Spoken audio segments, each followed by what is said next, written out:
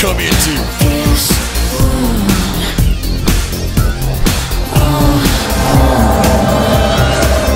Subscriber!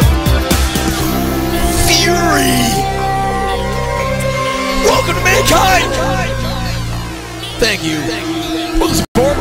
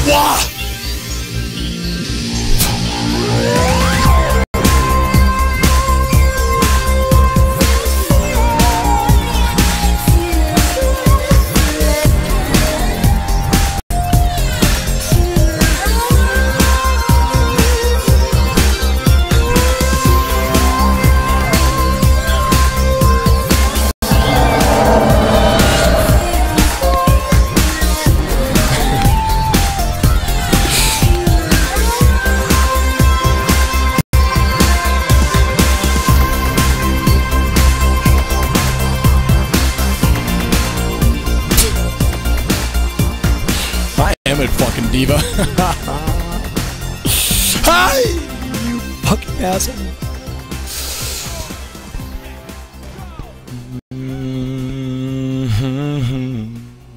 God, I fucking love that song. I fucking love it. I am in love with that song. Again, all over again. I loved it way back when I first heard it. You silly thing. Why would you play it again? Because I love it. No, I just don't want that version. I want the old one. The album. I want to ride on that album's white horse. Not your dumb single. When you beg, I want to ride on the white horse.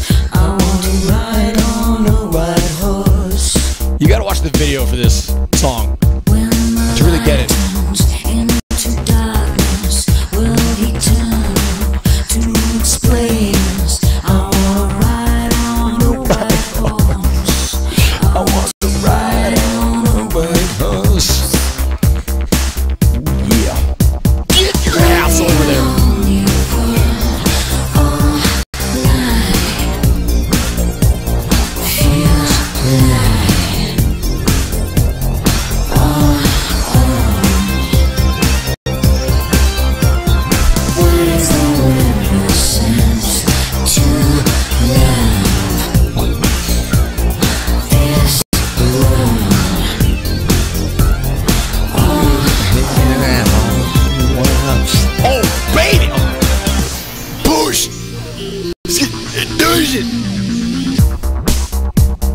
The video is totally what this song's about.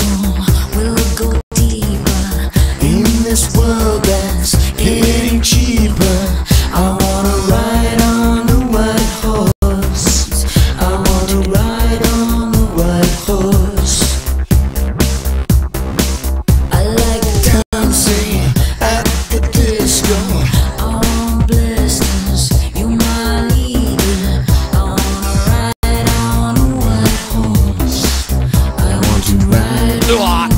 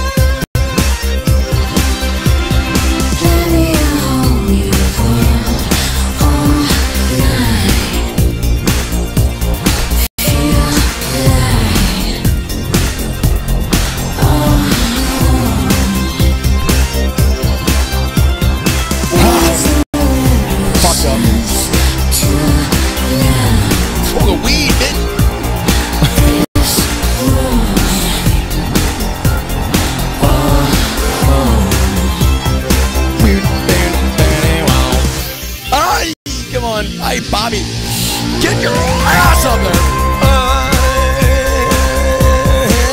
Look at that shit.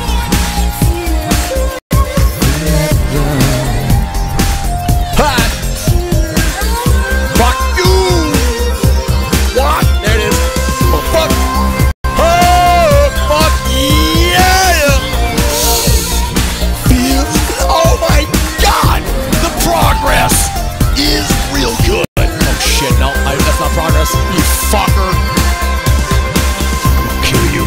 I'm gonna kill you. That boy needs therapy. The let down.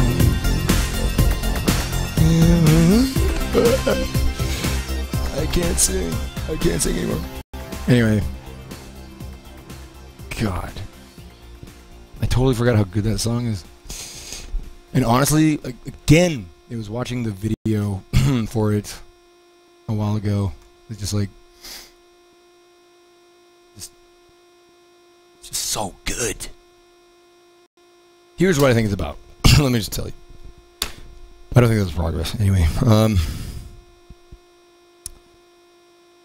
it's about it's about like the human desire to live the fantasy in an otherwise gritty, awful world. Which that's to me like a lot what that's what the video is very much like. And so it's this woman who she just wants to ride on a white horse. She just wants to live in this fantasy world, and the fact is that the world is pretty shit. And yes, it could absolutely be whatever, a euphemism for doing coke. Absolutely. What? We're doing a lot of cocaine. To me, I honestly think it goes a little bit deeper than that. Again, the video, you check it out. It's delightfully fucked up, and I love it. I love it so. The fuck? My voice really is gone. But this always happens. This is actually, you know, expected. This is actually how I know when to stop. Because I just cannot talk anymore.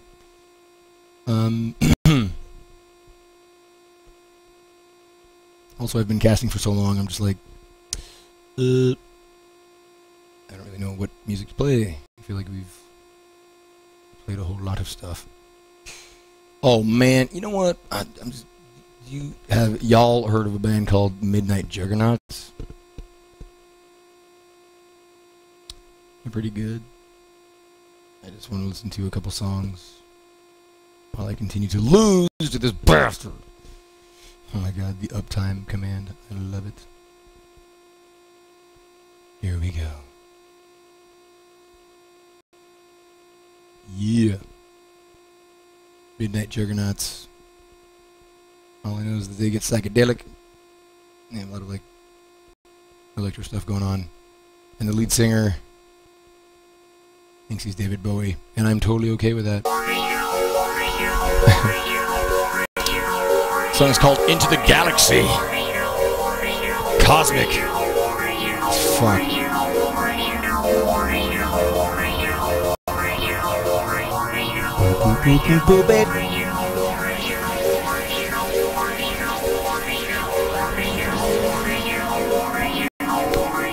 I have no bots in my chat. I mean, that I know of. That I have control over.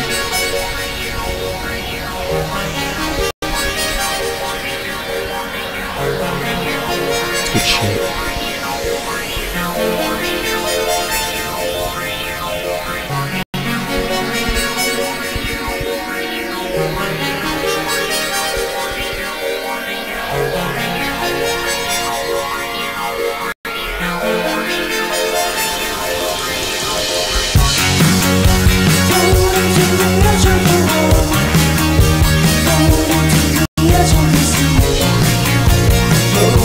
The edge of the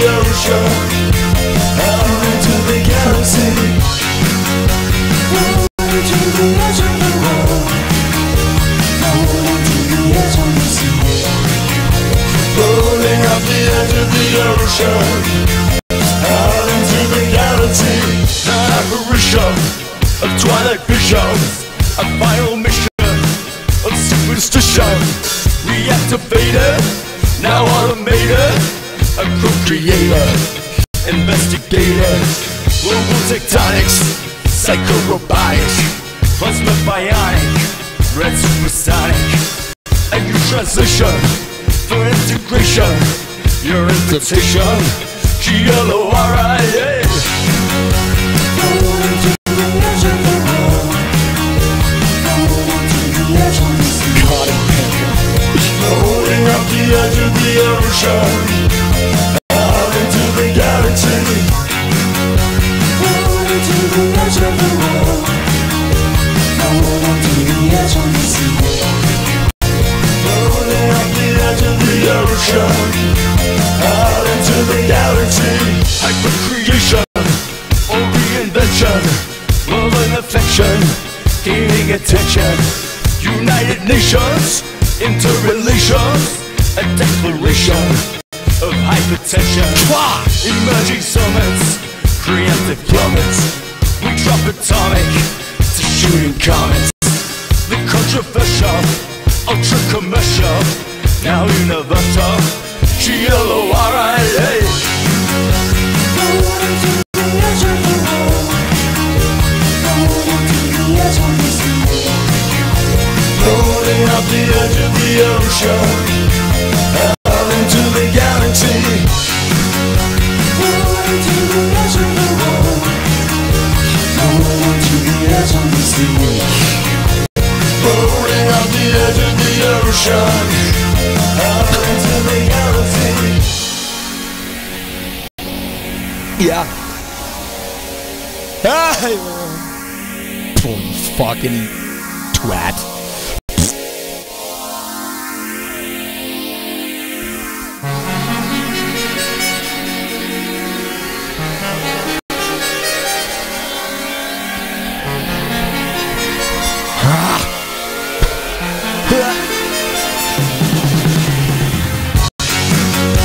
Floating to the edge of the world, floating to the edge of the sea. Floating out the edge of the ocean, out into the galaxy. Fucker! Oh, that's fucking progress! Piece of shit! Floating out the edge of the ocean. Fuck you. Out into the galaxy. Out into the galaxy. Out into the galaxy. Out into the galaxy. Out into the galaxy. Out into the galaxy. Out into the galaxy. Out into the galaxy. Out into the galaxy. Out into the galaxy. Out into the galaxy. Out into the galaxy. Out into the galaxy. Out into the galaxy. Out into the galaxy. Out into the galaxy. Ooh, that was psychedelic. Anyway, that was the Midnight Juggernauts. And I think this song's even better just because of the chorus. The release is so good. It's called Road to Recovery.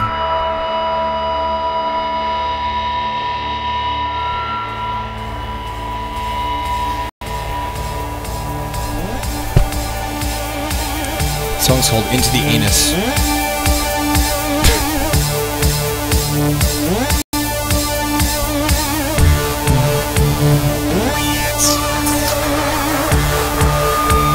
Look at the end. Fuck. Pissing.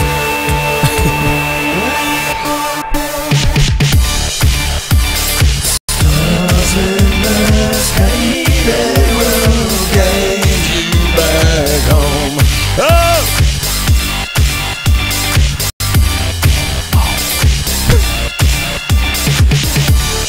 Get up!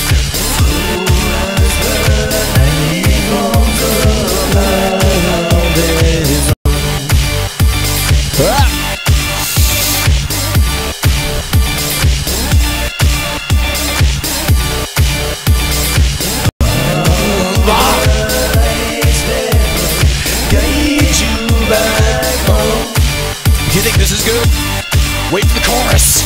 It's like the lead up to the chorus.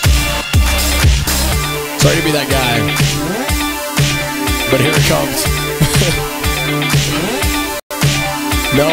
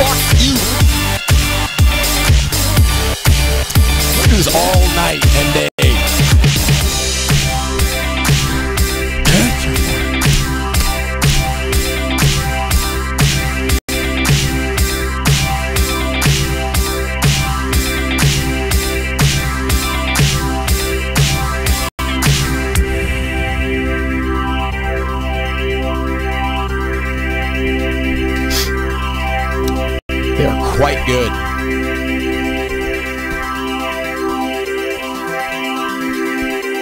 He's gonna face the wall. It's my punishment for sucking ass.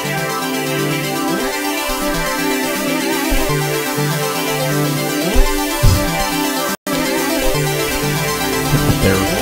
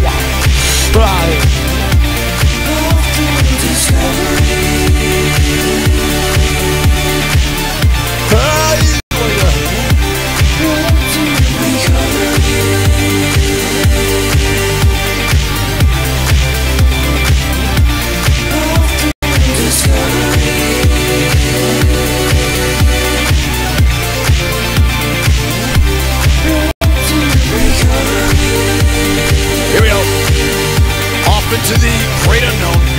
But wow, wow, wow. Slot. Shut. Fucker.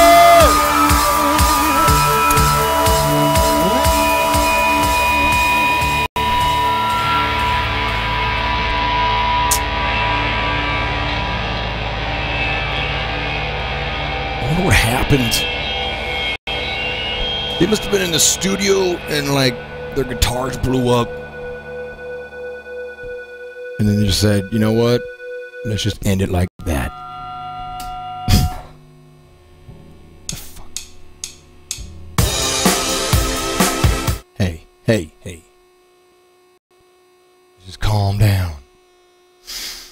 Now, I honestly don't know much more about Midnight Juggernauts.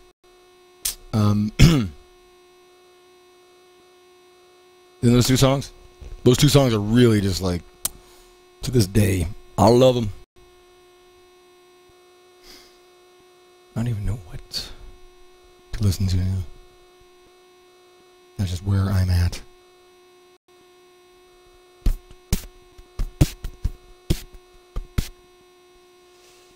Oh my. I need something that can, you know, give me kind of hype. The chill earlier was just not really so good.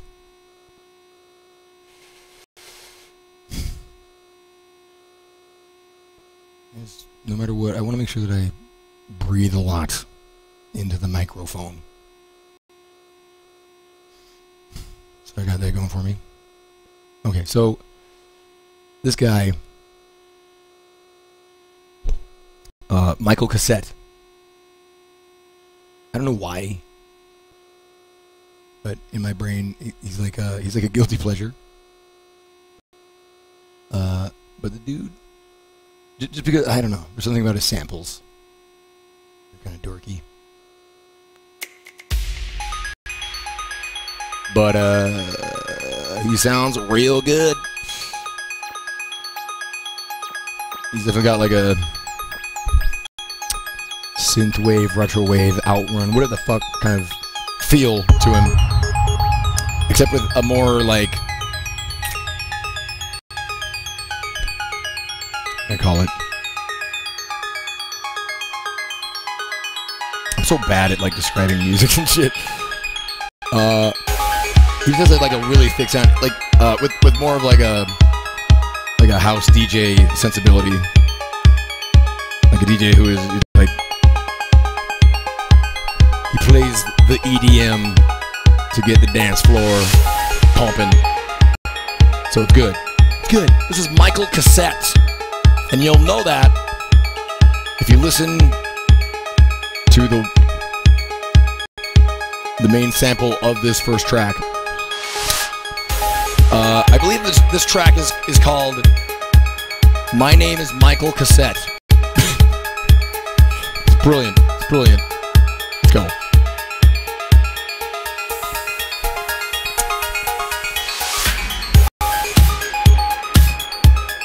So I'm going to listen to this a little bit.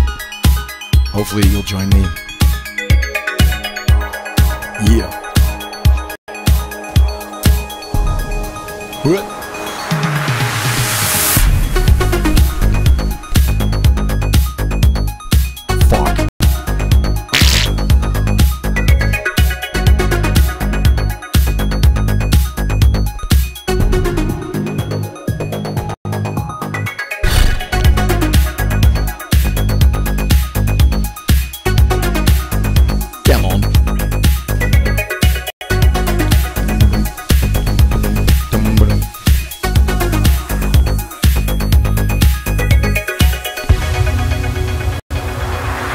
This.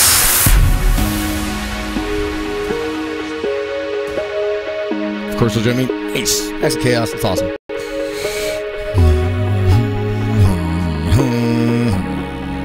Fucking do it. Come on, come on, come on, come on. We're gonna get it, guys. I am not giving up on this shit. Okay, I quit that.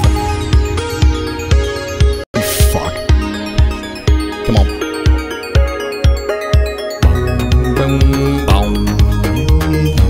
My name's Michael Cassette. It's so... I don't know how to describe that. The balls of a DJ to mix a track and then title it My Name is Michael Cassette and put that fucking sample in there and put it at number 1. I kind of like it. Anyway, this is not the main track that I like. Fuck yeah. Whoa, shit on it. It hit my head.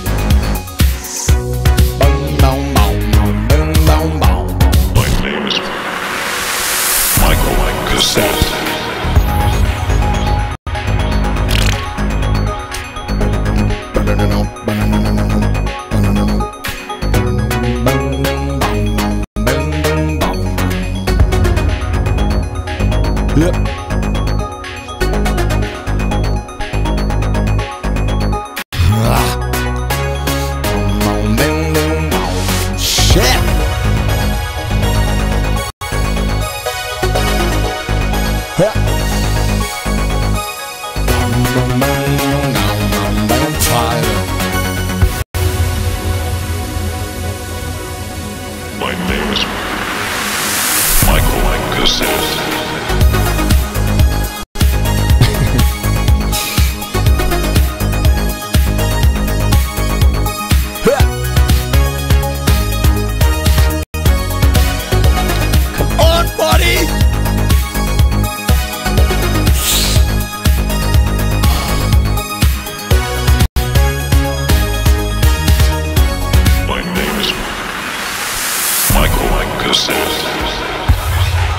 I'm just waiting for somebody in the chat to be like, who is this? Very good. Very good. Wait, hold on.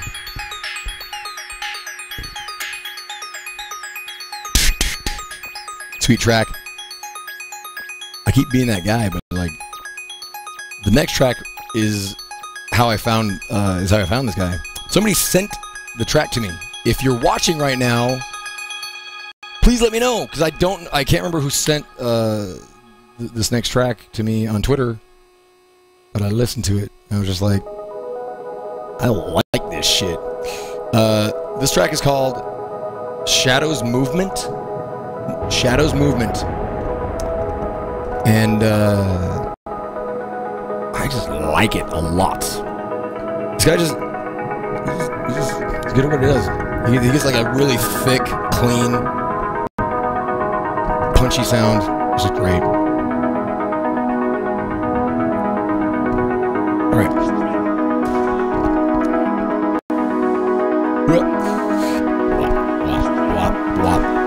Mission man, hello.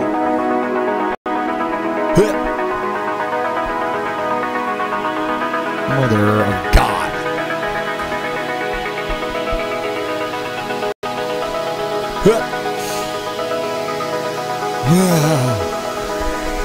Keep doing the same fucking thing over and over again.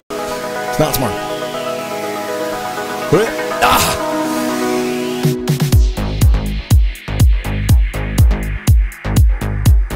You in the club, you right there.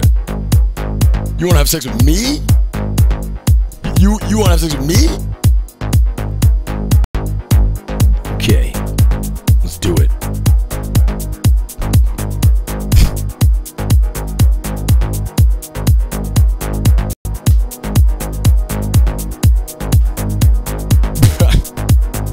Like, maybe. The song just gets better and better. Oh, listen to this shit.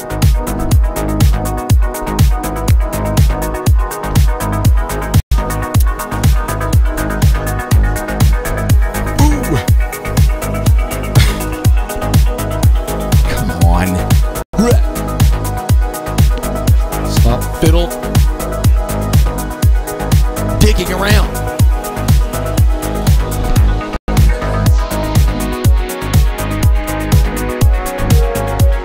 Good. Go, mother trucker. Yeah, that's it, shit. Yeah. Oh, baby. I've got your number, you awful jackass. Oh, yeah. Woo!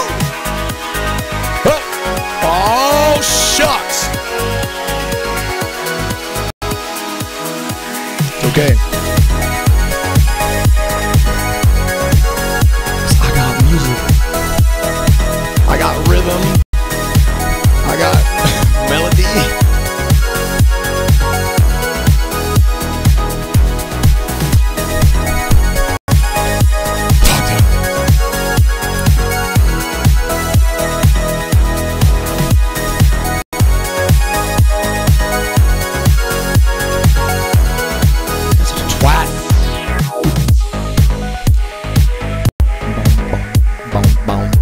I fucked up again. Yep. This is definitely a track designed around keeping momentum from the very beginning. So, like, when you fuck up, it's like, you just stop and just go to the beginning, and you're gonna do. It's gonna be way easier getting back on track.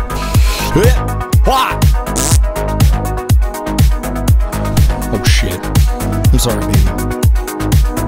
I'm sorry, honey. I woke up my kitty cat. I feel like an asshole.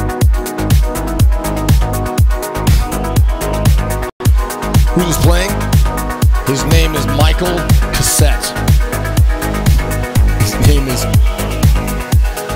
Michael Cassette.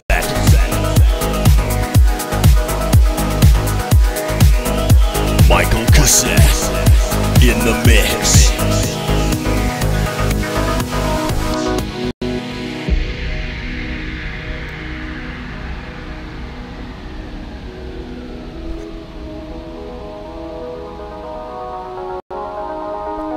When will the bass drop? When will the bass drop?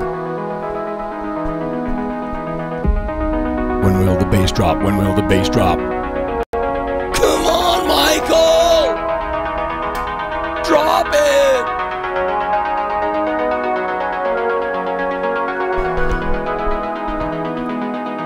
When will the bass drop? When will the bass drop? Get turned up to death!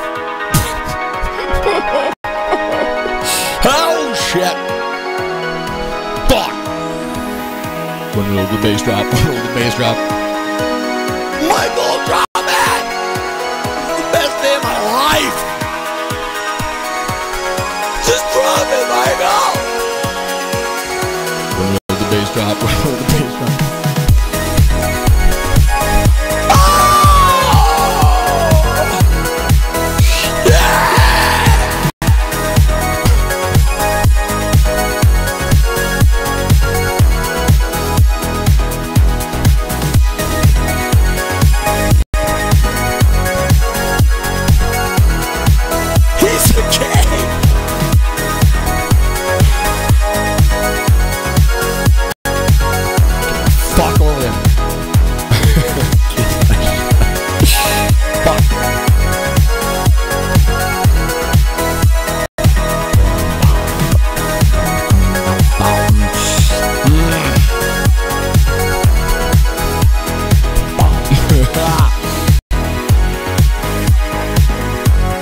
Michael, you drop a mean bass, son. Fucker. Get down on that shit. Oh, shucks. Oh, I fucked up real bad. Shit in my pants. That doesn't feel good at all. I got shitty pants now. Oh. There's a fucking conveyor belt there. It doesn't mean you don't have to jump. That was me yelling at me. I'm the stupid one.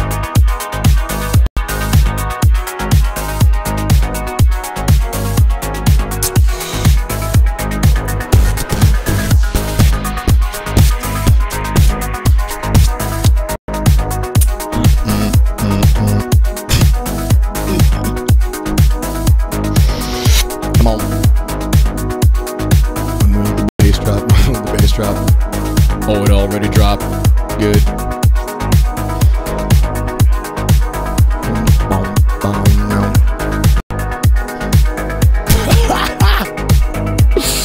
Oh my god, dude. I swear to God.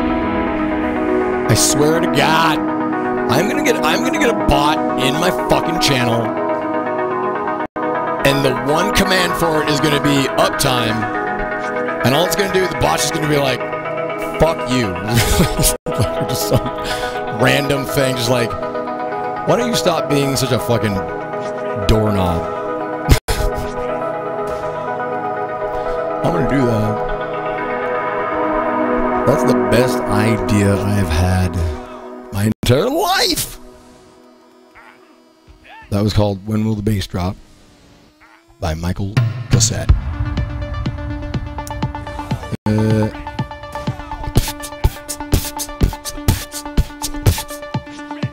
Look at this guy.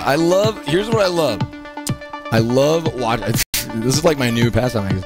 Watching people in my chat talk about me as though I don't read it and I'm not even fucking here. It's incredible. What is with these people? You just assume that I don't look at the chat? Is it because that's like a standard that's been set on Twitch? I love people who sit there and like theorize, you know, how I stay awake. Again, always objectifying me with like the fucking heat and bullshit.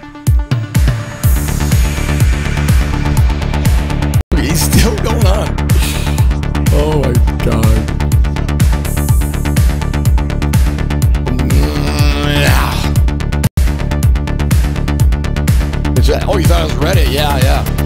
No, you certainly seem to have the same manners. But yeah, hi, it's Vink. How are you doing today, fellow human being?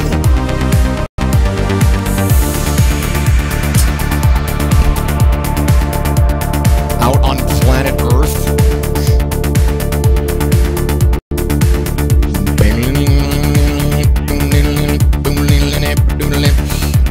Did you want to ask me directly about some of this shit? I'm right here. Or did you just want to, like, talk about me with some other fucking guy? Is that, you know, it's fine. Just do that.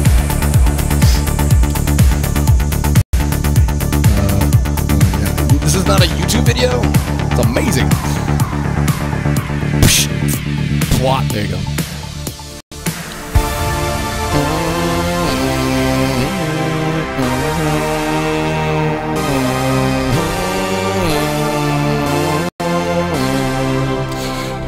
Your Extreme Hero, fuck you. What do you think about that? That's my response to that. That's just bold and direct to you. Please do not kiss my ass at this point in time. Thank you.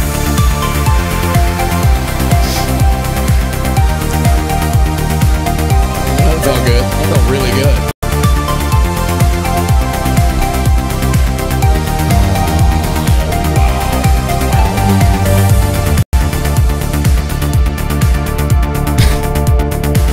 A little bit of a blow up there.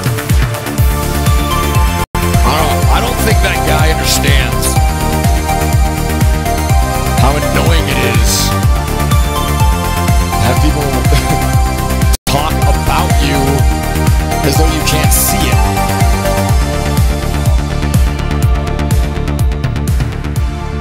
Oh.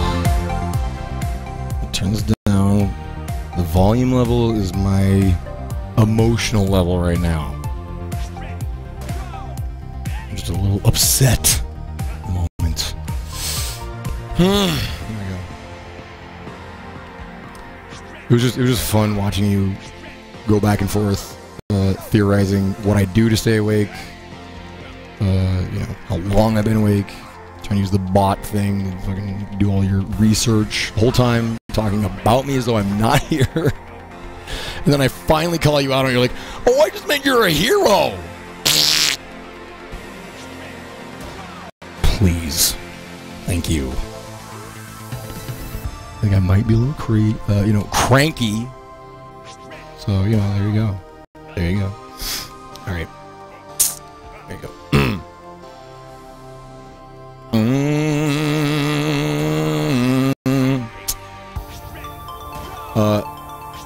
Donate for the kids to St. Jude, everybody. That's right. Donate for the kids. It's all for the kids. There you go. Yep. Just call me hero versus game. That's what I am. A hero. Alright. I'm gonna fucking James Brown. Somebody's gonna come try and drag me off stage. I'm like, fuck you. Get down there, plot! That? Can you do the thingy? No. There you go. PG-7. What does that even mean? Oh, God. I think it's for the kids. Bow. I'm so close. Well, as far as I know, I have a silver and a gold to get on, like, what appears to be the final track. And then these, this challenge track, and I think there's, this should open up one other challenge track. Yeah, it is the weekend. We should all probably loosen up. Yeah.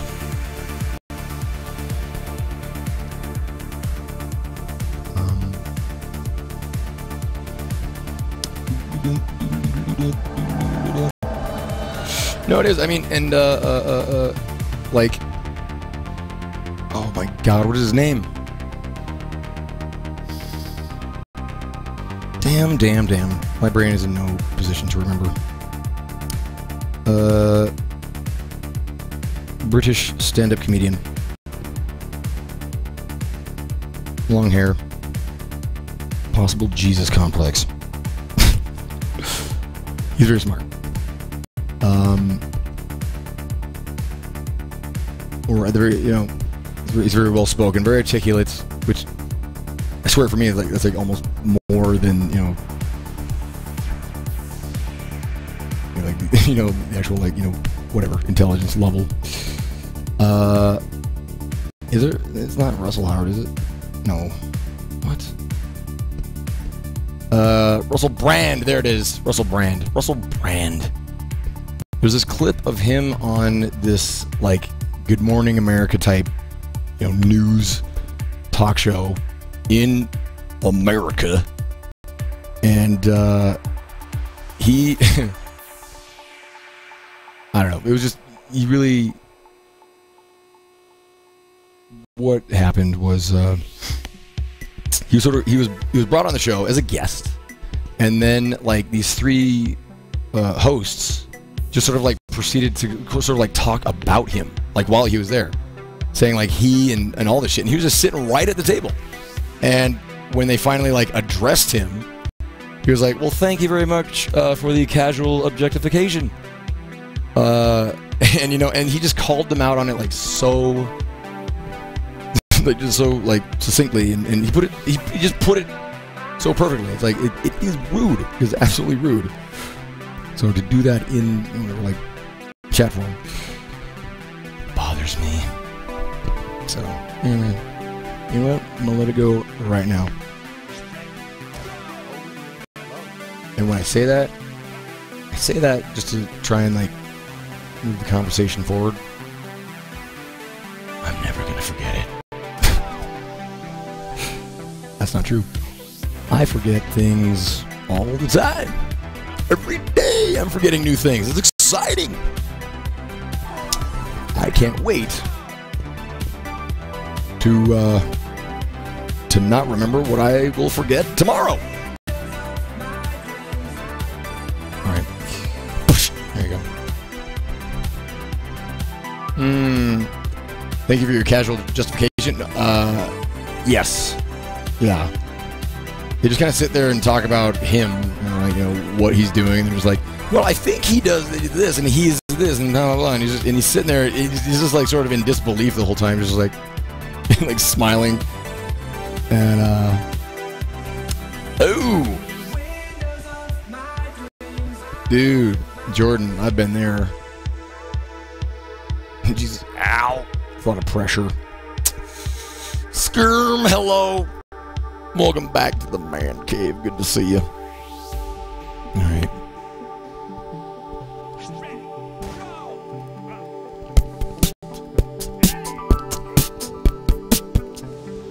Oh, Vagante. What about Vagante? What? That's just, man, do you know if Vagante is going to have online co-op? Usually with indie games, it's better to assume local co-op, unless Leth, or, I think, I don't know. Correct me if I'm wrong. I don't know. I don't know the statistics or anything, but usually indie games tend to be local co-op.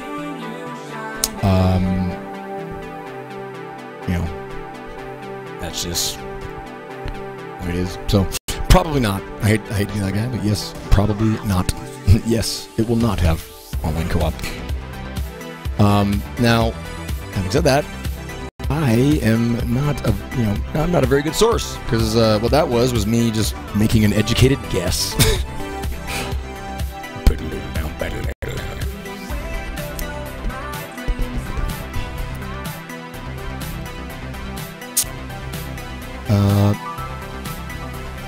Brand's comedy acts are maybe not the best. Yeah, I mean, to be honest, I've never really watched. I've actually not really. I think I started watching. Doesn't he have a show? Didn't he have a stand-up or a special? He did a live show, and I think it was called God Complex. which I kind of had to, you know, say like, you know, he's at least he's aware of it. That's something.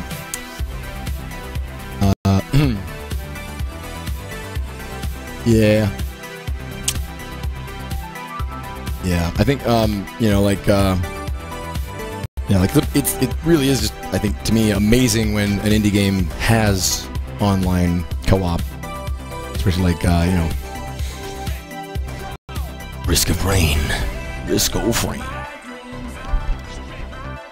Song name? You know what? Hold on. Can I ask you guys something? Is it becoming like a standard thing to link to Spotify URLs? Because it's something that I would like to do, but you know, if somebody doesn't have a Spotify account, it's just, you know, it just becomes an ad. You know, it sends them to a page that just says, you know, make a Spotify account now, blah blah blah, and they don't get to see any of the information. You know what? I'm just gonna link it anyway.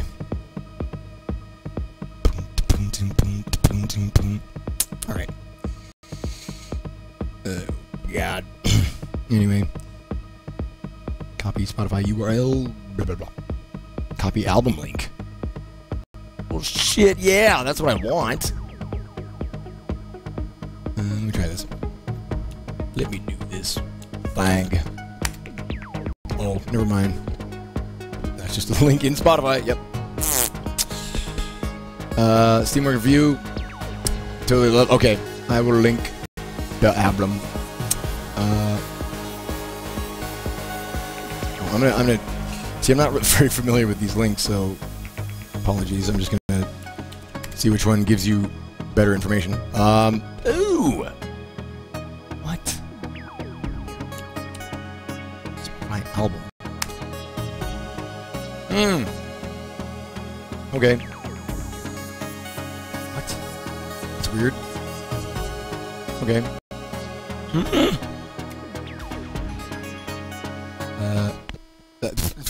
Don't.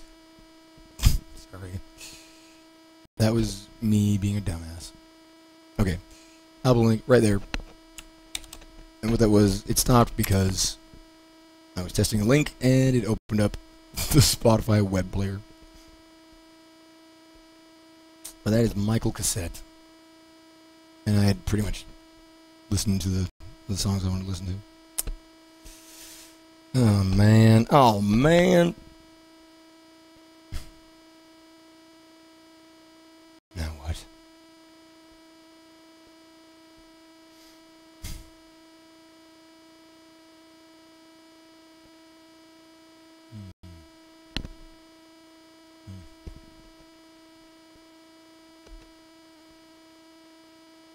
Pew Gemini Live. Hello. Hello, hello.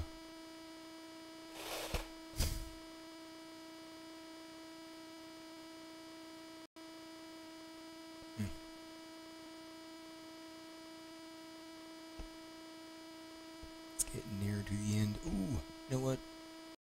This would be delightful. Yes! And you know what it reminds me of? Very, very disheartening. That I still have not gone back and played through and given this gorgeous, awesome game its due time on this broadcast. This is the soundtrack to Dust Force. Another one of those awesome 2D time trial platformer type gamies. Really, really great. And the guy who did the soundtrack, Lifeformed, I think he also did he do like a lot of like programming on the game. He's just a really, really intelligent guy and very talented. But yeah, this soundtrack is just the shit.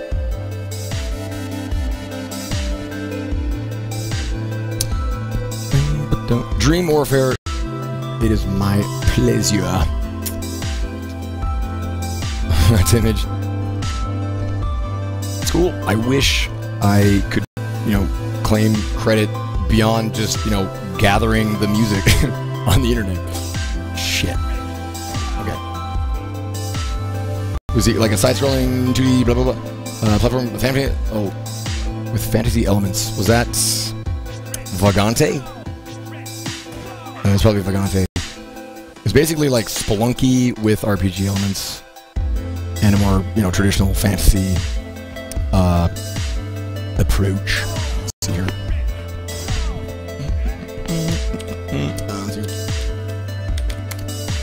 Let me link it on Steam. Compare and contrast.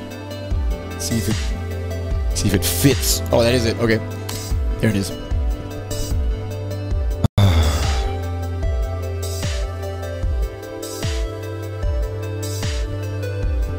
It's a great game. I've definitely enjoyed my time with it. Just like this game. Okay. You know what? I'm gonna switch my hero.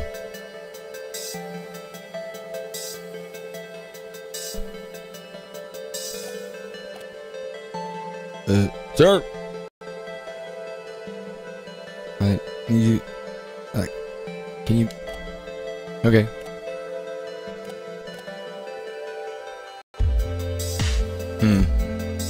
Wait a minute. What is going on? I wonder if what's going on there, because I have a dual monitor thing set up for my gaming PC, but weird. Steam is down for you. Wow. Metal 70, thank you very much. Just wanted to say right now, that means so much to me right now, because I just had one of my little blow-ups, which I hate, because then that's all, that's like, that becomes the, you know, that becomes like the whole cast for me. Like, when I think, if I, you know, think back on this cast, like, oh my god, that's the cast where I, you know, like, lost my patience with somebody in the chat for this reason or that reason. And, you know, I fully realize it. It's kind of funny seeing where each caster sort of like places their lines, that they, you know, if you cross that line, they're just like, you can sense the tension. Name names or anything, but like, it's just funny seeing that, like, you know, like, there's casters that ban Kappa from their chat, or things like that. So saying that you really enjoy the cast, like, especially now, means a lot.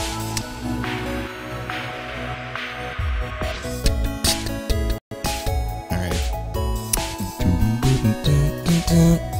Excuse me.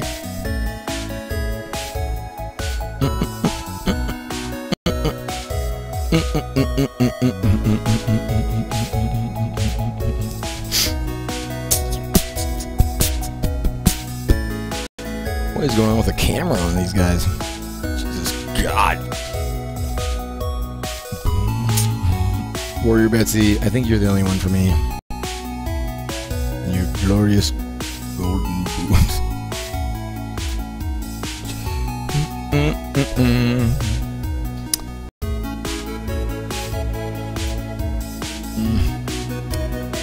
Fisherman. No. Jay Ferry, you don't need to do that. In fact, that's another thing that annoys me.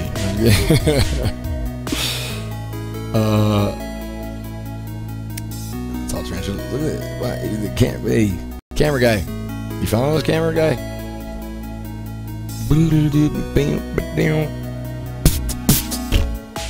Or were you just like strategically trying to get something off screen that you didn't want me to see? You know, I'm gonna scroll back now. All right.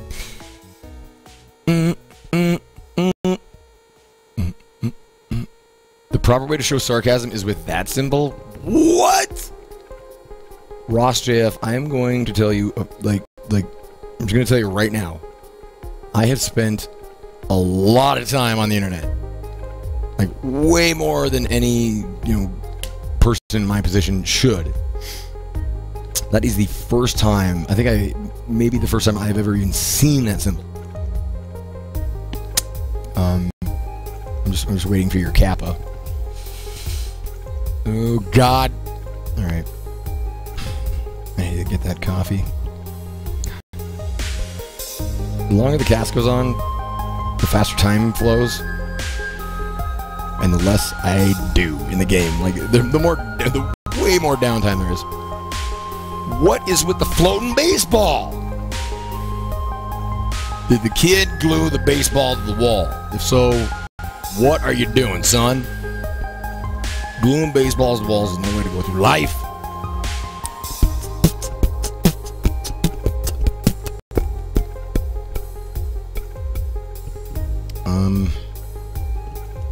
Yeah. I'm not, like, anymore. In fact, I've had to try and, like, consciously get away from it.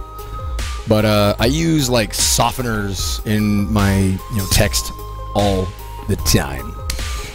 And by that, I mean, like, haha, or lol, or happy face, or winky face.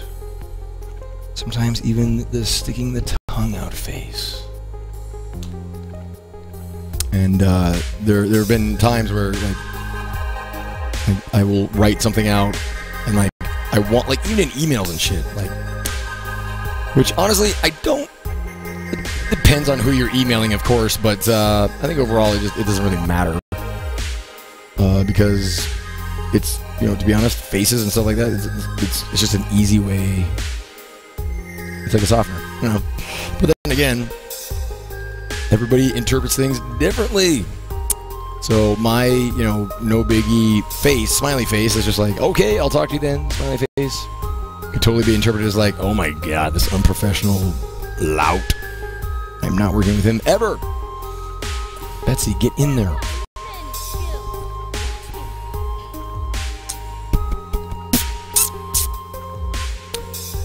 Oh, I'm so close, yet so far away.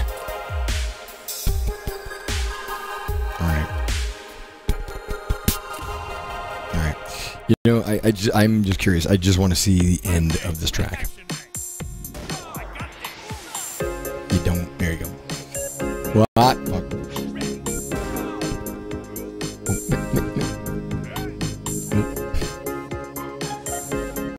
The thing, it's funny how often I have changed the character, the hero, because it really doesn't affect the character. It doesn't affect the, the speed or the skills or the jumping or anything like that. Whoa! That was a new shit, I think. Really? I would love... Okay, hold on. R41KS says, yeah, I email a lot at my job, and it kind of bothers me when people use emojis. Why is that? I'm just curious. Alright.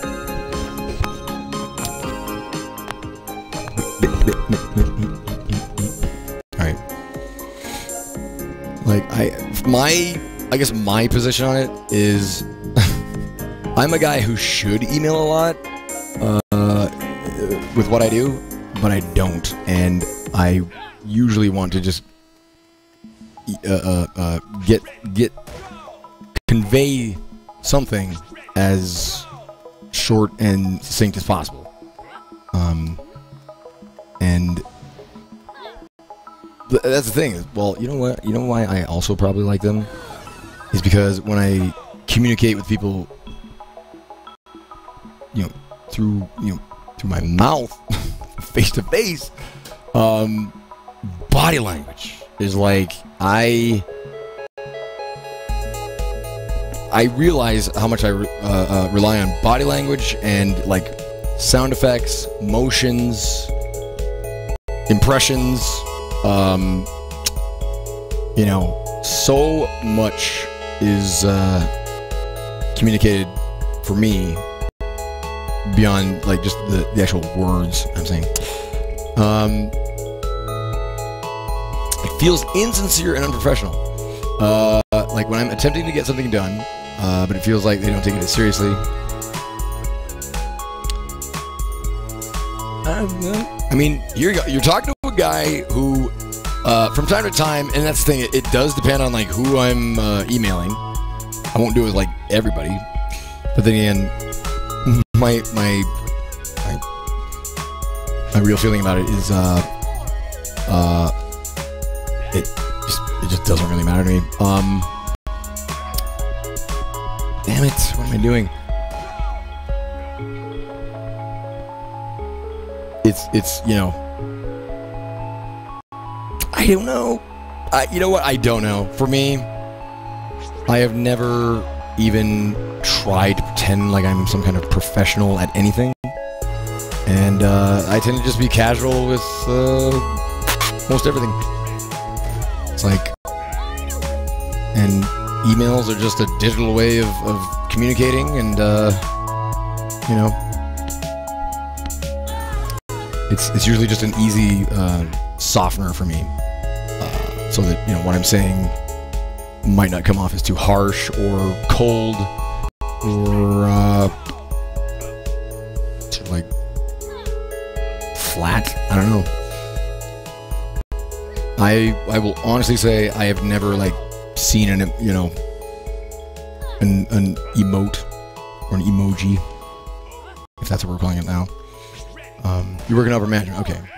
See, that's the thing. It's like totally changes depending on who you're communicating with and your position and all of that.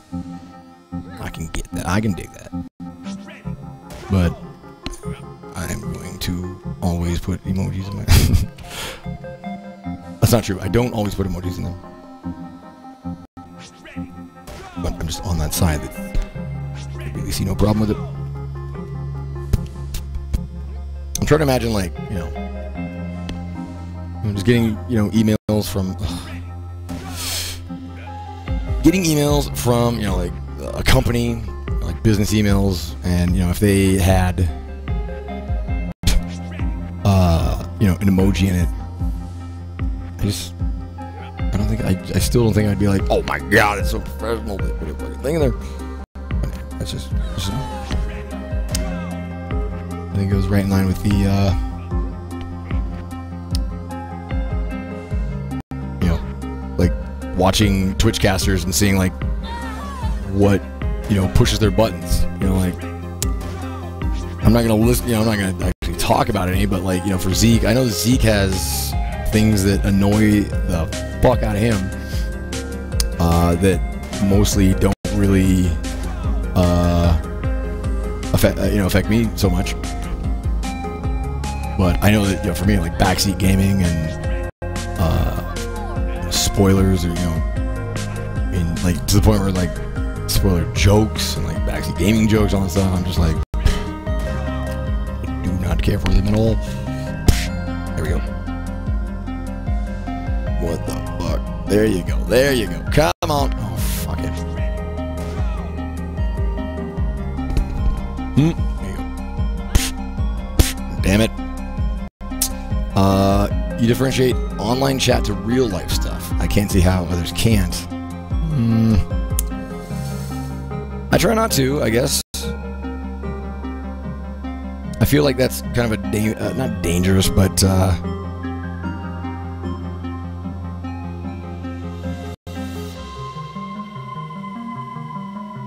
probably like too tired to be, you know, trying to discuss this stuff. But you know, I am me.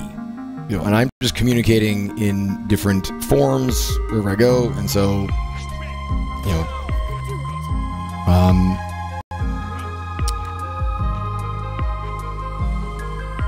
you know, I don't know. Thinking about it now, you certainly do have, like, I don't know. The thing that I guess like that I try not to do is, even though I do end up doing it all the time, is referring to like real life and then like the internet, because it's, you know, it's all real life. I mean, I'm conscious and awake and you know, thinking and communicating and all that stuff, just as I would in, you know, real life on the internet. But the other thing I was thinking of is how we all wear our different masks depending on our company and where we are at in our environment and all that shit. So, you know, I'm not gonna say that like I'm just totally the same, you know, with like no matter who I'm with, because that is complete bullshit. If I were to say that.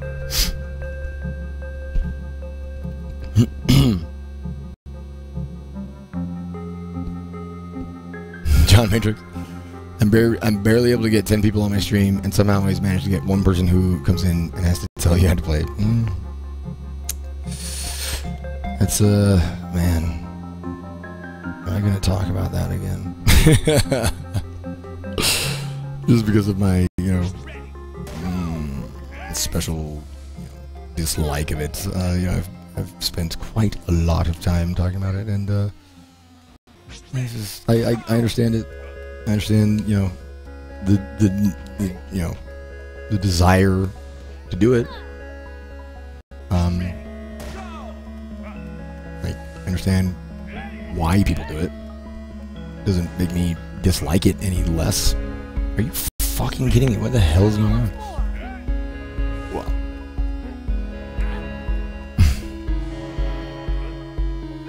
that's better. My God. Get on over there. Oh, okay, we got that going on, which is nice. Oh, that I jumped with that. It's nice as well. Oh my God! She goes, you gotta jump, lady. Oh, get up there! He fucked me. He fucked me up.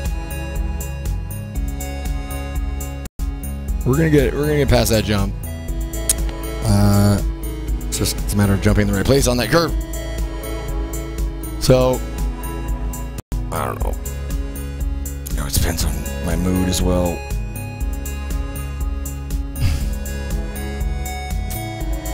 The bigger you get, the less you will look at chat, Lyric.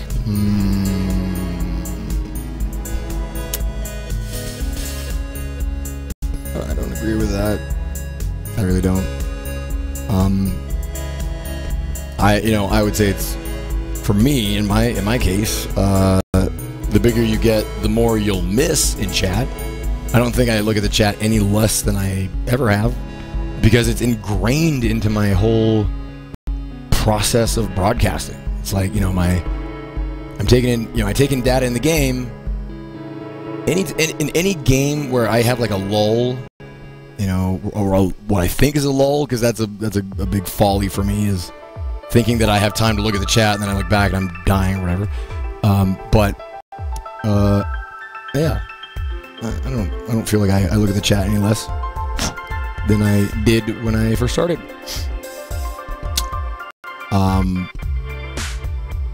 You're ready for tech rehearsal for next 2 days. What? Wait a minute. Jordan, tech rehearsal for what? Sounds important. If there's like technology you have to like rehearse with.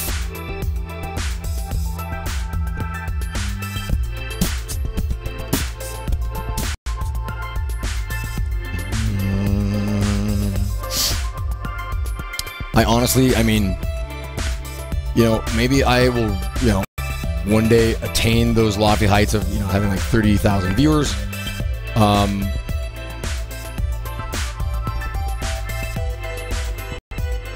trying to think of, like, you know, how many. Oh, your state actually. Oh, gotcha. Nice. Nice. That's cool. I used to do a lot of theater myself, and honestly, just I guess being in the area that I am, dog shit Montana. After a while, I just kind of got tired of like the clique, because there was just like the drama people, or you know, the theater people that would just be involved in like every play and everything, and so of course there was drama galore, and after a while, I was just like, I'm done with this shit.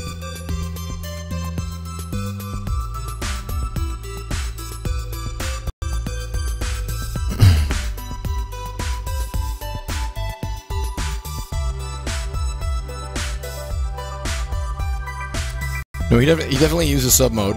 I don't know.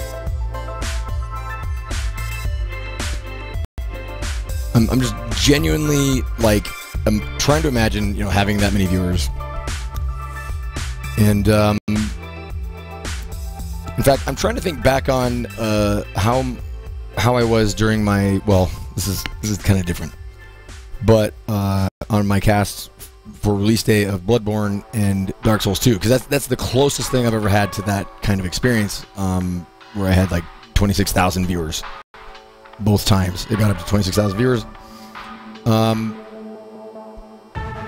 it's kind of unfair, I guess, because it was my first time playing probably the most hype games that are going to be released, you know, right now in my life. So, well, I guess what I'm trying to get around to saying is, I genuinely hope that I will always strive to interact in some way with my viewers, because to me that is it's still to me the core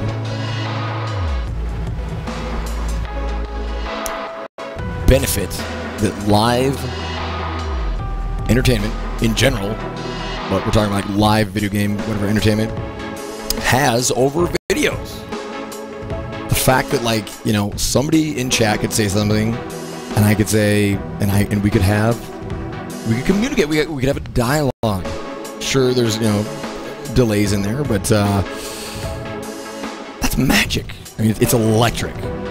For me, the first time I experienced it, that's when I knew that's when I knew I absolutely was going to go live as opposed to YouTube. And to this day, my YouTube is like a barren wasteland, and I haven't even really thought about. Now that's stupid on my part, you know, because you get the brand out there and get a whole new audience and all those other fucking, you know, businessy words. But what I genuinely enjoy is, like, you know, the you know, for the most part I enjoy it, the communicating back and forth with people. And this is really the main way I communicate with people, period. Telephone, going out to talk to people in public, you know, traveling and all that stuff. It's like, I hate doing that shit. Like, it's strange, but this is far more preferred. Maybe it's because I'm such an egomaniac. I can just sit here, you know, and talk while you guys have to type out. But yeah.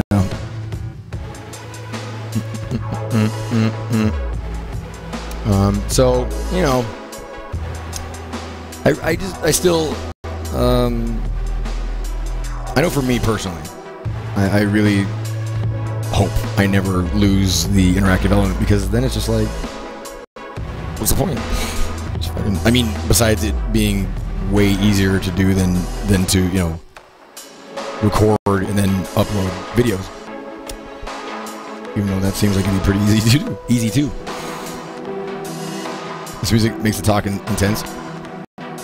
I'm actually getting an incredibly strong play feeling from this track. I wonder if Lifeformed is around somewhere. I want to ask him if, like, that particular track was inspired in any way by Moby's play.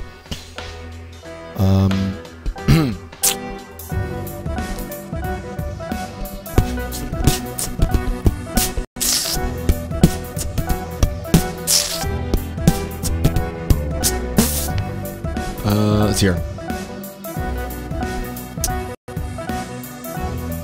I just want to say, I've been careful to I think give most of my perspectives on this in terms of like my my approach. The beautiful thing about Twitch is again, depending on the caster, they all have different approaches and see different strengths for in what they do. Jordan Fair, oh yes, take it easy. Have a good tech rehearsal, man.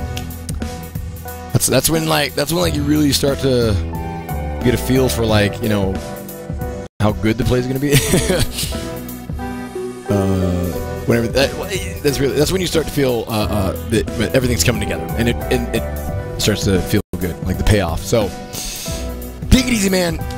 Always good to see you in here, brother. Yeah, my setup is just so counterintuitive. My monitors are like way far away from my face, so I have to like lean in. That's why I'm always constantly leaning off camera. My fucking mixer is behind my camera, so I'm always leaning over here to do that. Like, it makes no sense whatsoever.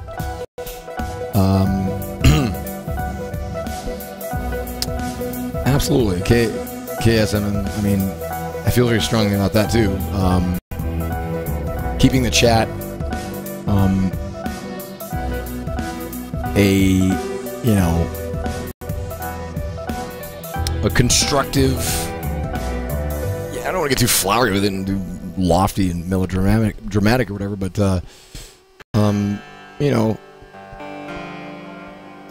this is why I'm such an outspoken critic of like big events on Twitch that just kind of waste the chat room. Like they don't bother putting on sub only. Not to say that would even control anything, but there just seems to be like it's completely forgotten about. It's not even strive to do anything to keep it even somewhat usable, if you know what I mean. Like so they just become like just festering, just fucking awful mirrors of the dregs of humanity. It will depress the fuck out of you if you just, I swear, if you just like sit and like read an open Twitch chat in a channel where there's like 30,000 viewers to like 100,000, whatever, a big channel. It's just like, my God, humanity sucked.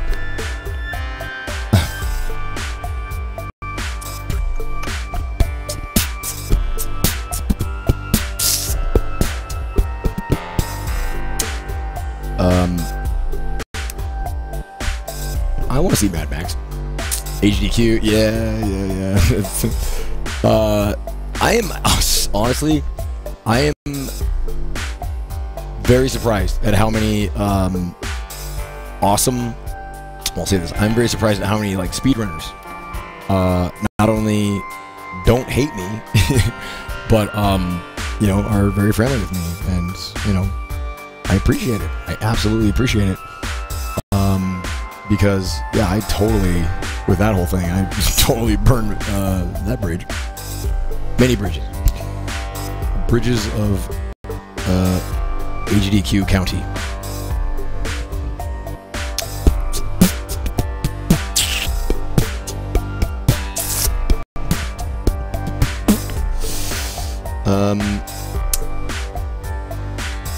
Yeah. See, to image, it's it's different for every channel, and that's when we were talking about Lyric having like 30,000 viewers. I was trying to like think about like how many people he actually has in chat, like in his sub-only chat. Jeff is exactly who I was thinking of when I was talking about awesome speedrunners. Jeff, Witwix, I know Professor Broman is been is very kind to me. Many awesome speedrunners. What's his name? Scout. He works for Twitch, which, in a way, you know, the meaningfulness of him, you know, being cordial and nice to me is somewhat lessened because he works for Twitch. That sounds so shitty. I don't assume that he's not Rom Scout. Thank you. I don't assume that Rom Scout is nice to me just because he has to be. He is the nicest guy. He is absolutely nice to me. We laugh. He invites, in fact, every time he sees me, he invites me to AGDQ and SGDQ every single time. And every time I just kind of joke and, you know, bring up, I just say something about, you know, how probably awkward it would be for me. But, yeah. Alright. Here's what I want to do. Does Broman speedrun games? My understanding was he's a speedrunner. I thought he was a speedrunner. If he's not a speedrunner himself, he is definitely like very connected in the speedrunning community. He's the main guy. He was the creator of the Wacky Wobblers. Was he not?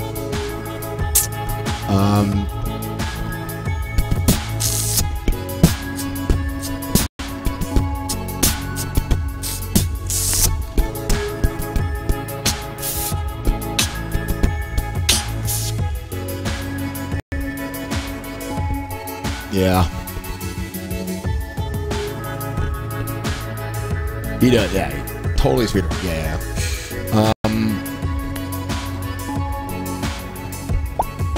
It gets to a point with any channel where you have so many people that have kept up with it's just impossible. Realistic. I completely agree with that. Completely agree with that. Like, you know, that's, you know, part of my channel growth. You know, one big, you know, whatever watershed moment was when I decided to just basically, essentially use sub-only chat 24/7. Except for like special days when I'm feeling especially stupid. And I opened it up for whatever reason. Putoinen!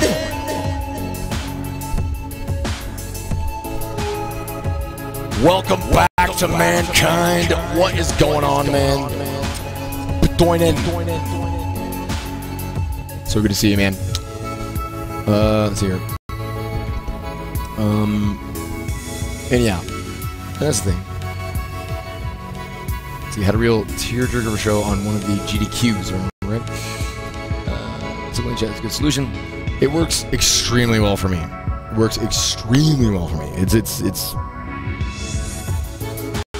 the downsides are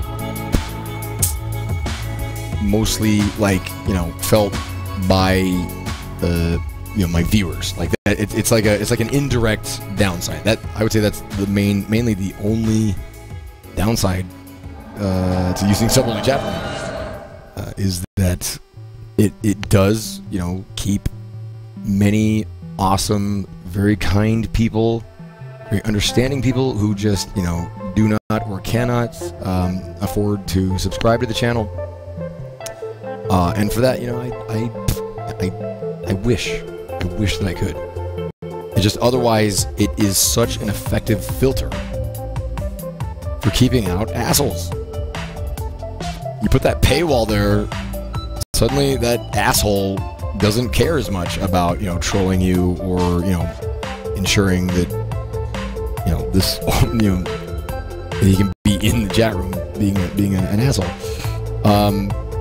So I know for me, I was definitely one of the first to really kind of just say, you know what, I'm just gonna go with the sub-only chat, probably most of the time, and you know, oh my god, I was like, I think that's around the time when I got my Mandolf Twitchler nickname.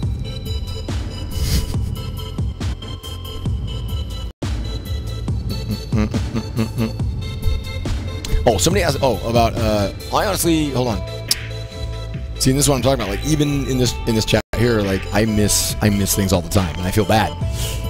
To Image says, have you had much contact with Lyric? No, I met him one time, and that was at PAX East, last PAX East. and we talked for like a minute, if that.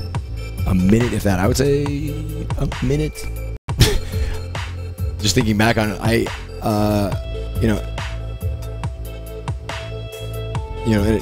I hope I didn't come off as rude. I thought about it afterwards, what I had asked immediately. From what I understand, nobody was expecting him to be there, or at least I wasn't. And so I turned around and was like, oh my god, Lyric's there. So, I kind of went over and introduced myself, and we just kind of, was like, hey, what's going on, man? It's cool, blah, blah, blah. And, I just said, I was like, dude, Lyric. Dude. Like, we all here in the Twitch booth, we're all, highly successful live video game streamers. We are living the life, we're living the dream. But, like, you are on, like, you're in, like, a whole other dimension. And so I just kind of asked him, I just put it right to him, I was like, what is it? Like, what do you think it is that, like, because, there's, I'm trying to think of, like, comparable ones, like, Summit. Summit is definitely, like, like, I think Zeke, at one point, he was talking about, like, the tiers of, success with, like, live streaming. But, I would say, oh, 9, you didn't. He asked the same thing on drop frames. That's hilarious. It's funny how, like, our brains are probably wired so similarly. That's exactly why people are always like, are you guys brothers? We are not relation. Anyway, I'm sorry, I just had to skip, like, a whole lot of, chat to catch back up. You finally reached Global Elite on Counter-Strike. Global, nice. Patoinen. Congratulations. If I seem, less than enthusiastic, it's because I will tell you guys honestly, I think I have spent a grand total of 5 minutes playing Counter-Strike. Either the old version or Global Offense.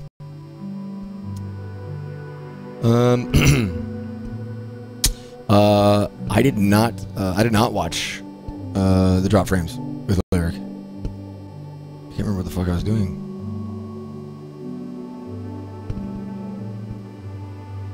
See, I forget things all the time.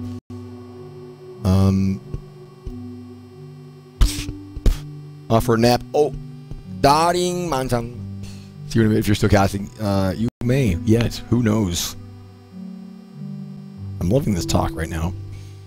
I do know I need to get that coffee. Before you leave, oh Jesus, I keep scaring the shit out of my cat, and then it like scares the shit out of me. Guys, Rainiums, check her out. She's awesome. She is an incredibly intelligent and awesome streamer. I will tell you this: if you go and watch her broadcast, follow her, and if you don't hear her talking, it's not a tech issue with your PC. So, oh my god, Katylicious, I missed your fucking, oh my god, what the hell happened? Did you just sub just now? Oh my god, you did. Hold on, I'm gonna get you. Are you ready for the gimmickry? Oh yeah, see, that's my secret. Yeah, I wrote the book on this shit. And you know what's funny is, like, it's been frustrating for me, like, watching other people, like, do the gimmickry and, like, the community names and, like, rules. Really just, like, establish, like, an organized, community and kind of things, like, and just do it, like, way better than I do. But that is the issue, isn't it? Comparing yourself to other people. That's a dangerous thing to do. A lot of people are like, don't ever do it. I say, jealousy can be a very potent motivator. but don't let it get on top of you. So I don't say like, you know, don't ignore everybody else and just stay in your box. Like I feel like that's kind of naive. You know, check out other channels, see what they're doing. Check out, you know, his new feature, and you know, be envious, because that will absolutely motivate you to get your shit together, or at least it should. It hasn't worked with me yet. I'm just waiting for it to kick in. Anyway, Tasty-licious. That was creepy as fuck, wasn't it? Welcome to mankind! Tasty-licious. Thank you for the support. I'm sorry, completely missed you subscribing to the channel. Giant ass. Oh shit. It feels too awkward for you, you know, Raniums. Same here. Sometimes it's a lot easier for me. Probably when I'm like manic. And I'm feeling invincible. So, and that's when I like totally buy into all of my, you know, stupid, you know, gimmicks, you know, the bands and all that stuff. But other times, you know, there are times where I'm like, oh god, I have to welcome somebody. I'm like, I don't want to use the echo. But there have been times where, like, if I don't use that echo, they're like, you didn't use the echo. So, for me, it's, I don't know, it's just whatever. I always try to be mindful of, like, what I find annoying in a cast, and then try not to do that. And what's funny is I end up inevitably doing all of them. Like right now, I can't stand my camera placement still. Oh my god. Dexter! Fatster! Welcome back to mankind. Sorry I missed you, Dexter. Okay.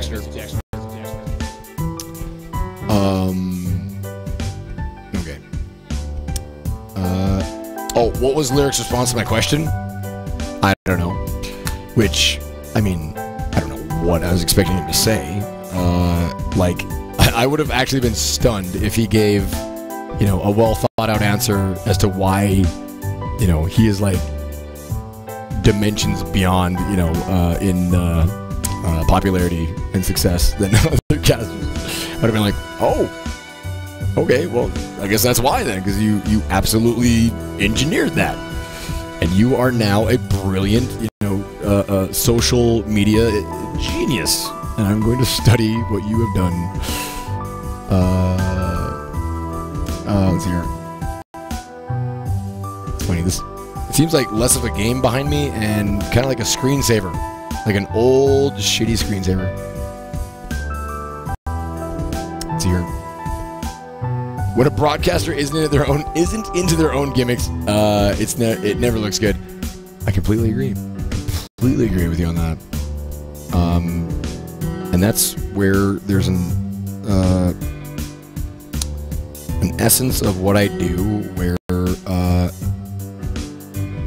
this is absolutely me. This is me, Jason Love, the human being, sitting here giving you my real thoughts, and like all the time. It's me.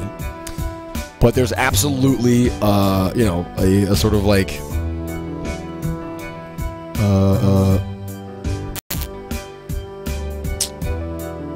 an engineered, sort of personality that has been, you know, that sort of like encases it a bit. And the character of Man, if I could sit here and just talk about it like a fucking douche, you know, a lot of it is pretending to have a big ego, which I'd like to say I pretend. But what I'm trying to get at is, like, God, I'm such a dumbass. Pixel Monkey Gaming, talking about when a caster doesn't, like, sort of like believe in their gimmicks or whatever, it just never looks good and it looks bad. You kind of have to believe your own hype. You have to have, you know, a pretty pretty big ego, I guess. I don't know. For me, this is my approach. Because if I didn't have that, yeah, I would be too shy and just too embarrassed to do anything on the cast. And so, yeah, part of doing the cast is you absolutely psych yourself up for it. I know I do. You know, I don't wake up and just sit down, plop down in front of the chair to do the cast. You know, it's always like I have my routine. You know, you get ready here. You try and get yourself looking as good in the mirror. Get your coffee. Get you know, take all the drugs that you're gonna take for the for the cast, and then you just like, you know, and then I absolutely approach it as a performance. I really do. Not all the time. I mean, especially when you're on hour 40 or whatever the fuck this is. You know, the performance aspect is kind of like faded away, and then this is where you're getting right now. It's like it's more just me. But the approach is definitely what I'm getting at is that I perform, and that I absolutely will heighten you know, facial features and reactions, and you know, I certainly don't withhold reacting to anything in the game. Like if something's funny, like I just, you know, but I mean, it sounds bad either way. No matter, the more I talk about it, the worse it sounds. But I'm not like manufacturing, you know, my reactions to anything. But it's definitely like a there's a let me put it this way. It's me. I react like how I'm going to react. I give my honest opinions on everything because I love doing that. But the whole time, oh my god, I'll put it this way. When I first started doing this over at Justin.tv, I had pretty much the same approach. I would just sit in front of the camera like, hey guys, blah blah blue, I'm man, blah, yeah, let's play some games, doodly doo. And there was a guy, I remember there was a guy in chat, and his criticism of me was like, why do you talk like you know there's a camera in front of you? That's what he said. And it didn't affect me at all because I was like, because I know there's a camera in front of me. That's why I talk like I know there's a camera in front of me. It's like, what do you, like, why? You know, you just like sit here. To me, it'd be far more unnatural for me to sit here and, you know, try to pretend like there's not a camera in front of me, you know, and not to play to it, and to fucking, you know, do shit like this, like you know. And I will always remember that comment because that guy, it was a huge put off to him that you know, I played to the camera and you know, tried to whatever, and approached it from more like a performance aspect. So whatever. What? That's the bottom line of the whole thing. You know what? Whatever. Just whatever. That was quite a ramble. Well, I rambled on there. Pixel Monkey Gaming says, my best criticism ever last year was when a guy said I was the poor man's MANvsGAME. Yeah. I don't know. That is funny. It's funny.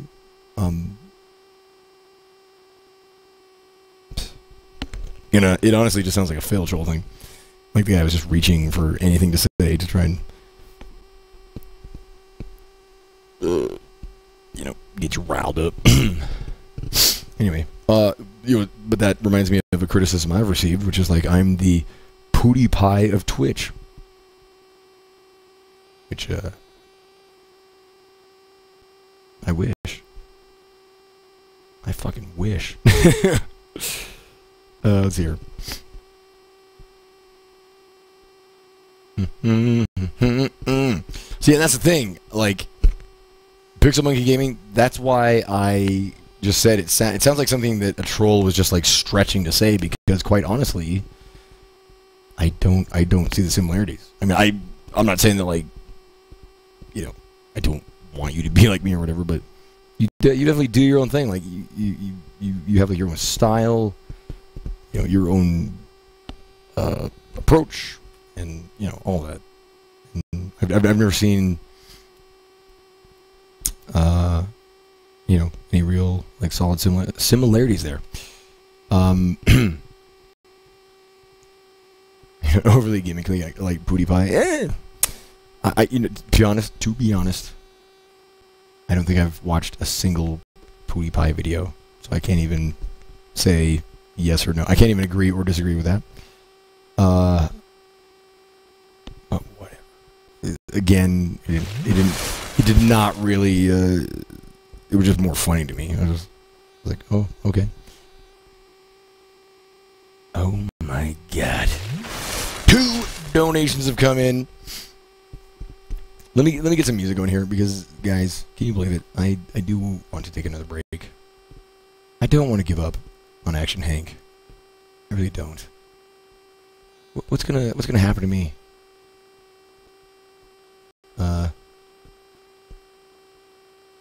Somebody's gonna have to like break into my house, just drag me away from my casting setup.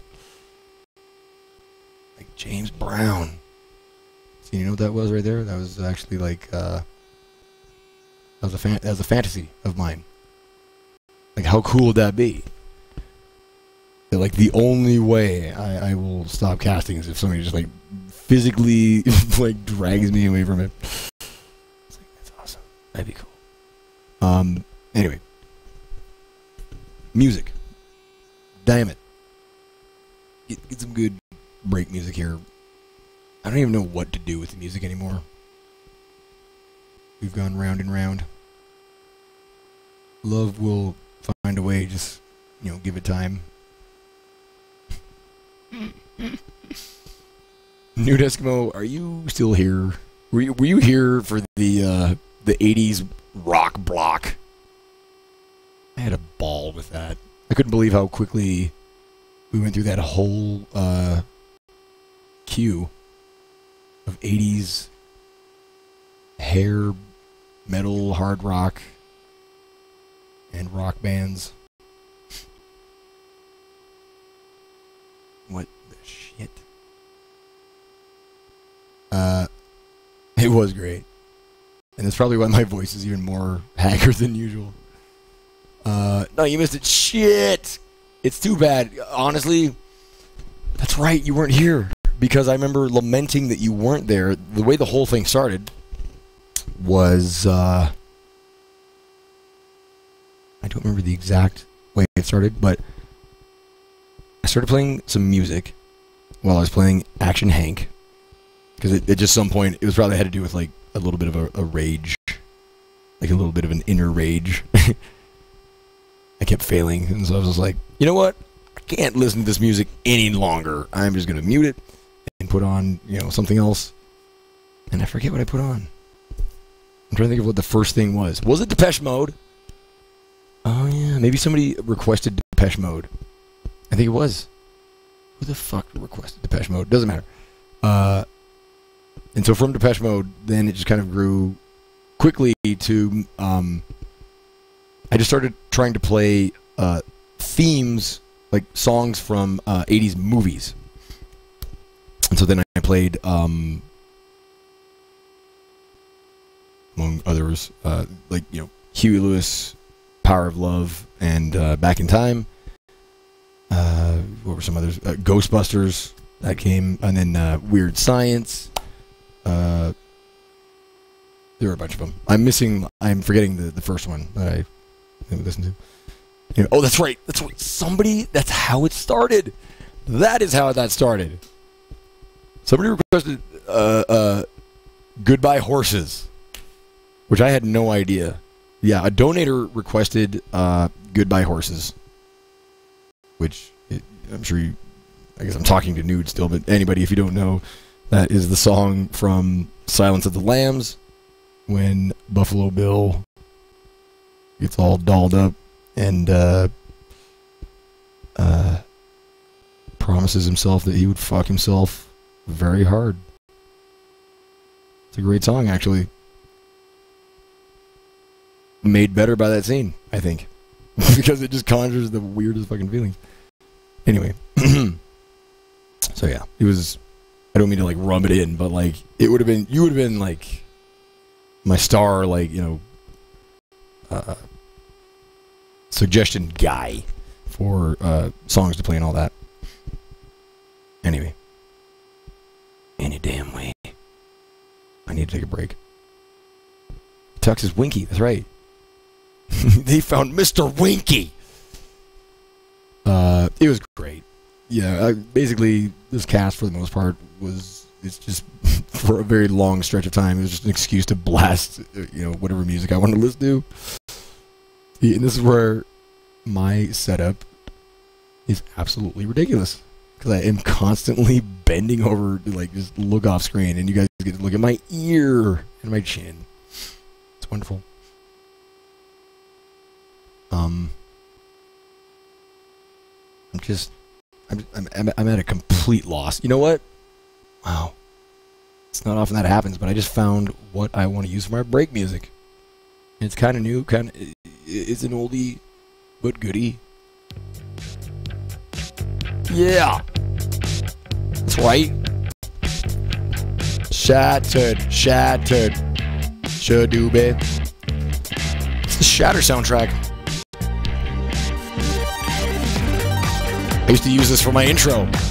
I even asked them, I was like, hey, I do a show called MANvsGAME, and I love your music. Can I use it for my intro?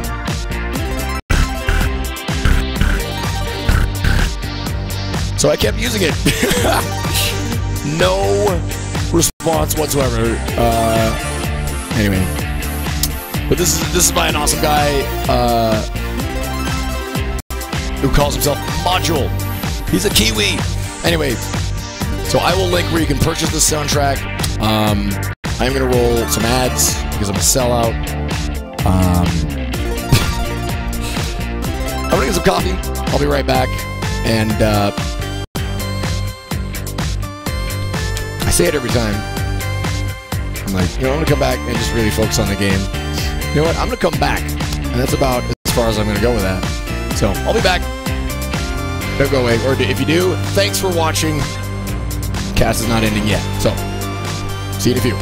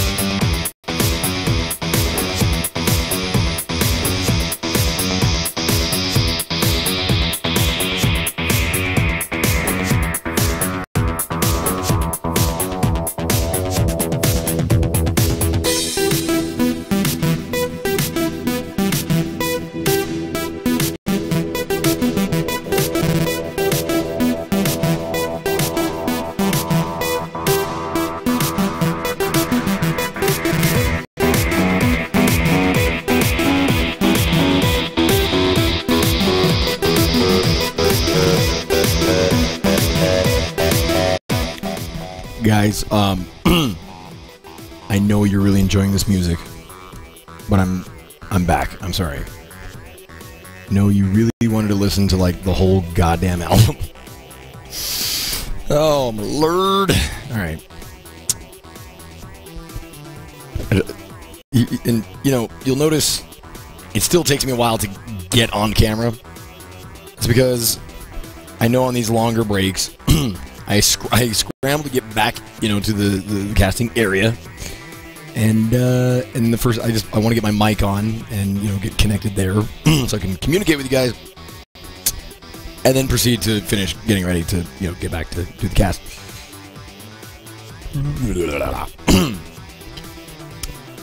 This is the portion of the broadcast where I just get so frustrated with my fragile mortal body. I think it's the only thing that really finally makes me, you know, relinquish my drive to complete whatever goal it is I'm trying to do in the game. The cat's back. Party's over, said the girl. Yep.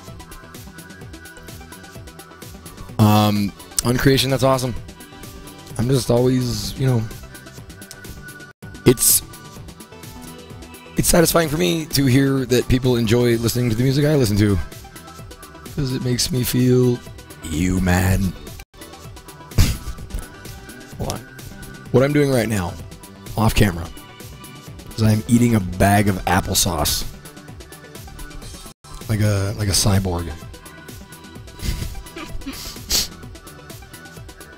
I really do.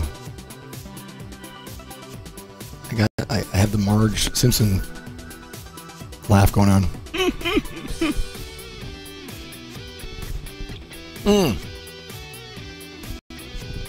So, puns are worse than yours. They're pretty bad. What if I told you a lot of them just kind of like, they come to me like right at the moment? I don't, like the other day during this same cast. Oh God, I have a problem. When I said we burned through the Kenny Loggins pretty fast, I just said that, and then I realized it after I had said it.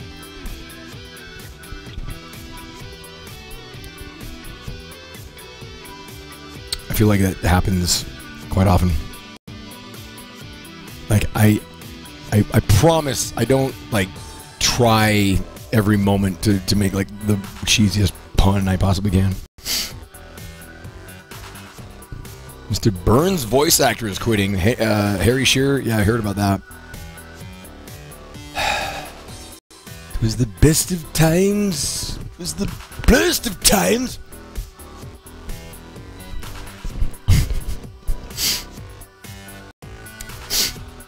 The Simpsons. I actually have not watched The Simpsons for probably like a decade or something. Like it's actually mind-boggling how long The Simpsons has been on, and that's really unfortunate that they're losing Shearer, because he's such a huge part, you know, of the cast of Springfield. Stupid sexy Flanders. And what it's going to be, what it reminds me of is a very sad scenario when Jim Henson died. And they had to find replacements for all the Muppets that he voiced, which was like a bagillion. And from that day forward, all of those Muppets seemed like complete strangers to me. And I never watched them again. I never trusted them.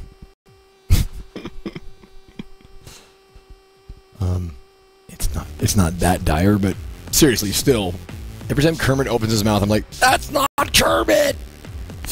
That is not Kermit! This boss music is, well, boss. Chatia! Hello, Chatia. The Simpsons is as old as you are. Wow. Well, that makes me older than you. Fuck. Right.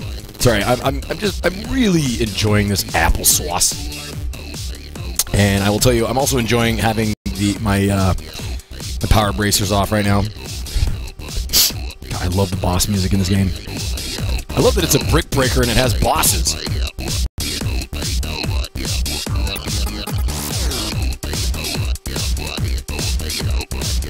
Seriously, if you like Arkanoid or like brick breaker type games and you haven't played Shatter, do yourself a favor. It's fucking amazing.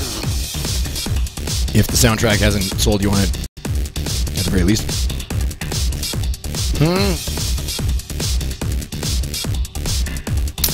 Well, God, now I have to get on camera to show Chatia the modern miracle of applesauce in a goddamn bag. Hi.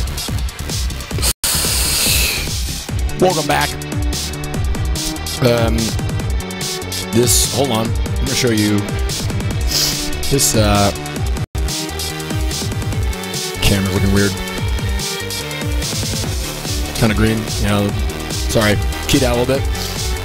The lid is completely keyed out, so there you go. But you just twist that. Just twist it, you twist it, you twist it. And,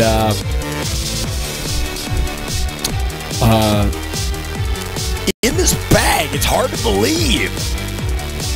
There is applesauce. Like this bag here, this bag right here, I ate it.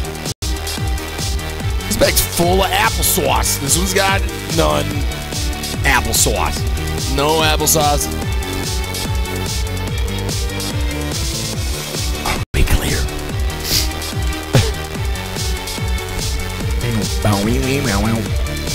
Come on. When did I get a sweet haircut? I didn't. It's just I don't have a lot of product in it. Sorry. That's just rude. That is just rude. So, I want to get back to the game. I have some coffee sitting here. I also have my handy dandy chloroseptic sore throat dealie. I'm going to use that because I did a lot of yelling when I was listening to rock and roll. It does look like Christopher Walken. I completely agree. Oh, that's Martin. This is a welcome home present. Yeah. Thanks, buddy. Dickhead. Yeah, mostly those. I wonder if I still have those scratches on my leg. Egon. It does look like Egon. A little bit. Not enough to try and show, I think. And why not? I'm sexy. And I know it. Oh, wait, that's leg hair. That was just leg hair. I'm sorry. I was trying to show you leg hair. God damn. I'm, hot, sticky sweet from my head to my feet. Is that turning on anyone? No? Me neither. Def Leppard, what are you doing? You don't brag about being hot and sticky sweet from your head to your feet. I can't think of a scenario where that's just like, oh my god. Anyway. Oh wow, TLH Broken Mind is turned on. Wow. Okay. Well, there you go. Fucking god! Sorry. This thing with nose hair. That's your fetish, though. Oh, the hot and the sticky sweet human beings, like caramel humans. Sticky, sweaty feet. Really interesting. Feet are kind of I'm not really like grossed out by them, but they're definitely just like weird. You know? Like, I really have no qualms touching somebody else's foot. I really don't. But every time I see a foot, I'm just like, that looks like a fucked up hand. Like, that thing went through the hand factory. Okay, the hand factory just pumped them out and it just came out like way too much hand dough got pumped into the mold. Like, well, I'm not making any sense, so let's get back to the video game, so I just can, you know, stop talking.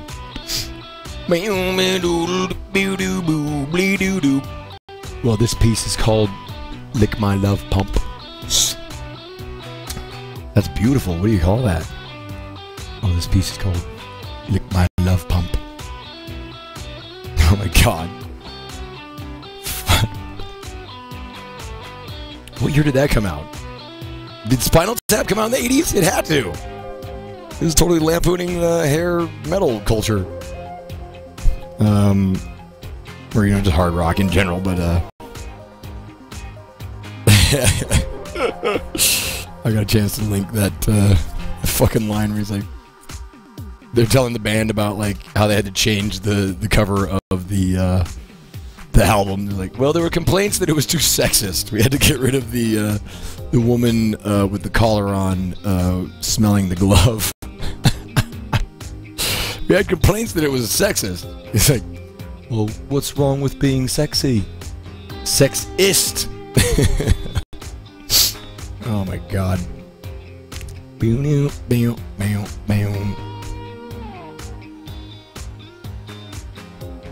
I hereby dub this screen, like, this is just like a really awesome screensaver. Can you imagine? Back in the day, having your Hewlett-Packard, you go to have dinner, you come back in, and on your screen you see this tableau. Is that the word to use? Fuck! Oh my god!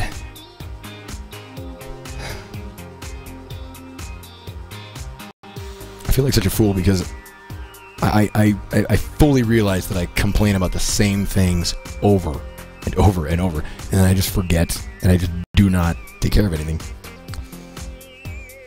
Anyone remember Johnny Castaway? No, I don't.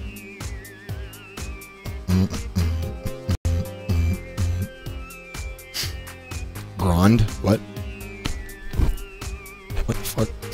Sean Connery's okay with hitting women if they deserve it. That's funny shit. That's I think it's an old quote. I remember hearing about that quote quite a while ago. Is he like out? Did he just have a press conference where he just, you know, that was his one thing that, you know, he was like, oh, one other thing. I still hit women if they deserve it. But Mr. Connery.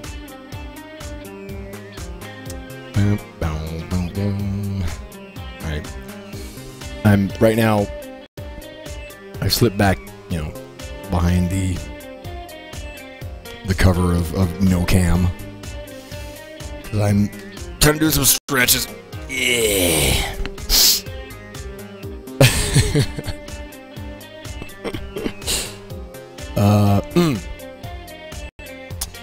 Strange Cat says, imagine having feet instead of your hands. That's weird, and so is having hands as feet, no matter how useful it is.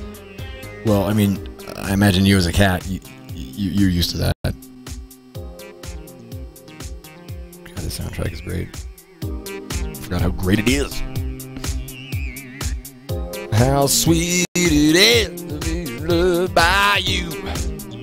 Alright.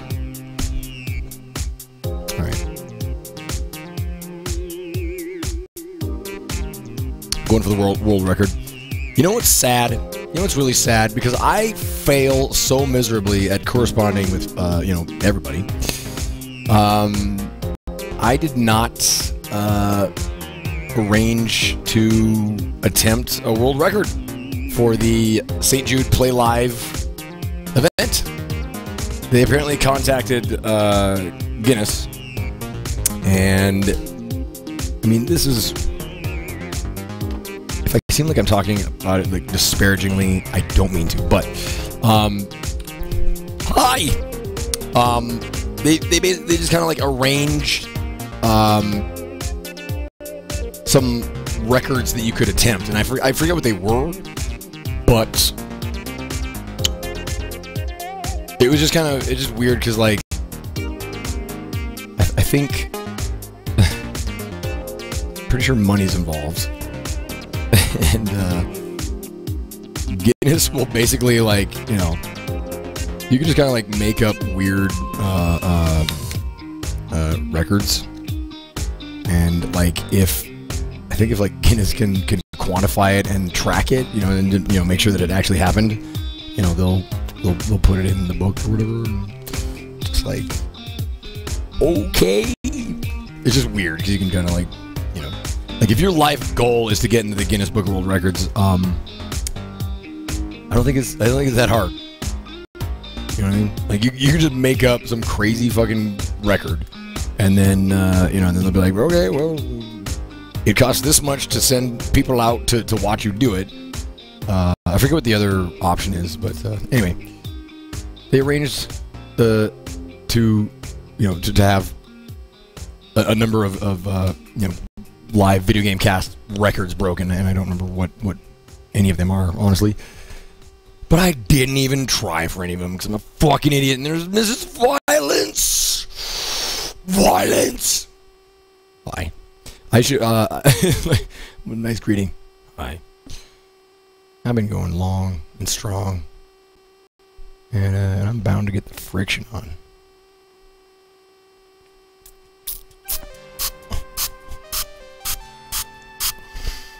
That was a little too phallic for me. Pumping it a few times and just getting like some squirty drops in there. Didn't feel good. I feel like less of a man now. I'm kind of embarrassed. Alright. I did swallow though. That's what it's supposed to be right from the beginning. I didn't want to like have to like work the shaft and then get my squirty drops. Kind of salty. Alright. Marge laugh. It is.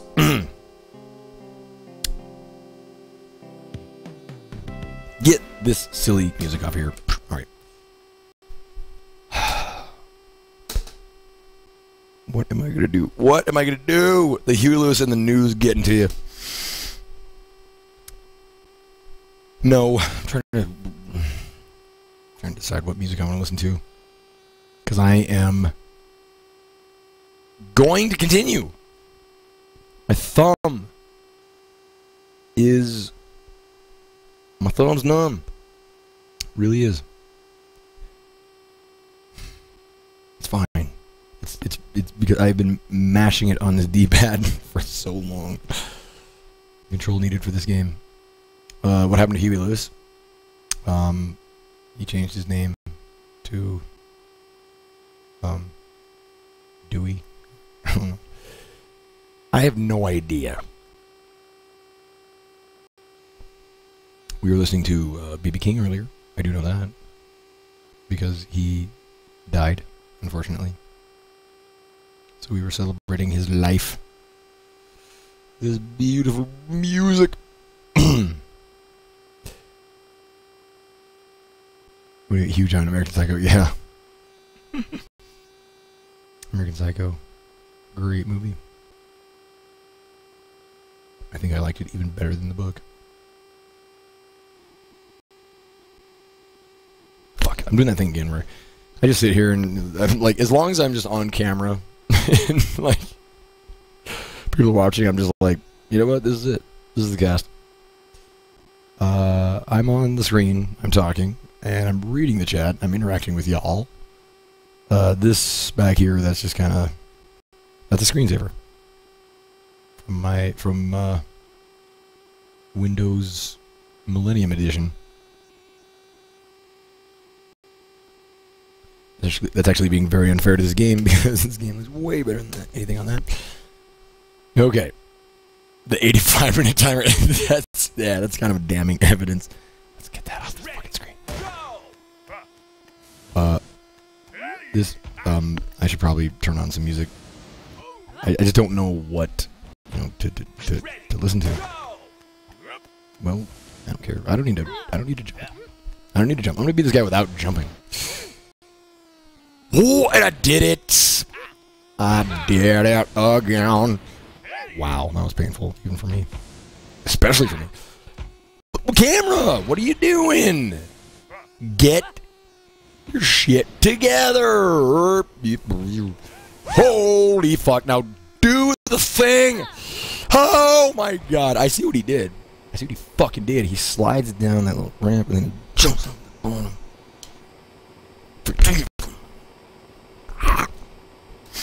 Time for Beethoven. Ooh. I like that.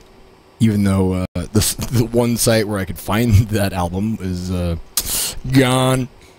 It wasn't very cool of me to do that anyway.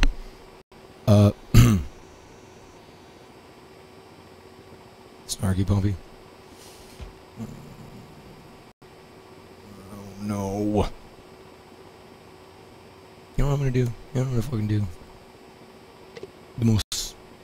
The simplest thing. That was it was a good attempt. I agree.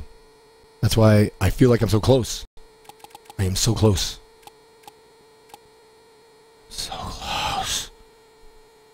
I'm so close. Alright. BB King. No, don't exit the game. Alright. There she is. My lady. I love Betsy. Warrior Betsy. Alright. Weatherman humor. It's hilarious. Alright. Plains of the Purple Buffalo. You talking about Neverending Story?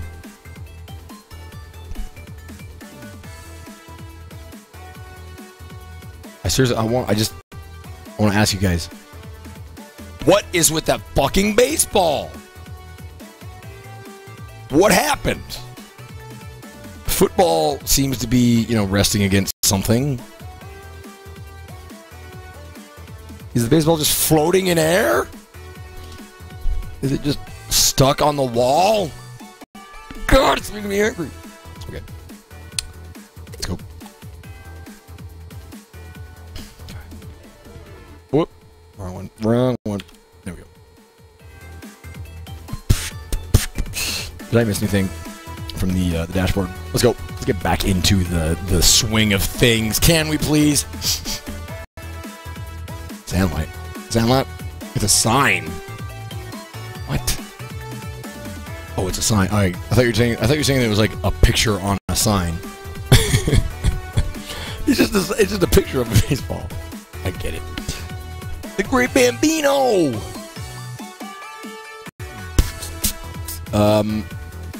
Can we?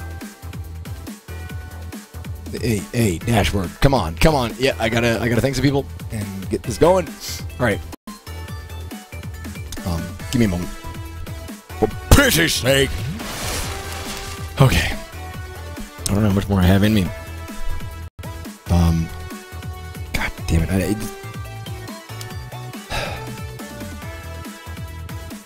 Really, what's funny is I always assume that I'm gonna have a much easier time, achieving success in video games. I'm like, that'll be fine. I'll beat that in a day, knock that out immediately. No, you won't.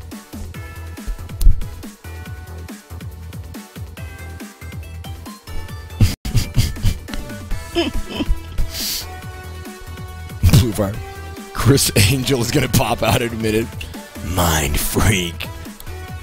Say no, just plain freak. Yeah, and then he'll start crying. I'll say, get out of here, Chris Angel. Nobody likes you and your dumb magic. Alright, well, it just got really stupid. What really disappoints me is I make coffee during these breaks. You know, I take a break like 2 hours, 3 hours, whatever. I make the coffee, and then the coffee's like almost gone. So I'm gonna sit down. God, modern life is just shit. All right. Anyway, let me thank some donators and people supporting the broadcast. Wow. Okay. Yep. Donations. Metal Snake 904. Thank you for the $5 donation. As always, all these donations are going to St. Jude Children's Research Hospital for the entire month of May. Metal Snake 904 says, "Hi, man. Love the stream. In regards, hold on. In regards to your conversation about heightening who you are on a camera, there's a Twitch, or excuse me, a Reddit, Twitch subreddit post. Oh, here we go. Confessions of a fake and a sellout. Oh, wow, I gotta see this shit. And Tawny made some comments there. Can I tell you guys, can I tell you the truth? I was subbed, or followed, I was subscribed to the Twitch subreddit for quite a while. And I just got burnt out. I just got burnt out on the posts. Because the posts were just always the same fucking shit. Hey guys, here's me. I'm doing my thing, this schedule. Come check it out if you got the time. Thanks, dude. And another post would be like, why can't I do the thingy? You know, I don't know. There's like, it just was not really what I'm looking for. Because I'm a jerk. I'm a selfish jerk. But I should follow it so I can, help these people and give them, sage advice. But I don't want to do that either. Like I've said before, I've never really thought of myself as a professional. I have a very strong sense of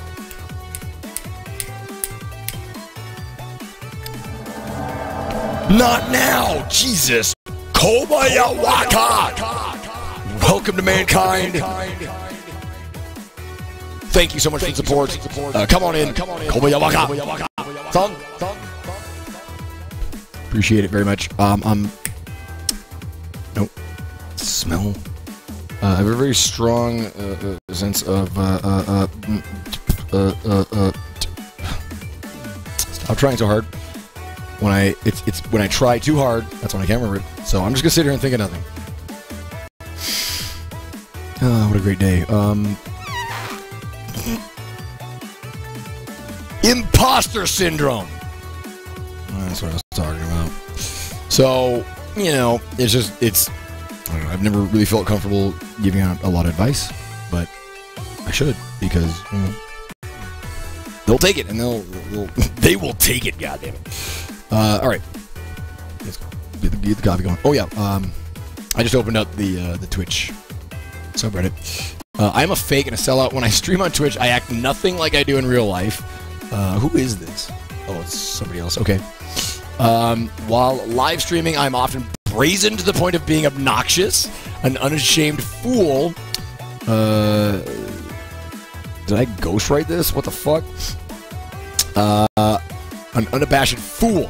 Outside the internet, I am quiet, contemplative, and often very anxious entering into social situations. If you watch my old archives, there's an extremely noticeable shift in the way I present myself on the stream today.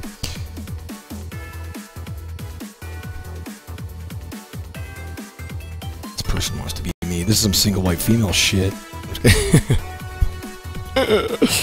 Blah, blah, blah, blah, blah, blah, blah.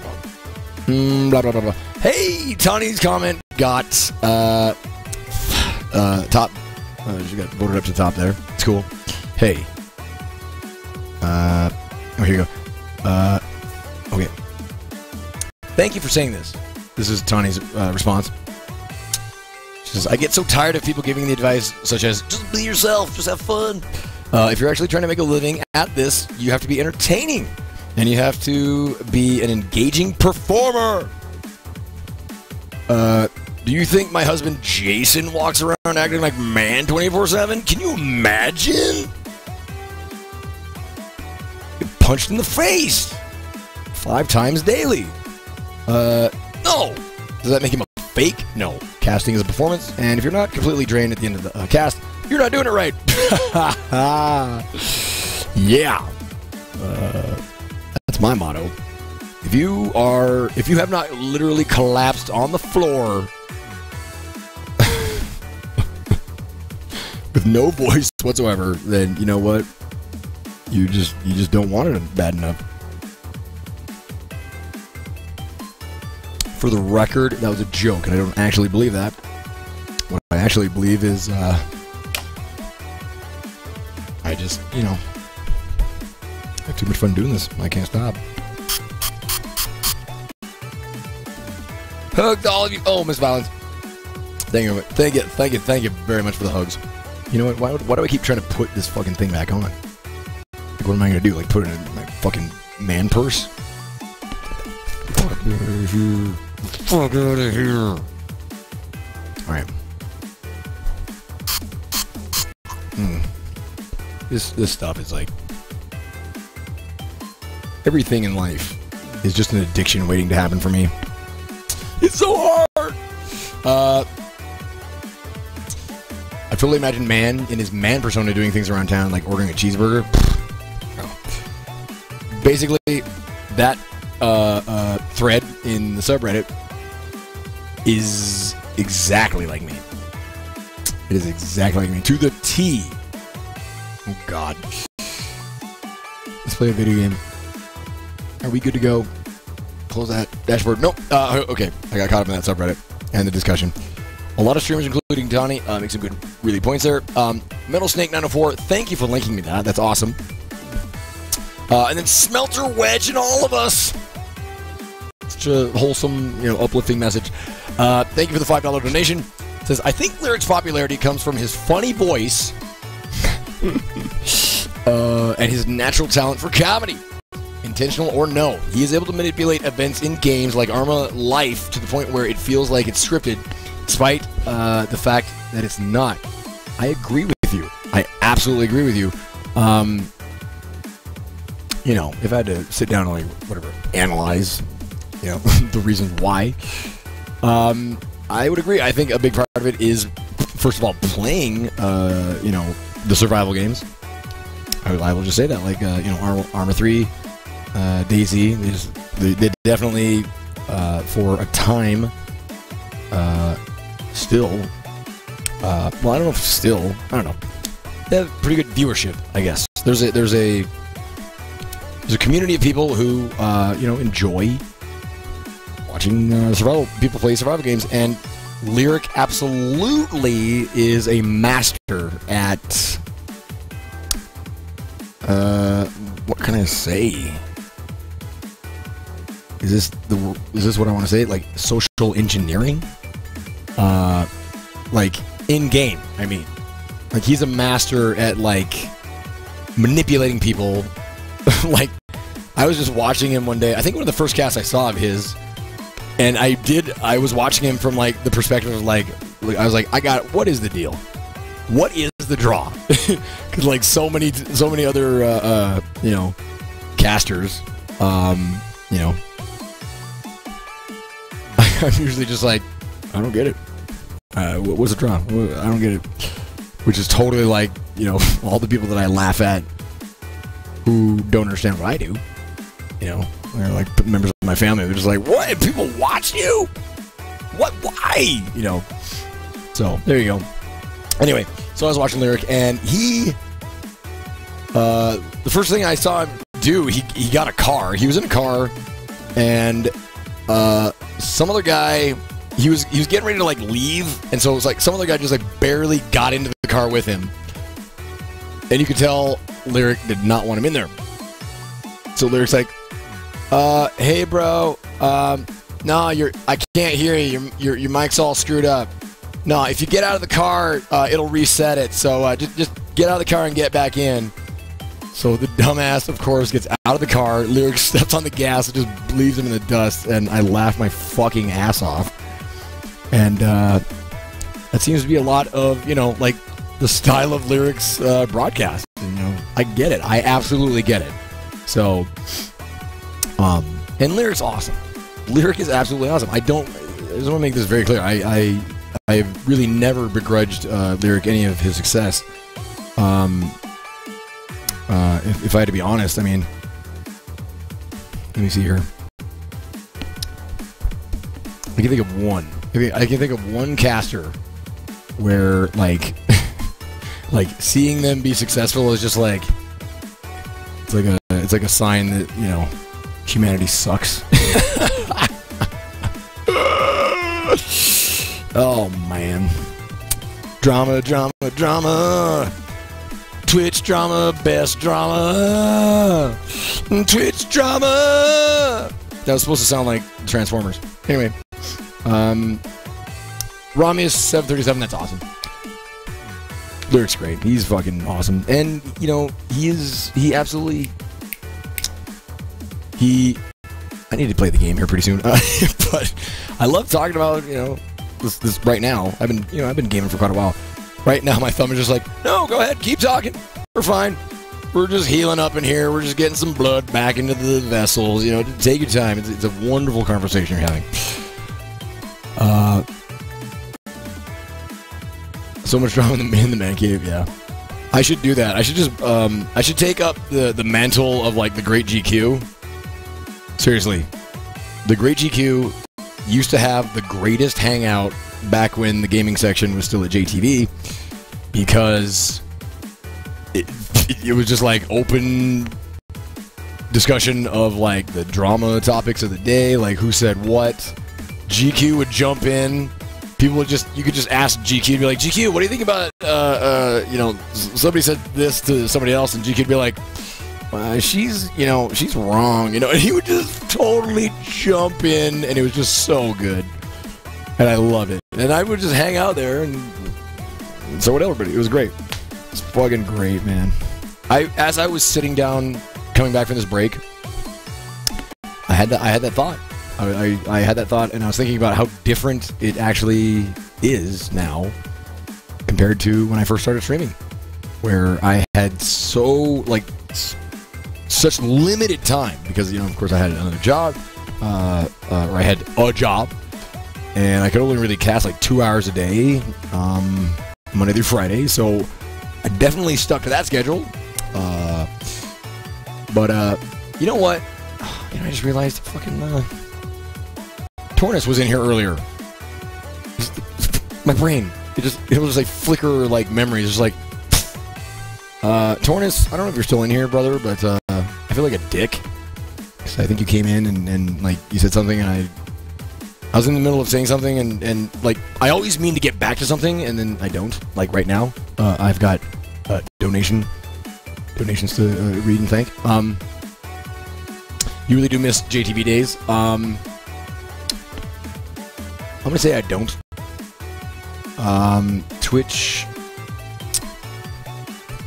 You know, the difference is that I am a fucking diva, okay? And so I get very, you know, special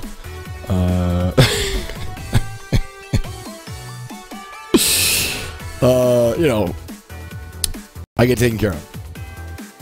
I mean, not really, but I've had a very good experience, you know, with the transition from JTV to Twitch. I've always I've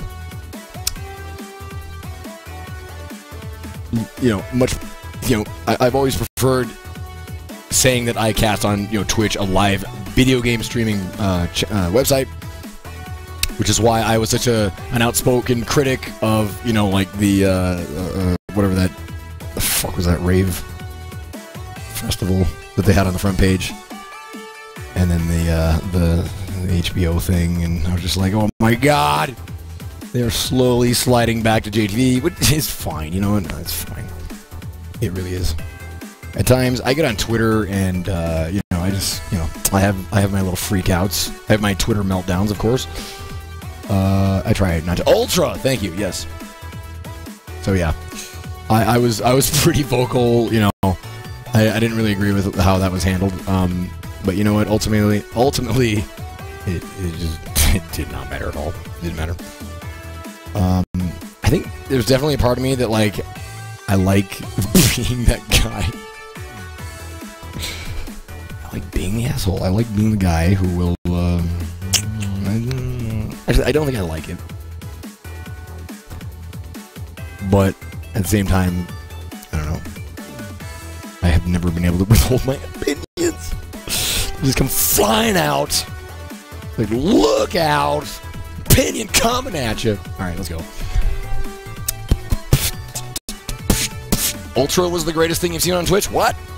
Oh, what do you think the Old Spice promotion? Oh, that thing. Weird.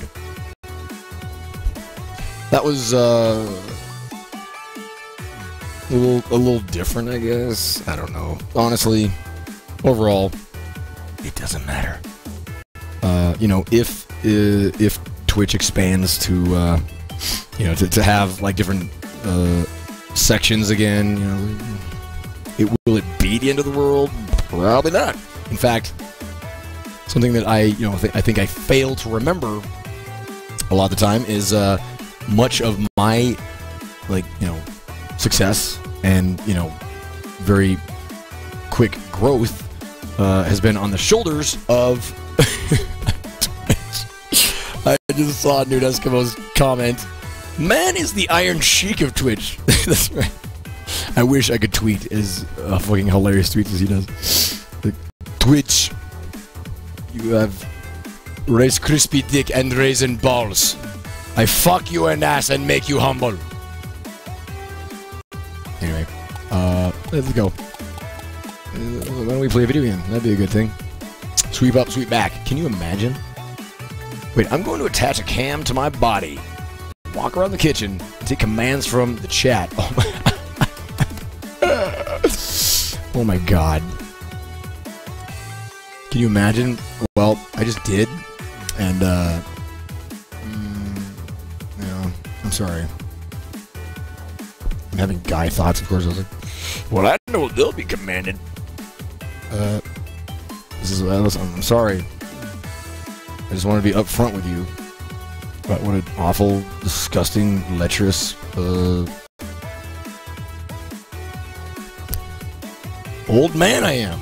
Man, have you seen that Michael 1985 has been streaming again lately? I didn't. Michael 1985 is awesome. I feel like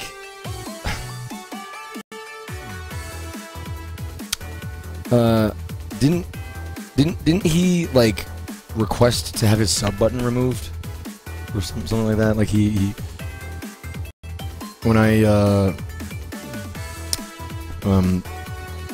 don't know, I heard that and it just, oh man, I don't know why I did that. I was like, why'd you do that? Why you do that? Right, come on.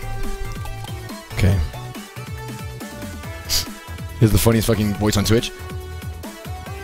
Michael 1985 was... Let me put it this way. This is the best analogy I can make. Michael 1985, Michael underscore 1985, was the lyric of his time, or, you know, whatever, like, of JTV. At JTV, when I started streaming there, you know, there were some channels that were, like, insanely successful, like 4-player podcasts. They would be at the tops most all the time with a mind-boggling 400 viewers. And Michael 1985 was much less regular, but when he did stream, he was like a fucking rock star, man. And that was his original playthrough when he was helping Solgren. He was playtesting, you know, playing through I Want to Be the Bashi. I believe that's what he was doing. And he was getting an insane amount of viewers at the time. He would get like around 800 viewers. And so when Michael 1985 was live, and what's kind of funny thinking about it, neither one of them, Lyric nor Michael 1985, used cameras. And I think in a strange way that that adds this air of mystique. And if you have a unique and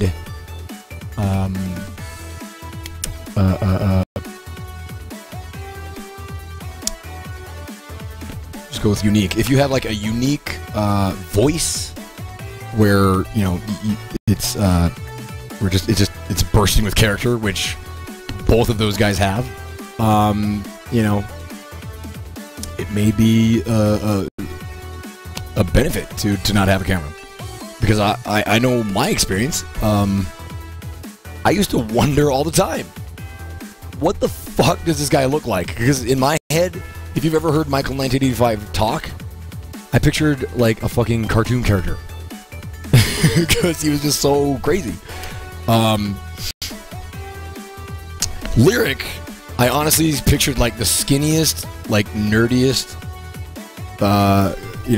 kid I could. Like wearing glasses and just like, sitting on like a booster chair at the computer, like, oh my god. That was a terrible lyric impression, by the way. Hey guys. Anyway, he certainly does have a tenor, whatever, voice style going on. Anyway, let's go. Bagel!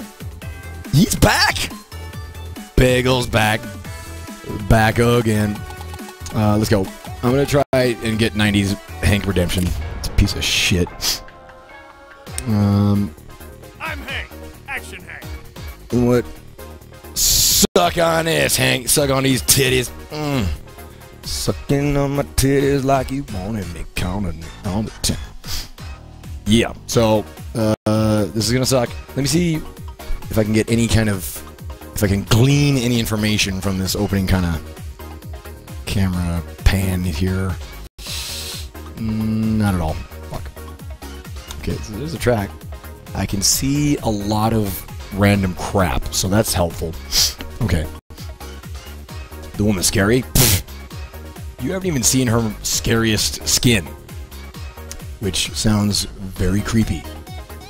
Show me your scary skin. You pictured him looking like Ray William Johnson. He kind of does. Alright, let's go. If you're talking about lyric, he actually doesn't look like Ray Williams Johnson at all. I look more like Ray Williams Johnson than he does, unfortunately. That's not fair at all. Ray Williams Johnson, he's a handsome guy. I mean, what the fuck? I'm just being a douche right now. It's time to put me to bed. Play the goddamn video game before I go. Oh yeah. Booyah. Okay. Go, go, go! Come on. I'm... You know what I think I have to do? Take some ibuprofen. So right now, I got old grandma thumb going on. Once more! With feeling! Let's hear. Yeah, I know, it looks like him. Oh, shit. I don't know. Lyric seems like a really cool guy to talk to and hang out. And that's, that's why he's so successful, because I think that's absolutely a part of the Twitch community and the Twitch live streaming thing. It's so much more. This is not like just a show you watch. I mean, you get to know us. It's like Lennon said. No, it's like Living Color said. It was a cult of personality kind of thing. That's actually not what I'm talking about. Fuck. It's the term I think of. But it's like you guys get to to be quite honest, I hate making this comparison, but it's so true and yet better. Anyway, reality TV. It's like reality TV. You guys get to know us as people and our day-to-day grind or whatever, day-to-day schedules, whatever. Shit that happens to us. And we had 10 attempts. He's like, well, he's done already. I'm not gonna lie, guys. My thumb is it's hurting. really hurt, and it's still hurting. I can put on a glove. Smell the glove. Martin, did you want to smell the glove? I've got it wedged in my butt crack for like this entire cast. It's pungent. Right, routines. Thank you. Yeah, our goings-ons. Mystery Diners is full of shit. What? Some reality TV is legit. That's why I was saying it's like better, because Twitch is like way more real. I mean, depending on the channel, but way more real than syndicated reality TV shows that, at this point they absolutely use. They have scripts, they have scripted encounters, they have scripted scenarios, they have just straight up like scripts. I don't know. Is that no? Okay, I have to use some coffee. Down this shit.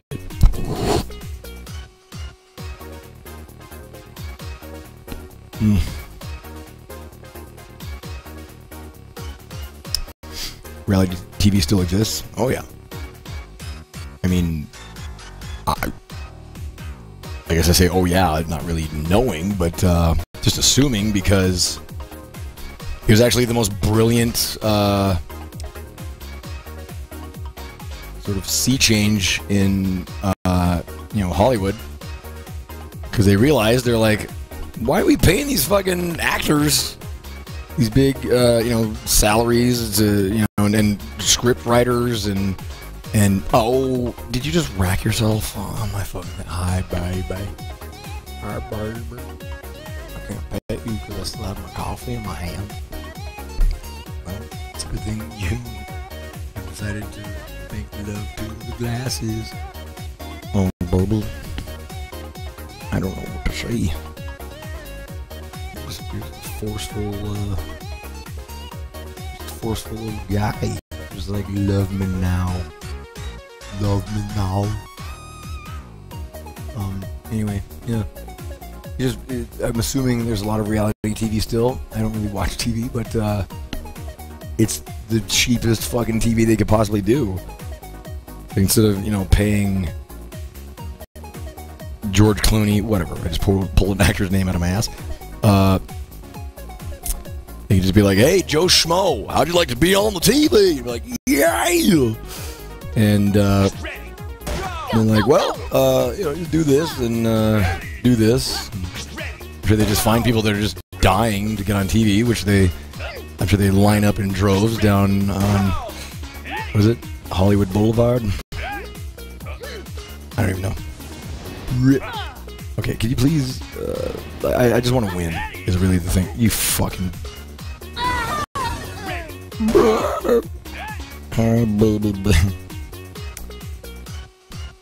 Reality TV, yep.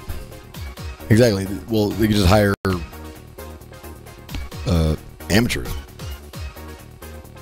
See here. So, right now, my current status is waiting for the pills to kick in. I might as well just make that my permanent status, period, like right now.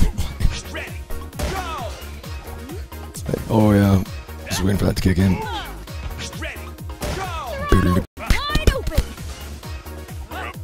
Yeah.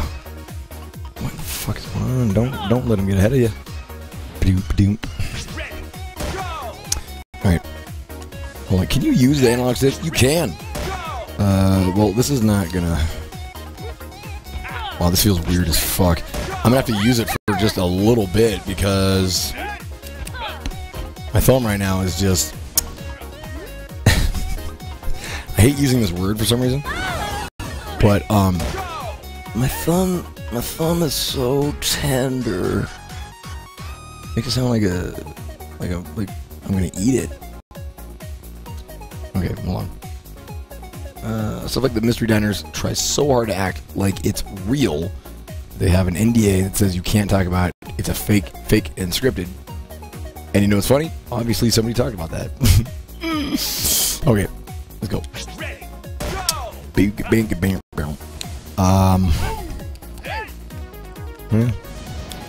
I don't know what to say. Other than, I got a fucking cat on my lap. Who's making me look like a goober again with how I play games. How's it going, guys? I got blisters on my fingers. It's really, what it is like the thumb is numb. I think it's just all the blood has been squished out of it by pressing it up against this D-pad all day. That sounds pretty hot when you put it that way. The drawing by Julia looks like Whitwick's if he were ever angry and scornful. Oh, you mean like every waking moment of his life? Oh, shit. It was there, so I was just like, you know what? I'm just gonna say it. Hold on. God damn it. Oh, baby, press my D-pad. Shots fired directly at Witherford Wixorian, I presume. Come on. Baby, when I do this, I just, you know, it's not that I don't like you. It's just, I think we're moving too fast. I mean, I just bought you a few years ago. Oh my god. Starry Night 0406. I believe that's a welcome back to mankind. Thank you very much for the support. Thank you. Would that picture make a good emote, though? I wish I could look at it. I have a cat on my lap. And I love him. Gonna love him the right way. Speaking of subs, anyone sub prior to Kobe Kawakawa? You know what? Kobe Yakawa? I don't believe so. But you know what? I have been known to miss numerous things, numerous alerts, so I will double check. Absolutely double check. Absolutely. Get the fart up there, lady. Come on, lady. Lady, come on. The picture he posted is an emote form of Julia's recent drawing of me. Oh! Ooh! I gotta see it. Boom, boom, boom. Can you just fucking go? I just really right now. This is the phase where like I just want to see the end of the track. You know, don't just ignore the muscle-bound freak, muscle-bound mutant next to me. The roided out. We call him a monster. I think like Joe Rogan says, he's like, you know, basically like when you start taking steroids, it's like you kind of like in a way you just cease being human. I see what he's saying. I don't know. I agree with that, but that's where I was getting that like monster fucking comment from. It's like Frankenstein's monster. Martin, you're so warm. I'm so glad too, because I was sitting here and I was like, God, it's so just like room temp, you know, it's just so. It's neither warm nor cold in here. I was like, that's really boring. I want to be sweaty again. So here I am. Oh, fuck.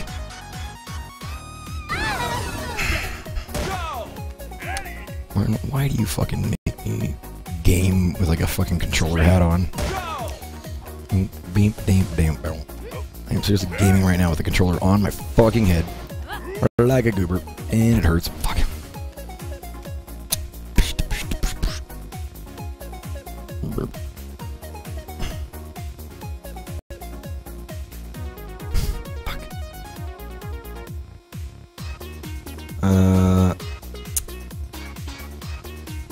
The back seating. What?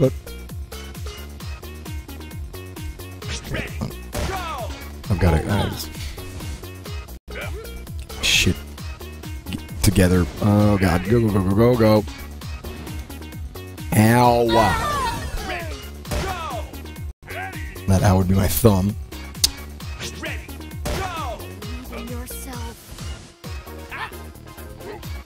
Okay. You got this. You have got this. Oh my god. I'm really wondering if something happened with the camera. Have you guys noticed that? Was it like that, you know, the entire time I've been playing? That camera is just off. I think something happened. Something happened. What?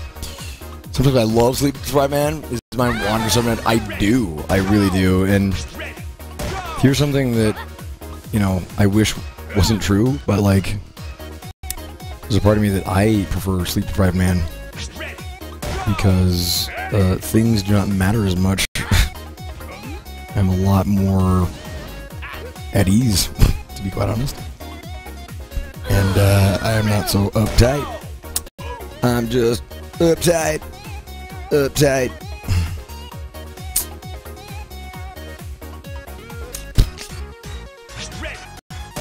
Focus. Come on, just come on, make the progress.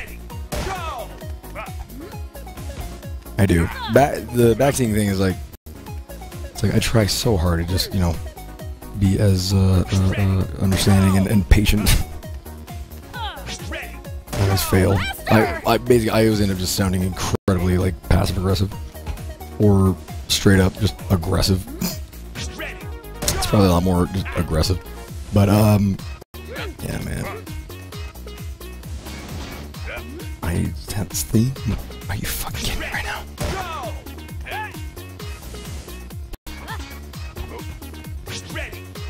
Again.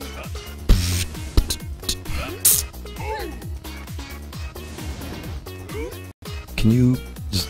Oh my god! I need to just do the different thing. Mark with a C. What is going on, buddy?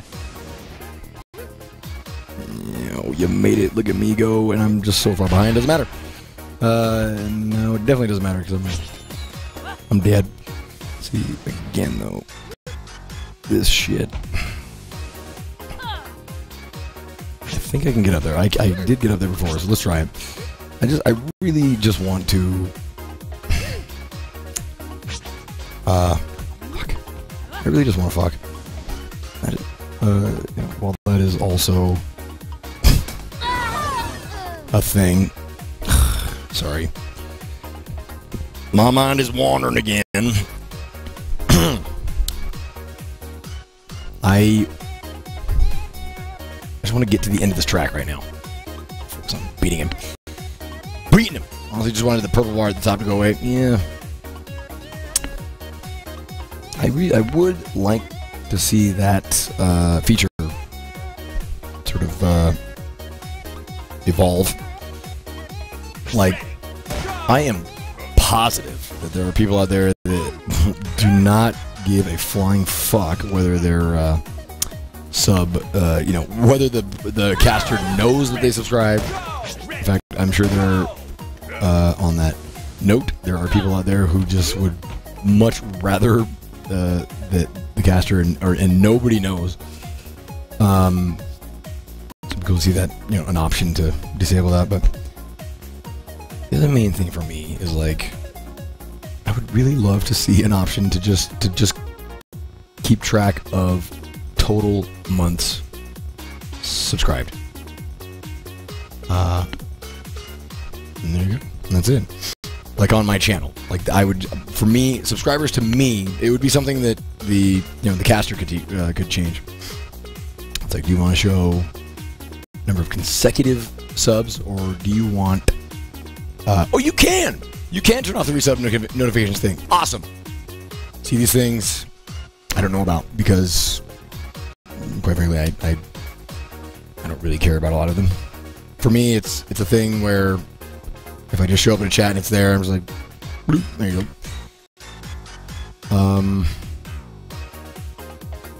But yeah, it would be cool. It would be cool to You can do it. well, you know, do that thing I just said. No, can't remember. Oh, keep track of total months subscribed instead of consecutive. You. Ah. Little X on the bar to close it. Yeah. Take it easy. Or listen to me.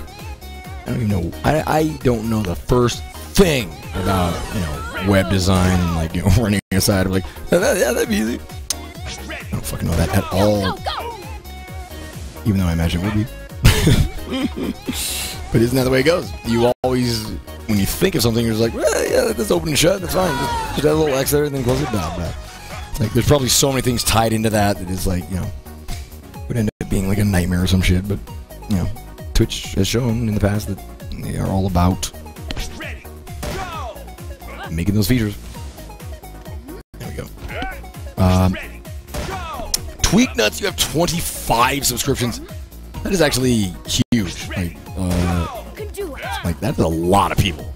I mean, honestly, if I honestly wonder, like, if I was not a Twitch caster, which that right there is like such a foreign alien idea for me right now. I'm trying to imagine me. What kind of a Twitch viewer would I be? I think I would be a really shitty troll, to be honest. Because I would be full of jealousy that I was not doing exactly what, the people on Twitch were. And that's the truth. Because clearly, I want to do it.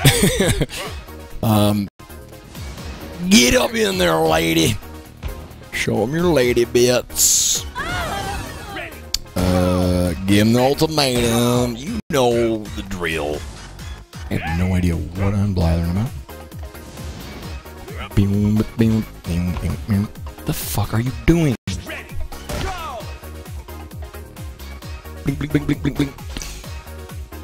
See, and I assume it's a bit jarring for a partner streamer to see just subscribe when your viewer might have subbed like 20 times in the past. That's that's why I would definitely prefer it. Because it just it'd be a better way of keeping track of it. And I don't know. My thing, I have to completely overhaul my alert system, and basically every aspect of my cast. Just know that it needs work. It really does. I have plateaued with this shit for so long, too long. Fucking God. So, my alerts right now, I definitely had like a love-hate relationship with. Of course, the love is that they let me know when somebody sends me money. And that's huge. That is huge. I've thought about it in the past, like, because for a while, the sound effect that I had for my actual alerts, the donation alert and the sub alert, were so fucking obnoxious, and I was so in love with the idea of what the sound effect was that I kept them like forever. And that is like it's like a little sneak peek into my mind. I sort of like telling you guys I really feel like I should go to a doctor and just see what kind of tests they could do. See if I actually have any kind of like mild, very mild sort of like obsessive kind of tendencies, obsessive compulsive tendencies. I think that's the term that who was it that used that? It was Schwoody, Brian Brushwood, maybe. No, it was a indie developer somewhere. Yeah. Let's go. Fuck.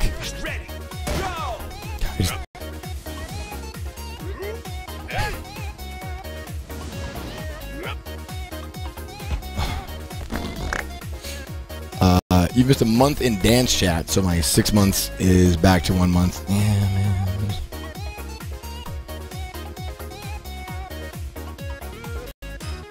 I'm trying to think of an easy way that that, you know, they could show both. You know, really, I don't know. I was thinking about like the sub badges. Just wondering. And I'm pretty sure they're actually like working on something like this. I don't know if I'm at liberty to tell, but blah, blah, blah, blah. I know that they're definitely looking at, you know, they're definitely growing all that shit all the time. And what I mean is adding features and all kind of shit. But yeah,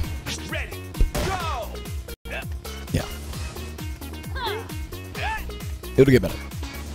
It's like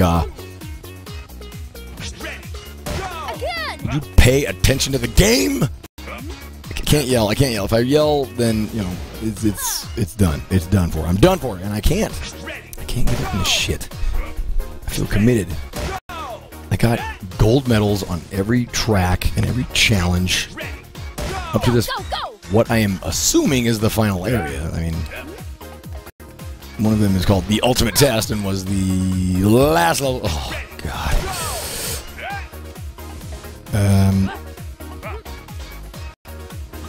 In the pre-release version, how the fuck do I keep missing that? No. Let's see here. As someone who was diagnosed 2 years ago with OCD, I recommend talking to your doctor about it. I don't take any meds for it, but it's nice knowing I'm not just crazy. See, that's where I feel, and I really do. I'm very careful not to use the, you know, the term OCD. I used to all the time. It's like, oh my God, I'm so OCD, blah blah blah. But then, you know, it was pointed out to me. I was like, you know, you really just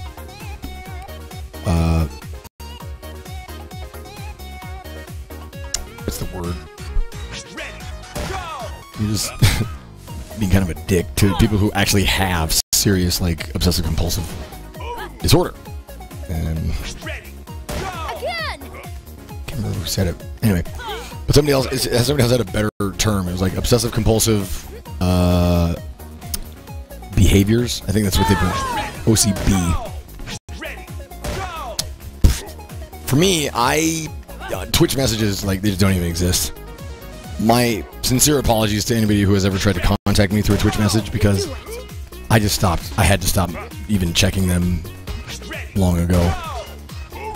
I had to really sort of like streamline the avenues that I was available. Look at that. I missed it again. Like a fucking idiot. That's amazing. Come on. My thumb is just like crying out like, please, make the jump, you fucking idiot. Still not nothing. Not nothing. Hey, man. Oh my God. What is going on? What is going on Twitter? See, and this is again why I don't get anything done. It's like when I'm not casting, when I'm not on like one of my casting benders that go on forever. Well, I pass out and I'm unconscious or subconscious. Unconscious, and then when I get up, like, I'm trying to catch up with, you know, what's going on with Twitter and things like that, which is again dumb because I need to focus on myself. Okay. Let's get your face from the banner and made them into emotes.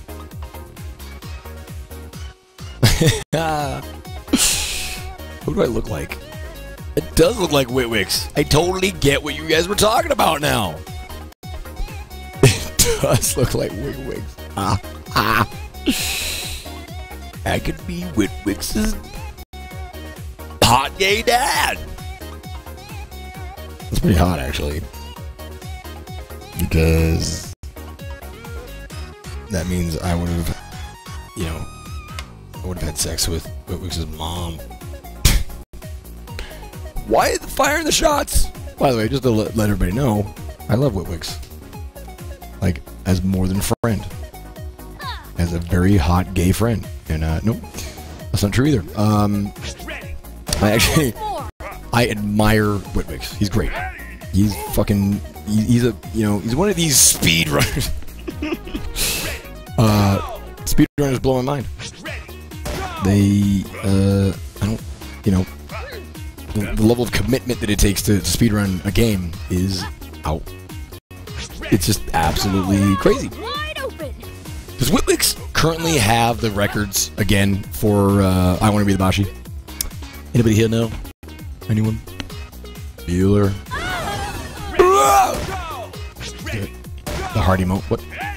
Rhea. Oh. Yeah.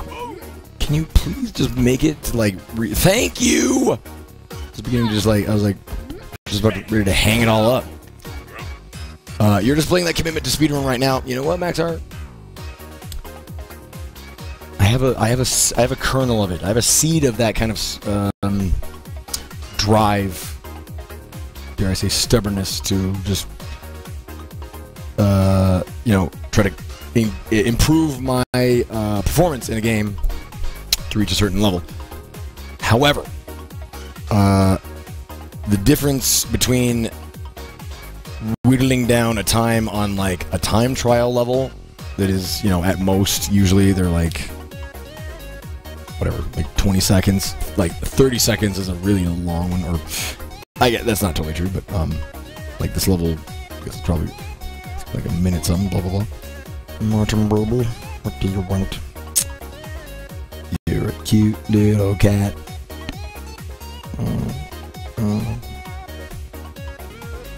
I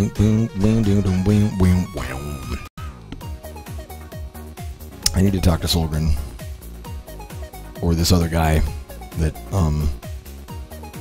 I am looking at possibly doing like a full. I really do. Martin, that didn't hurt me, but I just feel bad for him because he's basically like racking himself on my leg. Hi, Nicole. Do you have some red wine in your belly button? I'm sorry, I keep going back to that. That was just a fucking hilarious comment.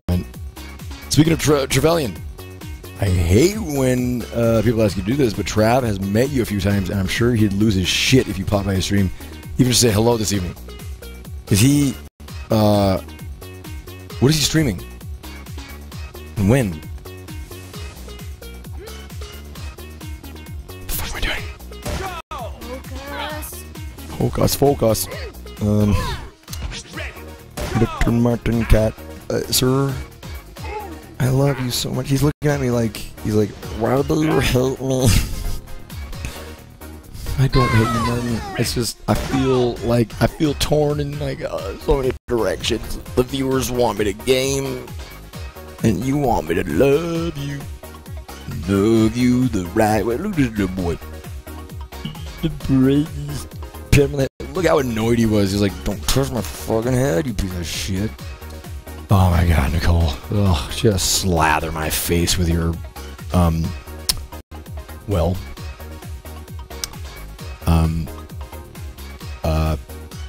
why did I start that sentence?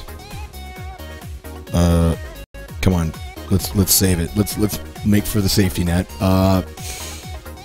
With your,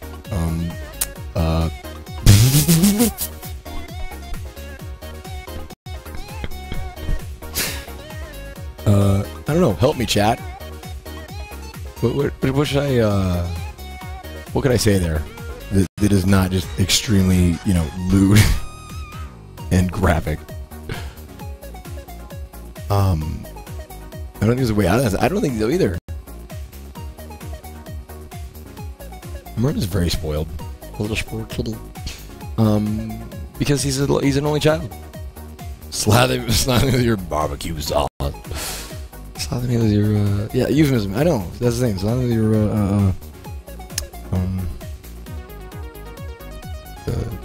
loins? That's probably too lewd. Anyway, Martin. Looking so regal and cool. Slather with your adoration. What? No. Something that will, you know, something that would apply, you know, obviously what I was getting at. You know, the funny thing is that I'm worried about, you know, appearing lewd and graphic when Nicole just said, you know, that she just emoted humping my face. Yeah. You're barbecuing again today. Slather me with that barbecue sauce. See, I wish you would have said that before. That would have been an easy, save. Would you get your booty on the... Would you get your booty on the bus tonight? Make my day. Anybody? Does anybody listen to Ya Kid K anymore? Ready, go! Faster! Ready, go! I'm kind of tired.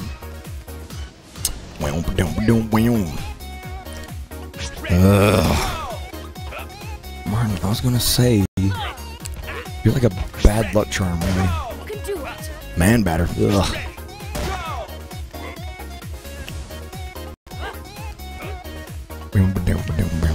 There you go. There you go. There you go. You got it. You got the touch. And one. Yeah. Focus.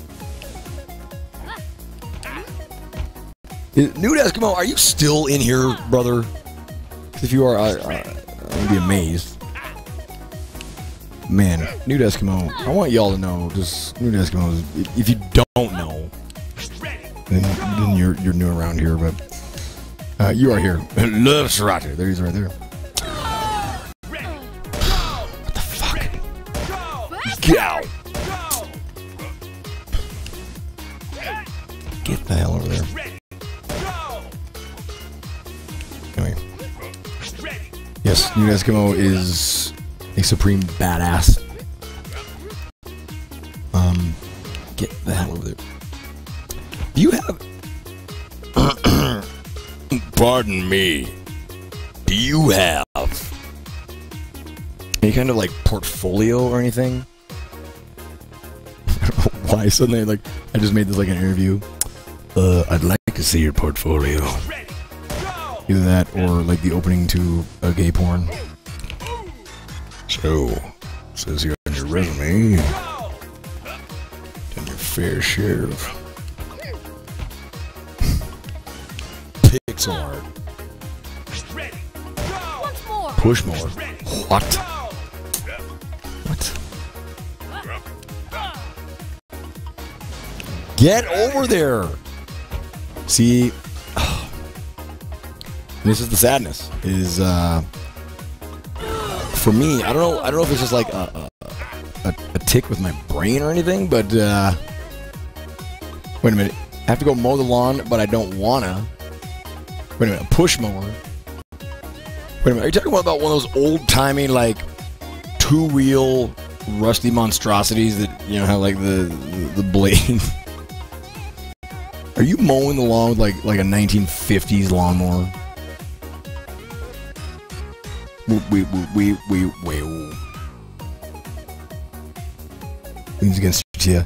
You know what? I should probably out, taking care of my lawn and stuff, because this house is the first place I have lived in for a long time. In fact, I just realized something. This is the first place I have lived in where I have to take care of the lawn and this ridiculous bush up front that grows so stupid fast. It's like, it's just a pain in the ass. I'd rather just tear it out and replace it with, like, a shrubbery.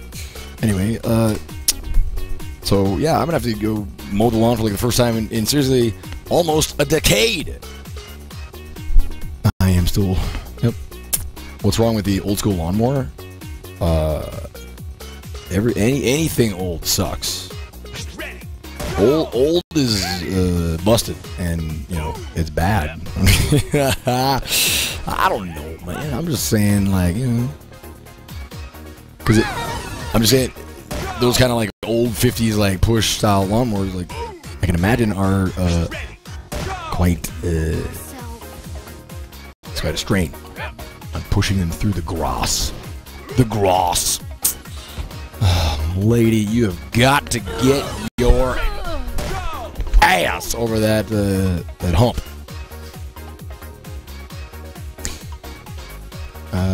Let's see, I need to not be on Twitch for 2 months so I can get a Toro.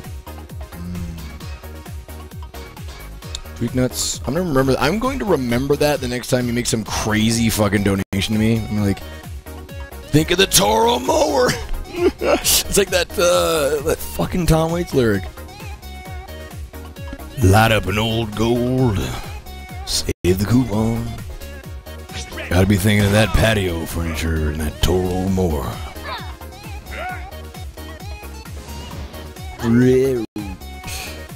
Okay. Tweak nuts. What you gonna do? Not do that. Okay. I grew up mowing lawns. Like, it was not that big a deal for me. In fact, it was just a great way to keep in shape. So, I'm kind of looking forward to that again. Because one thing for me, like, when I go to the store, I'm drawn to like the workout stuff, like the health kind of stuff, and I never end up buying anything because my last thought is always this: I am surrounded by items and things that need lifting and placed in other areas, and basically I can get a workout in my own home and also, clean up and organize my fucking life. It would be like, a twofold, bonus. It's like, why do I think I need like fucking kettle weights? So I can like, just place those squarely in my living room to show off to all my 0 guests that I have. Like, oh yeah, I was just lifting weights because I totally lift weights because I'm a health nut and I'm health conscious. I'm not health conscious. I'm barely conscious. Come on. Give me a moment. Uncreation, we have had like lawn care people take care of our lawn and gardens for years. The entire time Tony and I were together, like neither one of us had to mow the lawn or do any of that shit. It's great. Usually because we were living in a place that Tony's parents had built.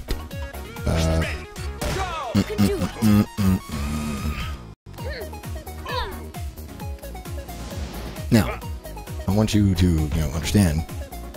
We paid rent. Yeah, damn it. We paid rent. It's just, it was nice. There were nice homes in, nice communities that had, what do they call them? The homeowners things. Which, what a great word, homeowner. You goddamn homeowner. There's death of a trap. I am still going at it! Because I hate myself. That's not true. Get it! See, I don't understand. 43 hours. I know. We're gonna get there. And it's gonna be like the big talk. But, oh my god. Basically, I want my benders to just become like such a normal thing that people just don't give a fuck anymore. Yeah, that's a dream. I can dream, can I? This guy stares at the empty coffee cup. You son of a bitch. It is empty. Mine's empty.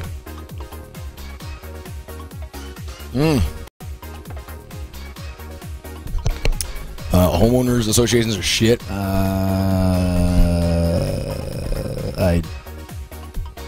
like to weigh in on that, but frankly, I don't give a damn.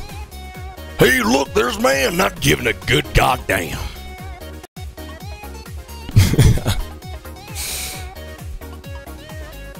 There's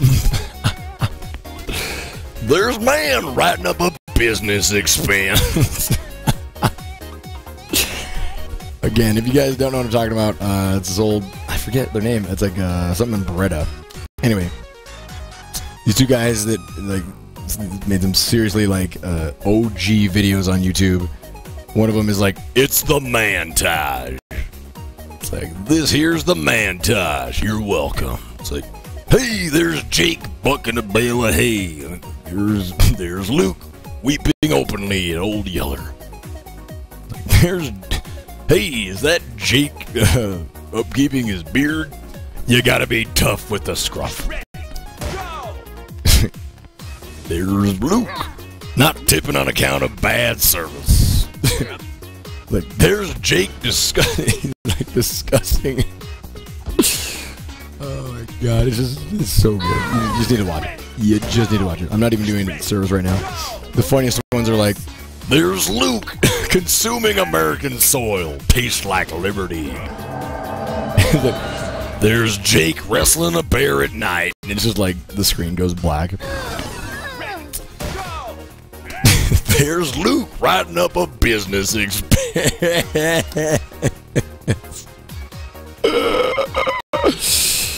Oh my god. It should not be that funny, but it is.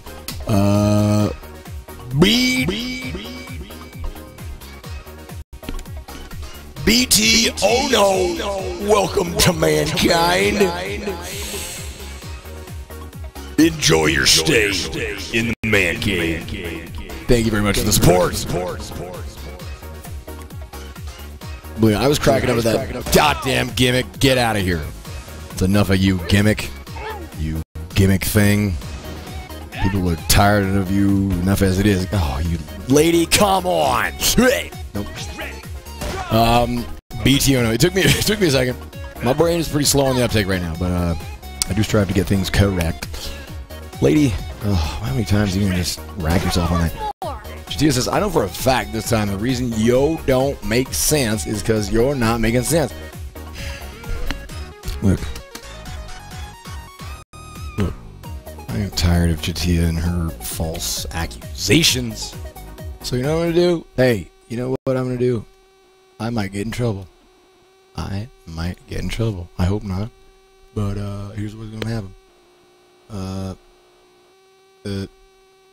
MANtage. I really hope that this doesn't fire back. Yeah, there it is. MANtage. Watch this. This here's the MANtage. Shut You're up. welcome. Yeah, there's Joe chopping wood. There's Luke tossing the pigskin. Here's Joe bucking a bale of hay. There's Luke taming a stallion. Damn! Here's Joe standing under Big App's machinery. Oh, there's Luke writing up a business expense. You know it. Here's Joe eating me. Good eating. Here's Luke crying openly at Old Yeller. Here's Joe debating a topic of importance. Well, there's Luke waking up without hitting the snooze button. Delicious. Here's Joe respecting a woman like my mama taught me. Don't look now. There's Luke beating Mario Bros. No words. Over there Mario is that Joe maintaining his beard. Gotta be tough with the scruff. There's Luke laughing at somebody different. Here's Joe alone with his thoughts. Oh, there's Luke consuming American soil.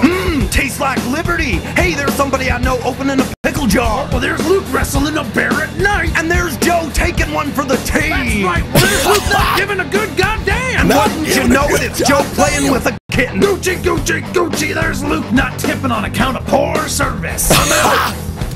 I'm back. There's our website. That video is honestly old as balls, but it is still funny as fuck. This here's the MANtage. You're welcome.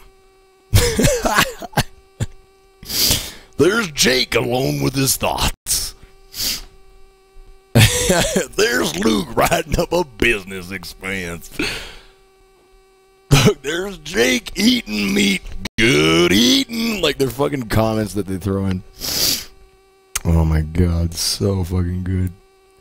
What was, God, there's one that I wanted to remember, and I've already forgotten. There's Jake. What did he say? Like, there's Jake, he's like, respecting a lady, like my mama taught me. Oh my god. There's Luke weeping openly at Old Yeller. That's right. There's Luke not tipping on account of poor service. Oh god, that's good shit. That's good shit. Honestly, that was just I just wanted an excuse to watch that again. There's Luke consuming American soil. Tastes like liberty. All right. Oh, that's right, Sir Boostable. Yes. There's Luke laughing at somebody different. Oh my god, dude. Oh, that is good shit. I just like how it starts, like, you know, the generic manly shit, but then it just jumps to like ridiculous immediately. There's Luke writing up a business experience. All right.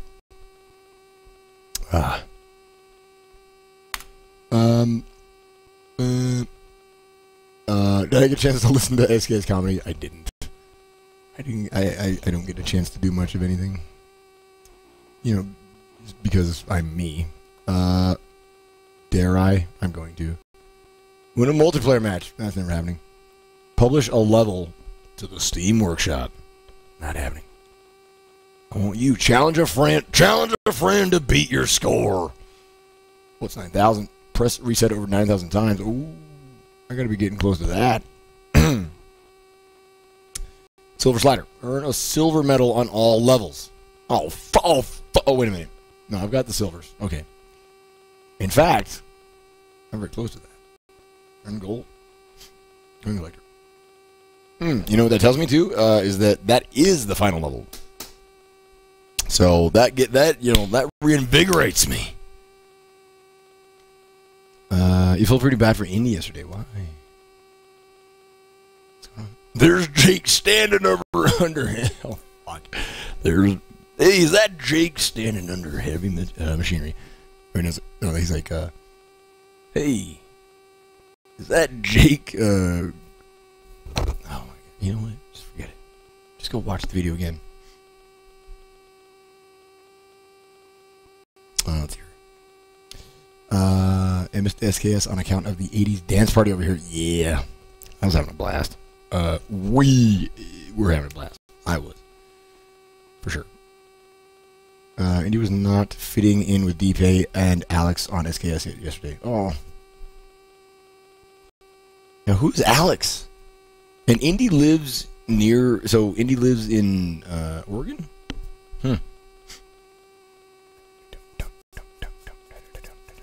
I had no idea. Okay.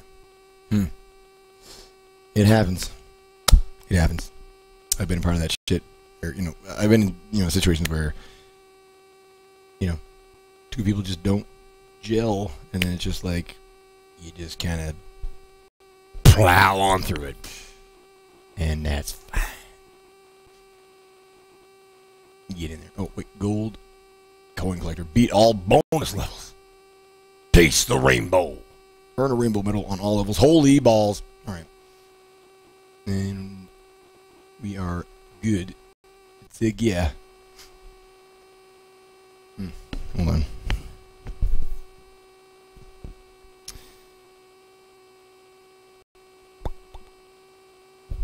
Oh, mother of God. Wait. Mother of God. Dragon Kid. Man, have you ever had a drink called the Mint Potion? No. Do I want it? I don't think I do. There's Luke plowing on through it. Yeah. Oh my god. That's definitely,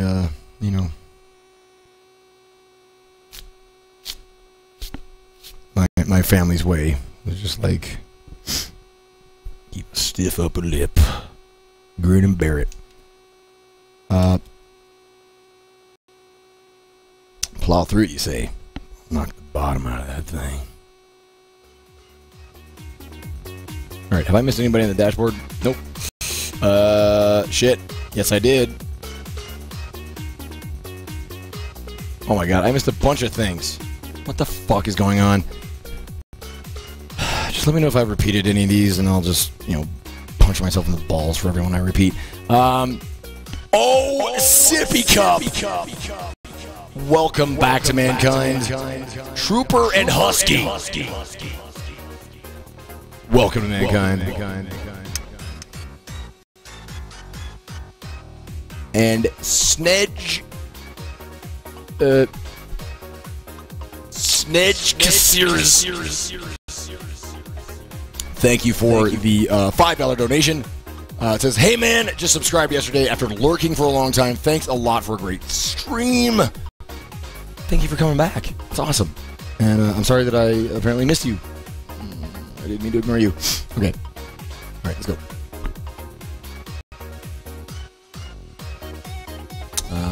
What? Mint Potion is an infamous drink from MAGFest. Try not to spew into 6 directions after you down 3 bottles of peppermint schnapps in a row. Oh. Oh, thank you. That's not a drink. That's like a challenge. It's like, have you taken the Mint Potion challenge? All right. I was picturing like a tincture bottle that tastes minty, like I don't know, mouthwash. Let's see here.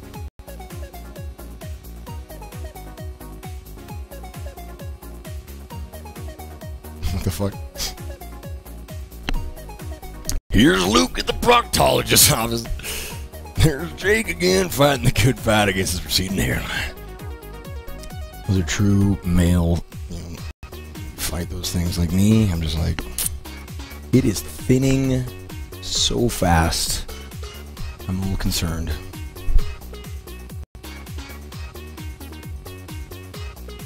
That's one thing that I don't know that I will ever have to worry about.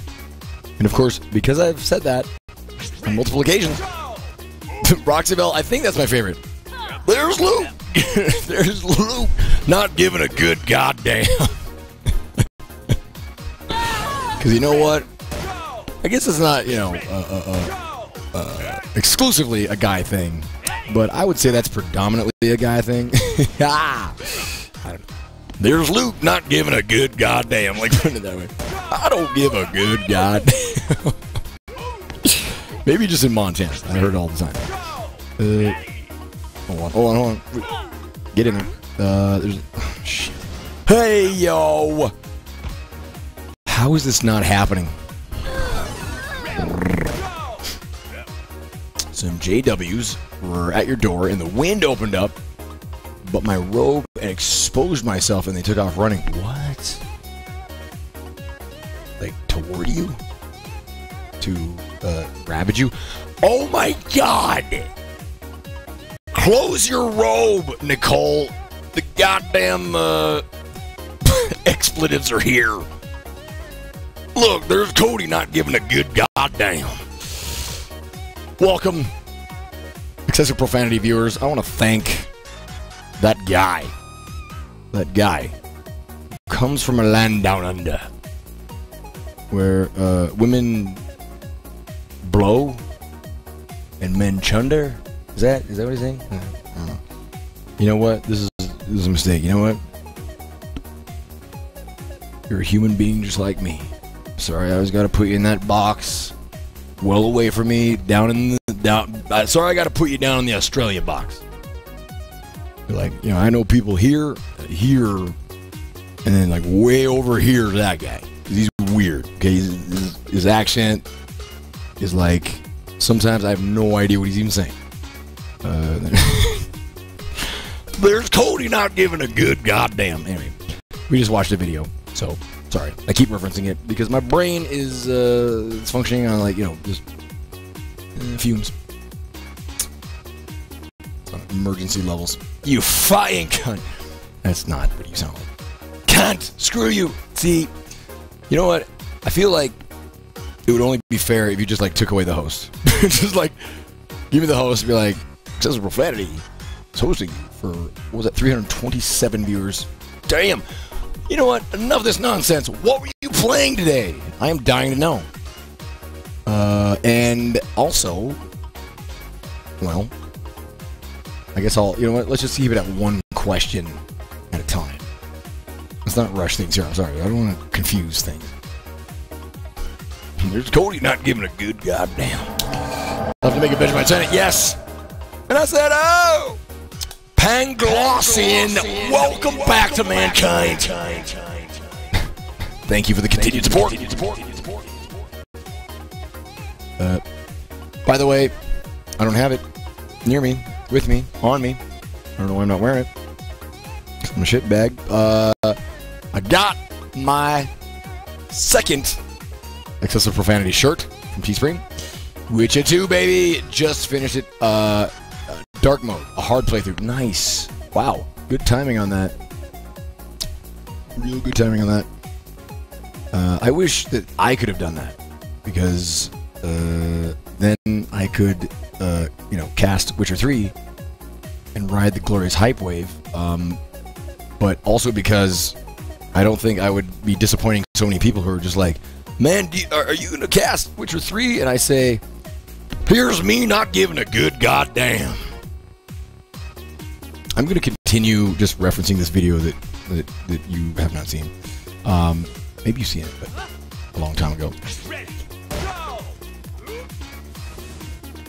Gow! Anyway, I am still playing Action Henk. And that's Hank, not Hank. Okay, it's Hank. And it's fucking glorious. Time trial, physics-based, 2.5D, platformer. And it's fucking weird. God damn it. It's good shit. There's no fucking rush. Get to it when you get it. It's true. You know me, man. We're like the same person. We really are. Except for Metal Gear Solid. We're gonna work that out, man. We're gonna work out the Metal Gear Solid thing. I'm gonna give it a chance someday, and I'm gonna just find out all the many varied, multifaceted, beautiful qualities of the series, and then we'll just meld into like one fucking super cunt, ultra cunt. Major tight pants.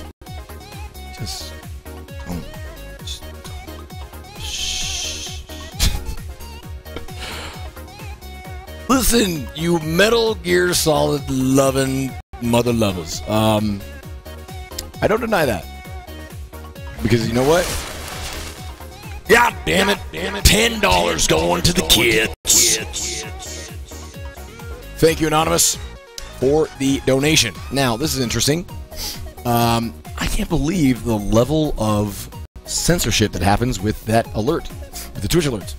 That was from Kumlin, Kumli NTV. Thanks for the $10 donation. Says, donate for the kids and this handsome guy in glasses. Thank you. And there's Ridge Reaper. Ridge Reaper. Welcome back to Mankind. Thank you so much for the continued support. Love it. I have not played. I've told this. People get so sick of hearing the same shit. Honestly, I played Metal Gear on the NES, which it made a lot of sense finding out later that was like a really kind of like Frankenstein's monster version of the original. The original on the PC Engine. Was that what it was? Anyway, and it's not the PC Engine. Anyway. I played the one on the NES. I think I rented it. It was a rental. I was like, "Ooh, that looks really cool." Looks like G.I. Joe. This is me carrying the box, just staring at it and reading the instruction manual on the way home. And then when I started playing, I was like, "Where's my gun?" And I feel asleep. What? And these dogs, I can't. Okay, I'm running from the dogs. Okay, and then I got cigarettes. I was like, you know what? Fuck this shit.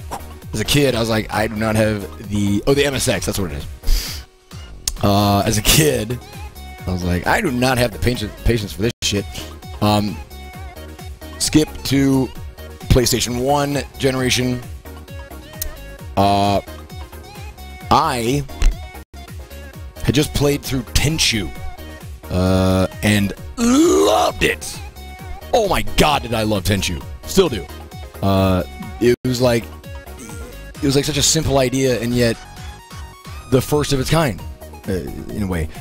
3D anyway. It was just done very well. ninja stealth game where you stealthily traverse villages and different environments and you assassinate people. And it was fun as fuck. And it was just like, well, imagine that! You're a ninja that's skulking in the shadows and doing your best to not get caught, and you're assassinating, you know, bosses and all this shit. And it's like, this is beautiful. Yeah, Rikimaru. Anyway, loved it. Almost immediately after that, I think I bought Metal Gear Solid, and I was worried that the game, you know, the similar gameplay style of the stealth games was going to put me off it. Like I was going to get really burnt out on it. Didn't happen at all. Loved Metal Gear Solid. Mainly, well, I mean, there's many reasons, but the thing that, you know, after playing Tenchu, I was so glad that I played Tenchu first, because then when I played Metal Gear Solid, it was like, it made Tenchu look like a piece of shit, like, just in terms of, like, polish and production value and, you know, the cinematics and the fucking voice acting, the story. It was a glorious time to be gaming, and I loved it. Loved Metal Gear Solid. I want to emphasize that a lot, because that is about where my love of the Metal Gear Solid series hit a big old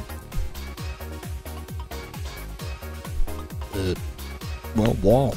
Anyway, sort of more imaginative. No, we just need to get through it. You have heard this so many times. People who haven't, short, dirty version. I was super excited for Metal Gear Solid 2, like many, many other people. And I remember I rented Zone of the Enders 2, or somehow procured a demo disc, played the demo, loved it. I was just like, dude, this is going to just be like, oh, it's going to be amazing. Which I don't know why this was suddenly like, you know, signed for like how amazing it was going to be. It's usually the opposite. Anyway, in my brain just then, it was like, it was going to be as good as, you know, coming. Game comes out. Started playing it, bought that thing immediately. Day one, I was like, get me on this shit. You guys know how it plays out? Those of you who played it? Metal Gear Solid 2, Sons of Liberty? Just like badass. Thoroughly badass. Play through it, he's on the fucking rig. And you fight the boss with the hairy pits, but you're fine. You're just like, okay, what? Okay. I stowed the body in the locker, that's awesome. And I got the picture, and Snake is looking a little dated, but that's fine. It's solid Snake. He's got the mullet. He's owning it. That's the important thing. And then the game continued. And you know, I don't want to spoil anything for anybody, but that was the last I saw of Snake for as long as I played the game, which was for a good while. And y'all know I was playing as Raiden, which was like not desirable in the slightest, and there were just other things too that I just couldn't get into at all. There was one character, and I always bring it up, and I know people explain it to me immediately as though that's going to, like, you know, change my mind. It doesn't. I reached a point in Metal Gear Solid 2 where, you know, I'm already just, it's just such a lackluster thing. I'm like, why am I playing this blonde fucking douchey guy? Like, whatever. I don't remember much about it, but I reached a point in the game where I was fighting what could be, Adventures of fucking Solid Snake now. What? Oh, wait. Okay, so that's the defense. I know. But here's my thing. The marketing for it. It's total bait and switch. I don't understand why they did that. It set people up for that. The demo disc. Every bit of media for Metal Gear Solid 2. Solid Snake, Solid Snake, Solid Snake, Solid Snake. For me personally, I don't remember hearing about Raiden at all prior to the game's release. So it was absolutely a pre-conceived, you know, extremely well executed bait and switch. Why would you do that? Particularly when you're switching out the badass with that guy. You're like, who is this fucking guy? That's it. I see. I know. That's the thing. And that's where, like, you know, for me, I don't know if you guys can tell, but like, I don't take well to trolling usually. I have this talent for taking things the wrong way every time. Anyway, I absolutely plan. Having said all that, this is all, yeah. It was a factor in the story, and you know, and that's the thing. I never finished it.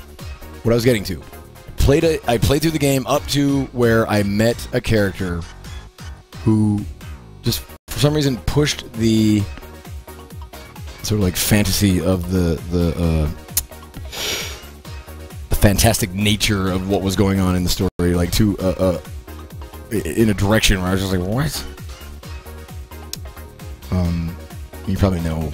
I try so hard to just not spoil still, but if you're listening, you don't give a shit. You don't give a good goddamn. You meet this the vamp, who is like, for all intents and purposes, a vampire. The vampire in Metal Gear Solid 2. And, you know, I'd been playing as Raiden, and just waiting for Solid Snake to come back, and just been like, you know, a lot of it was just like, I felt so much of Metal Gear Solid 2 was just testing my goddamn patience. And when Vamp showed up, I was just like, get this shit out of my fucking life. You know what? I don't give a good goddamn about beating it anymore. So, you know what?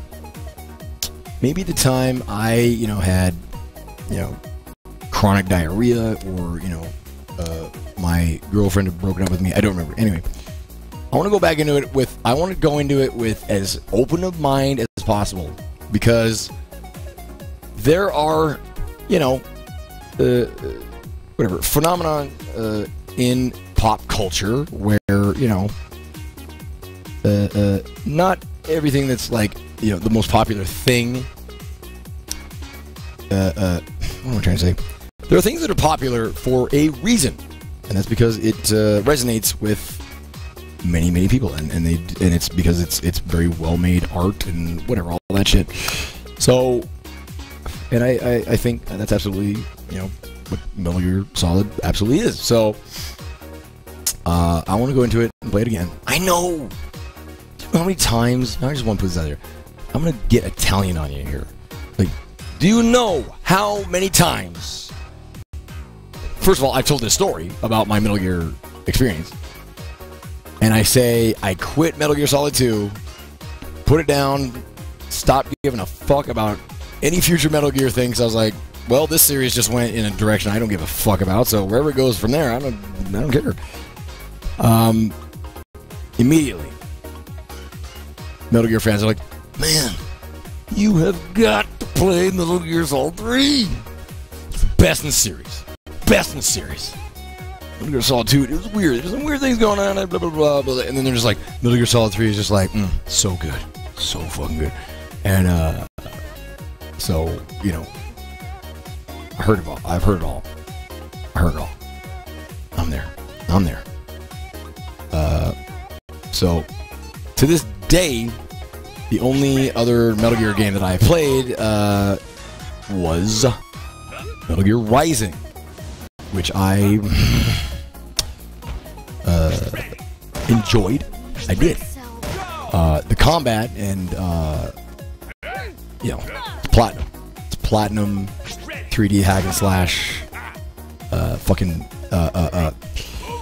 You know what? Not the hack and slash. What do they call it? It's a really fucking. Go, go, go! Come on, brain! Hold on. I think I just punched myself. I'm gonna have like a mark on my forehead now. Great. Spectacle fighter. Thank you. Testicle fighter. The spectacle fighter. There it was. Yep. It's funny. I got it out there just in time. We were the first person, or we're the same person.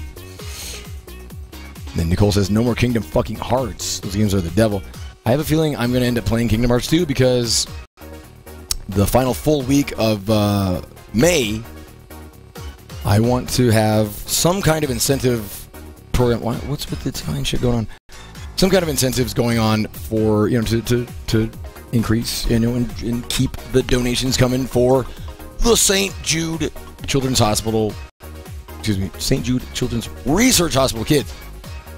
And one of the most obvious goals, which of course I'm going to put at the very fucking top, because it's such a highly sought after experience that everybody wants to see me play through another goddamn Kingdom Hearts game. It's probably going to be one, but I want another one to be like, shove a cactus up my anus, or whatever. Just lighthearted, just kind of little challenges I can make for myself. Like just go find a pile of fresh dog shit and eat it. That's fine. Nothing big. Nothing too scary. Listen, Betsy. Listen, you are gonna make this jump, otherwise we're done. Man, hi. Are those screen protective glasses? They are. No, they're not. They're just, guys. I wear these glasses. I'll tell you right now. I've always wished that I wore glasses. They are absolutely cosmetic. They're for fashion, completely. You know what? And I stand by it. I don't give a shit. People judge. I'm trying to think of it's funny where people draw the lines on what is okay to use to change your appearance and what is not okay. It's like shirt, sure, you can wear whatever kind of shirt you want, long sleeve, short sleeve, button up, hood, whatever. There's all kinds of options. Hat, shoes, socks, pants, whatever. Glasses, no. That is a no-no, because that is absolutely something that you only wear glasses if you need to see, better. Which, it's certainly a reason to wear glasses.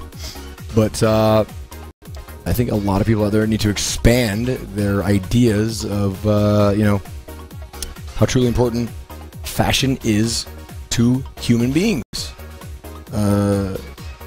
We are able to completely change how we look, and I absolutely believe clothes do make the man. And here's another in the same vein. And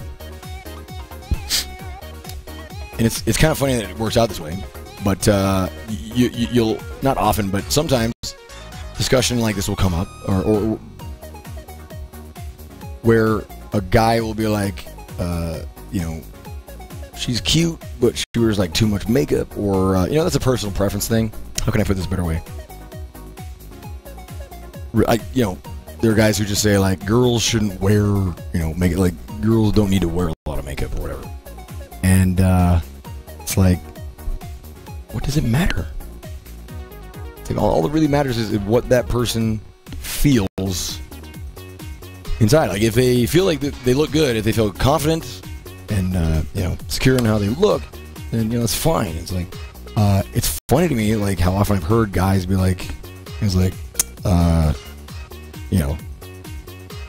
I like girls that don't wear a lot of makeup or whatever. And again, that's just personal preference stuff, so I can't jump on that. But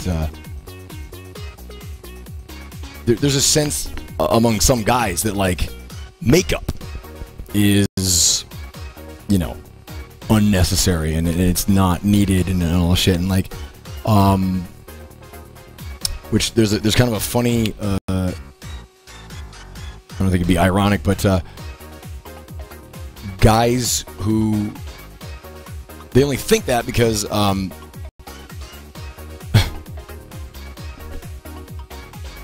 they've probably ran into many girls who absolutely are wearing maybe tons of makeup, but they are wearing makeup. They have whatever the little bit of eyeliner, whatever. But it's very whatever, subtle makeup. But they are wearing makeup, and to that guy, you can't tell. And so, what do they call that? Negative bias? Is that it? Tell me that's what it is. If I squeeze that out of this sleep-deprived brain right now, then I'll be amazed. But anyway, what I'm saying is, I don't give a good goddamn if you judge me for wearing cosmetic glasses. You can go right ahead. I'll keep wearing them. Just like you know what? I'll say this: people in their beloved sunglasses. Do you know how many people I've seen walking around outside when it's not even that bright out? Sun's behind a cloud. In fact, it's probably maybe kind of, not very bright out at all. But, people wear their sunglasses. And you know why? Because they feel cool. And that's fine! I'm just saying, you gotta expand your mind if you're gonna judge me for wearing them. Is it confirmation bias? Yes! Shit. Not negative bias. Confirmation bias. Thank you, Ybot. That was close. It was a bias of some kind. Y'all are dark-sided, is what I'm trying to say. Oh my god. How does she hard? I'm so sorry. Mr. Resub. Talking about some stupid subject like this. Welcome back to Mankind. How does she and you know what? These actually do serve a practical purpose for me. I'll leave you to guess what that is. Alright. Oh, the Mayon. So Mayon was like tempted to sub to man to judge him. You know what? You know what's awesome about that? You don't even have to sub to me to judge me. Right now, you're doing a wonderful job. All of you looking at me on the video screen, sitting there, whatever. Your fucking gut hanging out over your jeans, fucking licking the grease off your fingers from the shitty snack food you're eating. Not getting anything done, obviously, because you're sitting there watching me. You're not being productive. I'm at work, thank you very much. So, y'all can judge me as much as you want. That's why I'm here. I'm a judge sponge. But like excessive profanity says. Keep your fucking opinions to yourself. So good. Anyway, there you go. That's all I have to say about that. Honestly, I love you all. I really do. I think, when this Strian cunt is in my vicinity, I like, it's like, I'm inspired to like try and like, oh my god, I can't even hang with Cody though. Cody goes off on people all the time, and I love it. I love it. I'm always embarrassed. I'm always just like, oh man, I really lost it on that guy, and he didn't deserve that. In the heat of the moment, like, I don't feel that at all. Like right now, I don't give a shit. Later on, I'm always just like, oh man, I shouldn't have done that. They're trying. Later on, out of the heat of the moment, my mind always, I look at it this way. It's just like, you know what? They're just trying to get through this life like me. So, who gives a shit? And, apparently that's my motto of the day. Okay, but fucking Cody just fucking tears people apart. God damn it, lady. Get off of that thing. When you get high, exactly. I swear to God, getting high opens up your like your, you want to say empathy receptors, your nerves. I don't know what the fuck I'm blathering on about, but yes, I get high, and then you think back on what came before or what's going on with you at the time, and it's always heavier, because I mean everything's heavier when you're high, because that's what's so great about being high. Games are more, action scenes are more intense. Comedies are funnier. Colors are more vivid. It's like everything's more of it. So it's was that Zeke's? Oh, Zeke. Hold on. Is that his? Is that his, like, wheezing thing from... What was he doing today? Oh, my God. Never mind. That was his fucking Dark Souls 2 character that he made.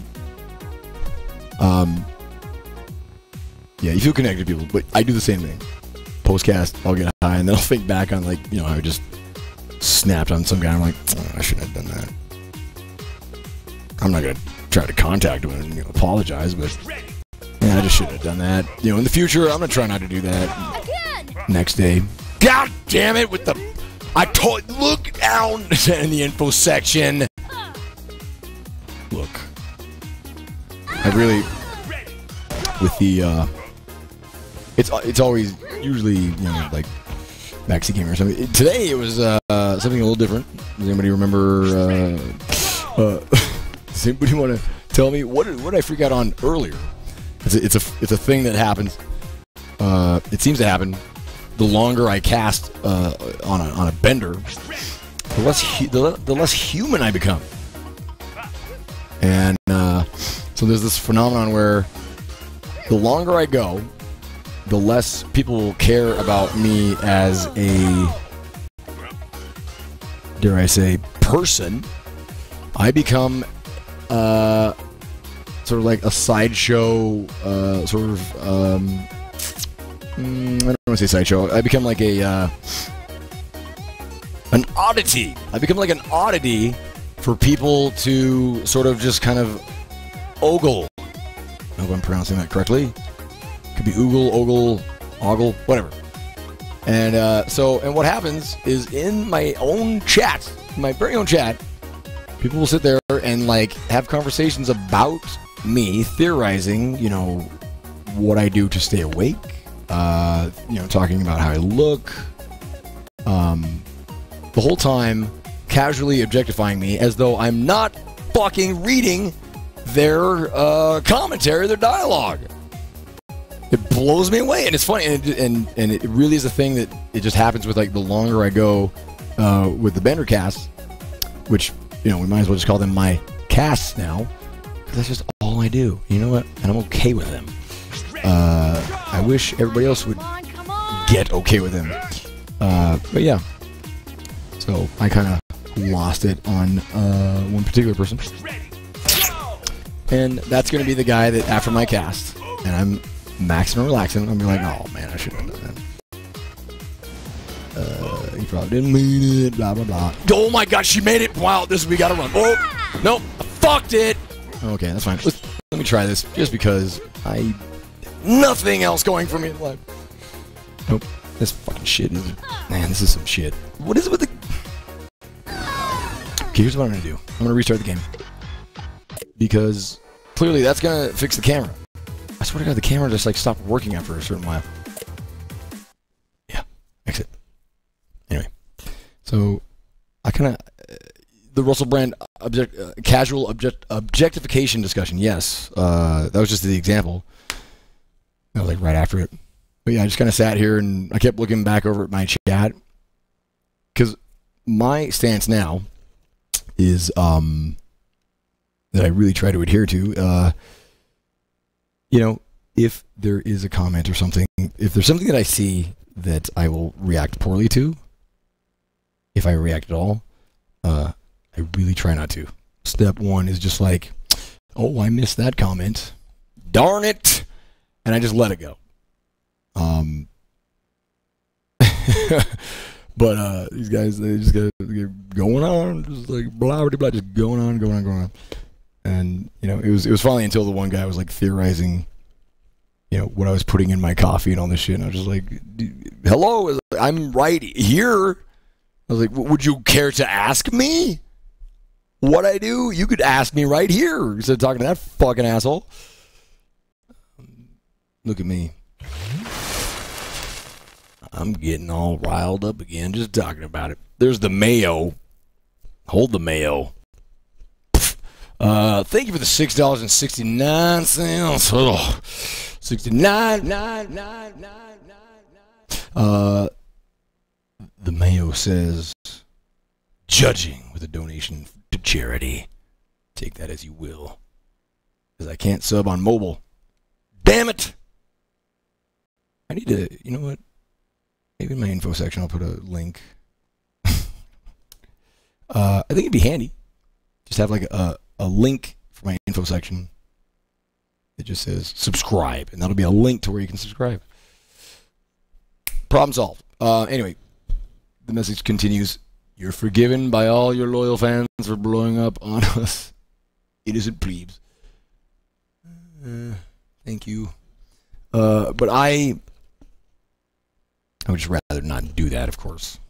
I don't want to. I don't want to be like, oh, so it's fine? All right. Well, fuck you. All right. Hold on.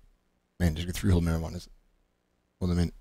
How do you take my coffee? With a heaping teaspoon of sugar and 1 giant crack rock. I just kind of chew it down like rock candy. You ever heard of Big Rock Candy Mountain? I go to Big Crack Candy Mountain. Here. What is this? Final Fantasy for the after years. Okay. Let's get in. Let's get in. I ain't forgiving shit. That was my first thought. I was like, well, I'm sure you certainly don't speak on behalf of everybody, but I'm glad that you don't mind. There's a little Adderall in the coffee. Yeah. I honestly, guys,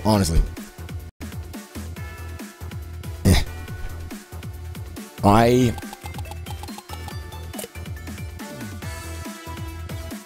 cannot believe how close I am to getting this.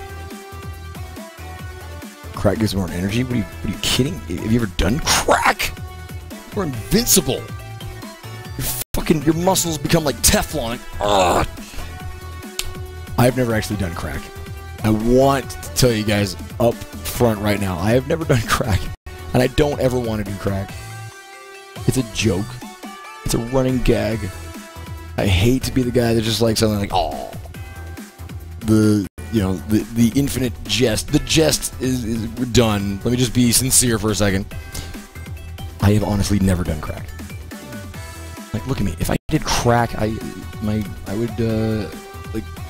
probably like just disintegrate into a pile of powder. Hold on. Man. Come on, 90s Hank Redemption. You know, Roxy Bell, and the thing is, Action Hank. Right now, like at this point in my life, I'm 35 years old. I feel like I'm okay. I'm okay with something, just like not experiencing that thing. Because I've experienced a lot. I've experienced a lot of things.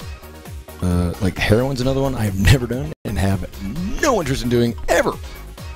Maybe on my deathbed, I'll be like, could you just go give me like a big old fucking bit of heroin, and I'll go out kind of like Aldous Huxley did, except instead of receiving an injection of, was it acid or was it mescaline? Anyway, Aldous Huxley on his deathbed, as he was dying, received a pretty tremendous dose of acid, I think. Which, by the way, is fucking crazy! I don't know why it would matter. I mean, at that point, it's like, ramifications would be like, oh, well, I guess I'm gonna feel it for like 5 seconds, but imagine if your last trip was bad. And you died thinking that you were like, burning in hell and that your family members all hated you and like, because have you ever had a bad trip? Oh my god. It take like months to recover from mentally. What's going on? Ever done amphetamine? Maybe. How many times did you change your Twitch panels? I can't makes one that I like, and I change them like every week. I haven't changed them for quite a while. Mostly because Sucks at Games made them and they look very good. But like, honestly, like everything with my casting setup, like I said earlier, I want to change everything. I've plateaued so long, like way too long with this. What's going on? Trying to play the game and read the shit. Oh, down to the bit. Get down. There you go. Okay, this is it. This is good. We're good. See, I had to laugh earlier again. How JW was making fun of casters who make a lot of noises. It's like he's like, I want to be like those casters that make a bunch of noises, you know, for whatever the thing. And I was like, and I was trying to tell JW earlier. I was like, I'm one of those casters. And that is all involuntary. Okay, that just comes right out. I go into like a trance when I broadcast, and it just stream of consciousness kind of just comes out. So I make a lot of fart noises, a lot of grunting and snorting, and you know what I'm talking about.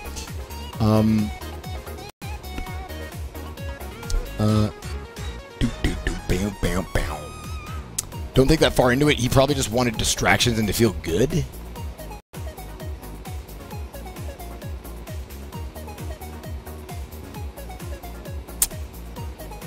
I don't think so. I mean, I don't think so. Aldous Huxley was a huge proponent of hallucinogens. If you could certainly read his essay, The Doors of Perception, which is, yes, of course, the essay that The Doors got their name for the band. The Doors of Perception. Which, that is actually from a quote from some poet. I don't remember his name. And he was like, if the doors of perceptions were cleansed, or no, if the doors of perceptions were opened, or cleansed, something like that. I am just botching the quote. Something like this.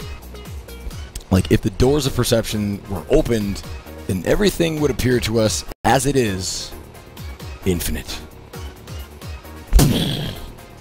Anyway. Alright, what is going on? What is going on? Some poet guy writing poetry down. Who's this? Liffy at Liffy 93! Started the gimmicky Otron. Thank you for your continued support. Join us in the Man Cave. We're talking about stuff. Thank you. Okay.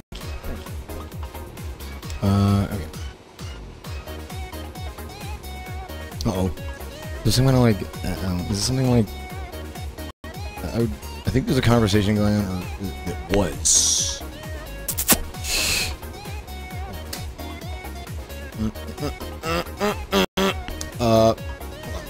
There's Jeff.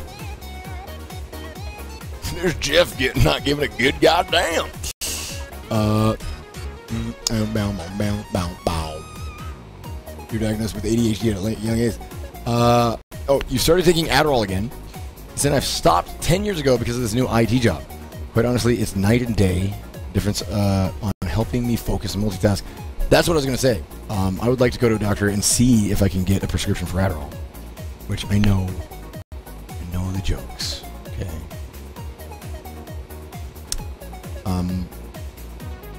People are like, yeah, that's exactly what you need, Adderall.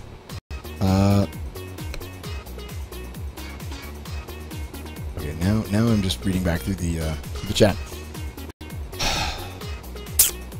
There it is, Jojo Jopo. If the doors of perception were cleansed, everything would appear to man as it is, infinite. For man has closed himself up till he sees all things through narrow chinks of his cabin. That's I think a big part of Aldous Huxley's theories on like how hallucinogenic drugs affect your brain. He described it as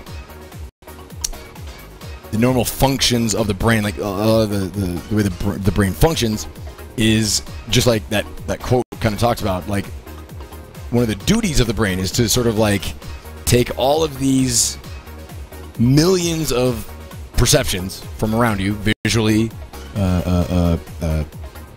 orally,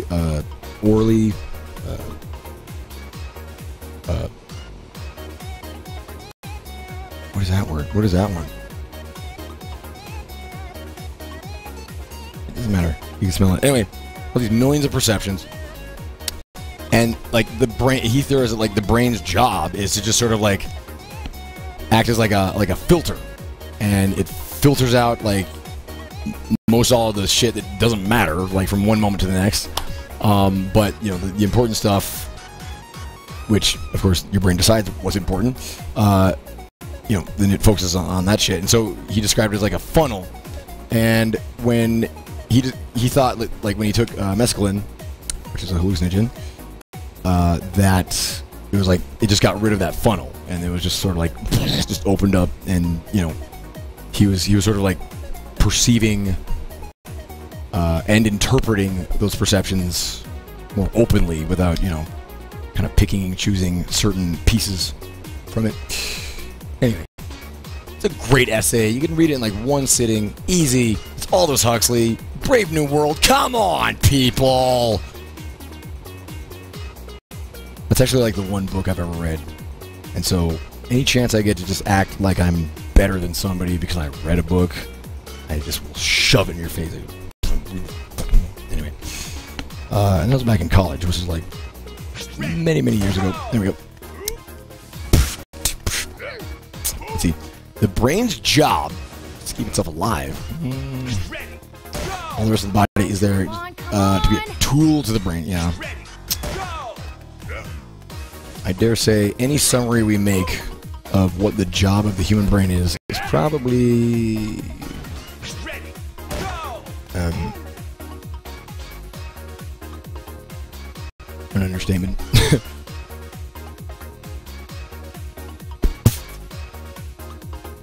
Hold on. Shit. Because I know that my brain does shit daily. In fact, most of what my brain does has nothing to do with, you know, keeping me alive at all. Like this video game I'm playing poorly. By the way, this is Action Hank. You should absolutely check it out. I'm making it look very boring by, like, waiting, you know, 15 minutes between each run, as well as sucking. You should know, though, this is, like, you know, I believe one of, if not the final challenge.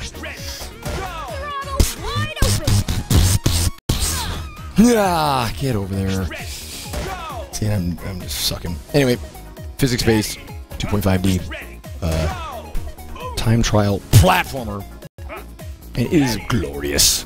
Glorious! Get up there. We made it. We made it. Oh, what is with the camera? And the camera's still fucking... Again! The camera's fucking up, man. Whoa, whoa, whoa, whoa, whoa, whoa. I'm glad I'm not imprisoned in the scrotum of doom either. That was not fun. I didn't make it. This jump right here, it's a bitch. And then the rest of the track after that jump, bigger bitch. More bitches. Wow! The yell, the key shout helps me play better. So, that's another thing that I've developed. Ha!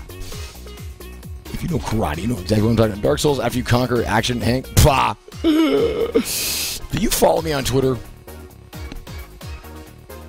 I actually tweeted about that earlier. I would say there's a very, very good chance there will be no Dark Souls 2 segment after this. You know. I could push myself, but, you know, why do that? I can always take a break between games and come back another day. You don't Twitter? Okay. You know, it might be a thing to look into. Twitter is pretty happening spot. A lot of cool people on it. You gotta be shitting me with this. Come on. Ha! Nope. Did I miss something? There we go.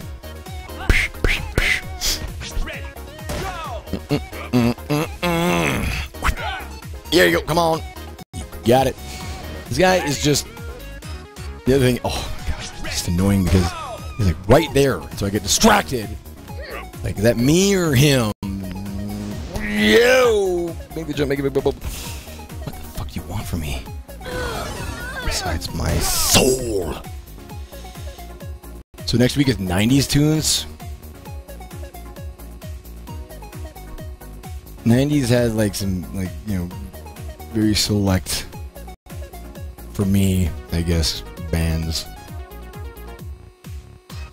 I think we could do that, but it would end up just being like Tool's entire discography. You know, some Nirvana. Oh God, the 90s were just. I was not a big 90s guy. Yeah, 90s is when like the fucking new metal thing was taking off. It was like, what else? What else was going on in the 90s? I always, when I think of 90s music, here's what I think of. You know what? I'm gonna play.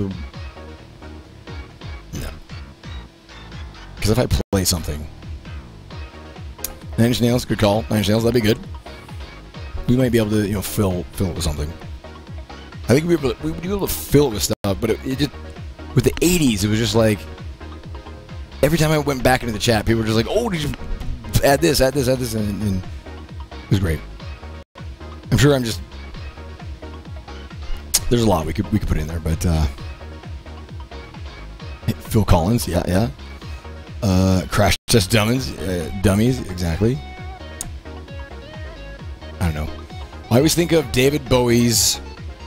If you bought Changes Bowie, which was like a best of collection for him, they had the version of Fame that they put on that greatest hits collection was like this 90s remix. And what they essentially did was take a timeless classic, sort of like plastic funk song and shit all over it with like the audio equivalent of like wet diarrhea, and then they just put that on the collection. Like, there you go, we fixed it for you. We gave it some 90s sort of like house beats and removed everything that was good about it. You're welcome. I wanted to listen to it actually. I wasn't gonna do it, but you know, another thing is, I'm kind of itching to use my Spotify account now. Now that I've gone premium, I can just listen to literally any music in the world. Ha! Yeah, I don't know how long I'm gonna keep the premium. It was a split decision at the moment because I was like, I really don't want this playing ads. Sons of bitches. Changes Bowie. Changes Bowie. There it is. There it is. I gotta hear this because I remember listening to it and I remember feeling duped because it was actually the first version of Fame that I ever heard, and then I remember hearing the album version and thinking like, this is so different, but it's so better. Hold on. Oh, is excessive profanity? Are you still here? And are you able to type on the keyboard? Options. How many times have I gone in here and muted the music? I'm sorry. Oh, baby. You're such a tired boy. Fuck yeah, I am. Oh, man, I'm honored every damn time. You guys, by the way, follow that man. Excessive profanity. Unless swearing, if you're offended by swearing. And Australian accents. Dude, I was just getting ready to make like a big old move. Like I was like gonna load up like the Bowie and you know, play the game and, you know, chat. Anyway, excessive profanity. I was just curious, really quick. I was wondering, just like a real quick summary of like, what did you think of Rogue Legacy? I'm just curious.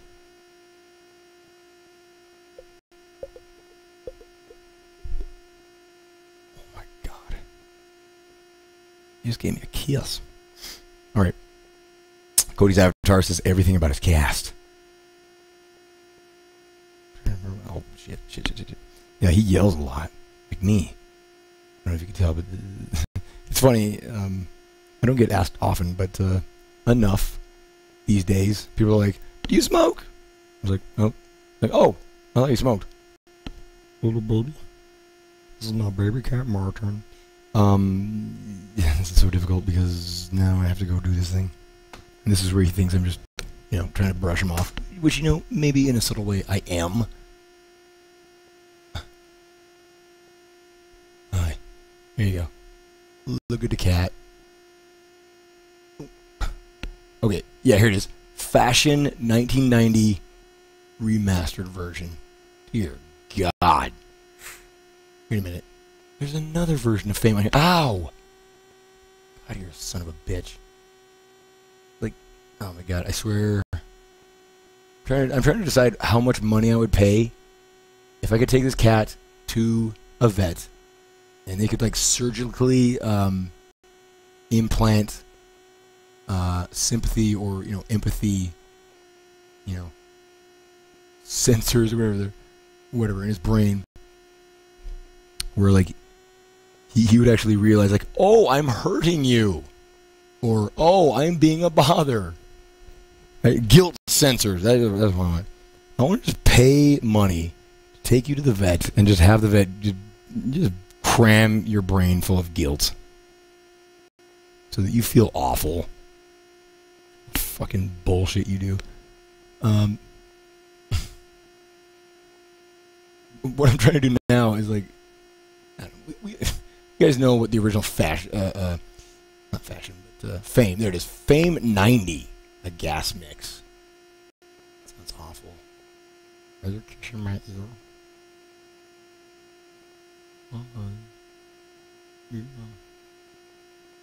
You're a very handsome boy. This is Martin, by the way. Won't Martin murder the vet? Yep, that's the problem. That's part of the problem that I have with him right now. Hey, yeah. Jesus Christ. What are you doing? That's fine. I'll pet you over there. This isn't awkward at all. Okay, let's, hi. Would you just fucking play the Fame thing? Fame 90. Gas mix.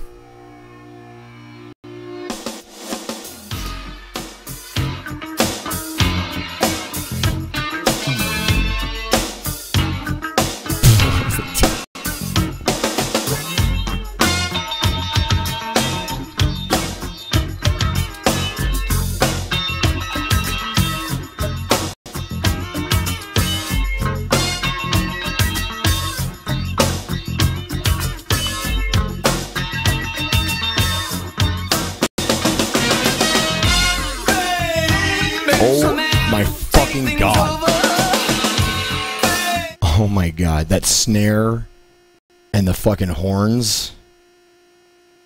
Let me just really quick. Keep it in your mind. The original. Recorded, by the way, with John Lennon. Here you go. The original.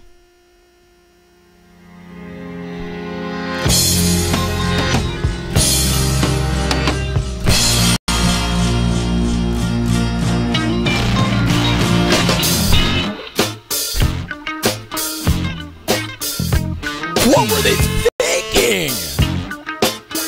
So much better! What the fuck were they thinking?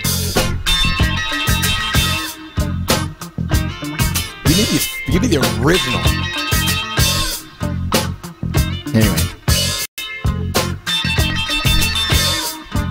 Like, fame makes a man take things over. Fame makes him loose, hard to swallow. Fame puts you down where things are hollow. Fame, fame, the brain is just the flame. I mean, I just, hold on. I gotta hear it one more time. One more time. Fame 90.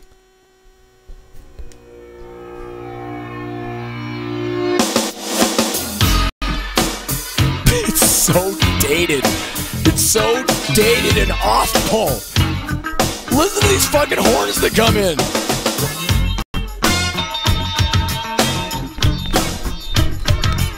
Wait, what the fuck? What?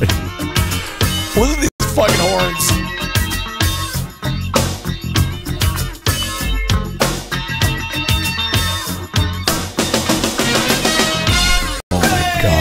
Get this fucking shit. Oh, it's awful. So, the reason I brought that up, the reason I was talking about that is why I am really, I don't really want to, like, do, like, sort of like a 90s music cue. Because a lot of music in the 90s sucked. Anyway, I'm probably just looking back on it negatively. I don't know why. Gosh, that's awful. That's the main reason, though. When I think of, like, 90s music, it's just like... But there's good music. There's absolutely good music. There's good shit in every year. Every year, good shit comes out, bad shit comes out. Usually more bad shit than good shit. So you gotta seek out the good shit. Yeah, exactly. I'd much rather go back to the 70s. And even, like, back to the 60s before that. Fuck, I'd even do the 50s and the 40s. And then we get to the 90s, and I'm like, oh, God. The horns make you think of Peter Gabriel. Oh, that's sad. Because Peter Gabriel is better than that. I don't know, I feel really bad. Because I know I'm like shitting on horn players, and I know that Blue Fire. Blue Fire is a music teacher, I believe, right? Who also plays the trombone. Music is music, man. You can play some digitalism now. You don't have to, of course. Why didn't you just type out, like, play some fucking digitalism? No. You love Zero's music? Well, like banging on boulders with like a branch. You see what I did there? I shit my pants. I do want to listen to the music. Definitely not the 90s remix of Fame. Hendrix. No. Yeah. Oh, you were! Okay, you were. Well, I feel like I just brought up a very sore subject. So for that, I am an asshole. And sorry. That funky music. White lad. And what... I do apologize. I'm very indecisive right now because I haven't slept for a while. And I've been listening to a lot of music. And so stuff that would be sort of like my go-to stuff right now. I've already listened to it. No, definitely not playing Hendrix. Blue Fire. You guys should also, if you are so inclined, check out Blue Fire 132. He broadcasts as well. He's a fucking funny guy. He's also a really cool guy. He did a couple marathons raising money for his friends. One, I believe, for like surgery for his friend. Another one, for, a friend got in the car wreck. Anyway, bottom line, good guy, funny. I no longer teach. Fuck kids. My knowledge is mine, bitches. I'm gonna stow it. Oh, man. Man doesn't like Hendrix? Oh, God. You know what? Let me put it this way. No, I hate Hendrix. I don't mind Hendrix, but to be honest, and I know there's buzzing. This is where I need to pick the music and just get going. What am I going to listen to? What am I going to listen to? Just get the fucking... What's going to push me over the top? What's going to hype me up to, like, you know, get going here? We were listening to rock earlier, and God, why? The buzzing, I hear it. Put on some Supertramp. Somebody's been requesting Supertramp here all day. That is so illogical.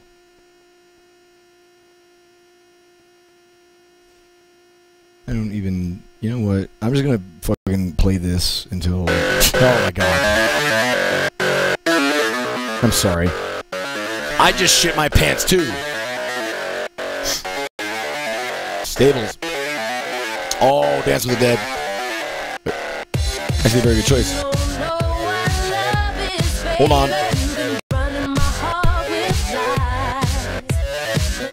We can play some Select. What's funny is this is the second time I played this on this cast. Yeah, I've been going a while. It's called Voo Voo Voo by Mastercraft. And that's a lot of this. Sorry. What am I missing? Play the goddamn game!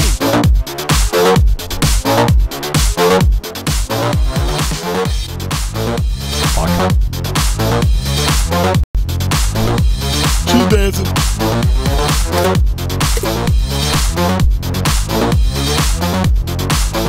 Fat.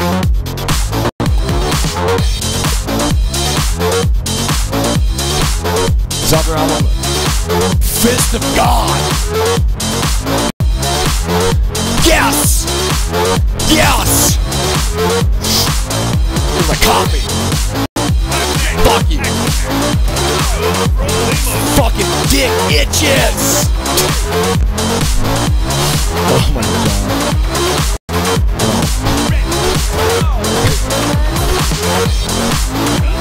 Get over there. That's what you're talking about! Fucking idiot! Doggone! Oh!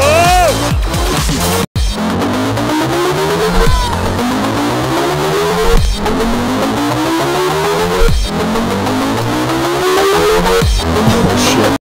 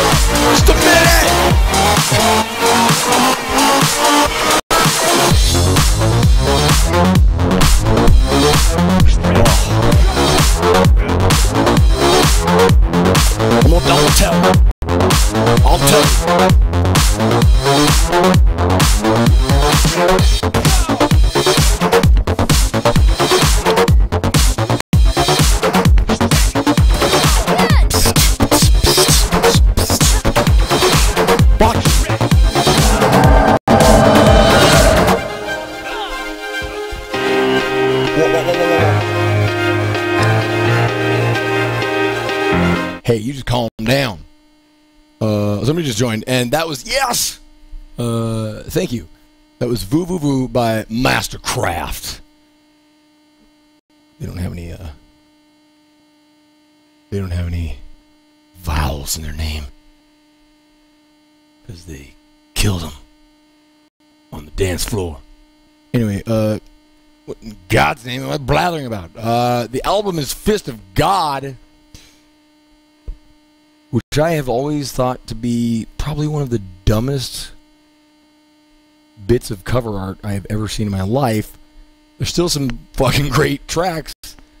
It's just, I don't know what happened to those guys. Apparently, okay, if you've ever heard of the duo Death from Above 1979, JFK, he's half of Mastercraft. He's also half of Death from Above 1979, which apparently Death from Above 1979, they're back together, so Mastercraft is, you know, they're on hiatus or some shit. The cover art is fucking weird. The cover art is like cheesy as fuck. Like, let me welcome some people here. Yeah, JFK's live. Yes! And he DJs like a mad cunt. Hold on. What are we doing here? Let me welcome some people here. There's just always too many things going on. And I'm so bad at like transitioning. It's like, wait, hold everything. Big, awkward, annoying pause. Motley Vanderbeek. Both of you, you're in the man cave. Welcome back to mankind. Thank you very much for that support. But yeah, Mastercraft, they make some really like raw kind of like electro, and I love it. Hold on, especially JFK alone. The actual track, the title track, Fist of God, not bad either. We're gonna play it in just a minute once we welcome good old drunken something. God damn it. Drunken Noble. Welcome back to mankind. How are the chains going? I appreciate the continued support so very much. That was like one of the worst jokes ever. Confusing and dumb. So, without further ado, I'm going to shut my big yapper and I'm going to play the title track from Mastercraft's Fist of God. It's called Fist of God.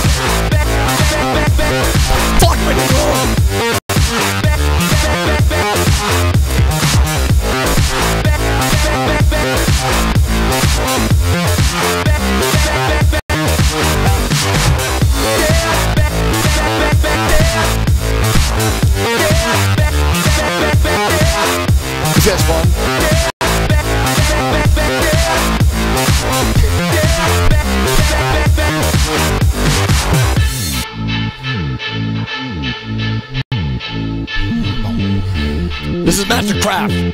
Mastercraft.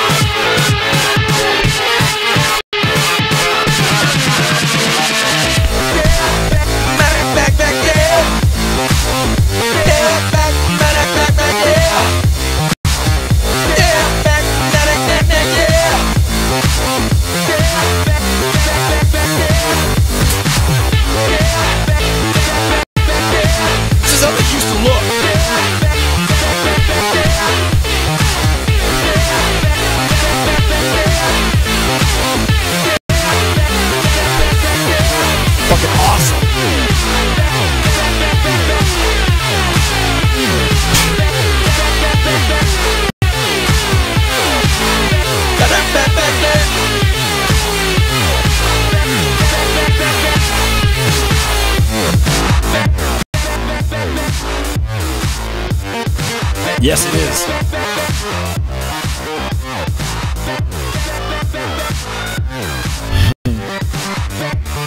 Back, yeah.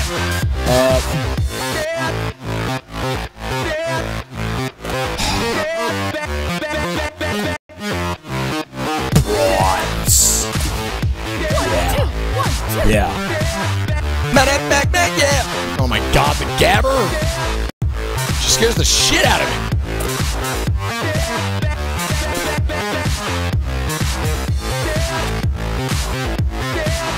She's fine. Oh my God, baby, she's fine. Jesus! What the fuck is wrong with your face? Get away from me! That ain't back, yeah! Shit. Anyway, ow.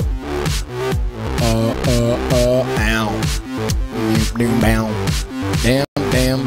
Okay, I hate to kill the music like that. But I am the worst DJ in the world. DJ Man in the mix. Alright.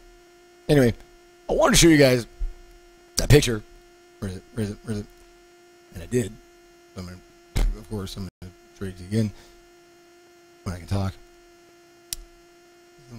My casket's so disjointed and shitty.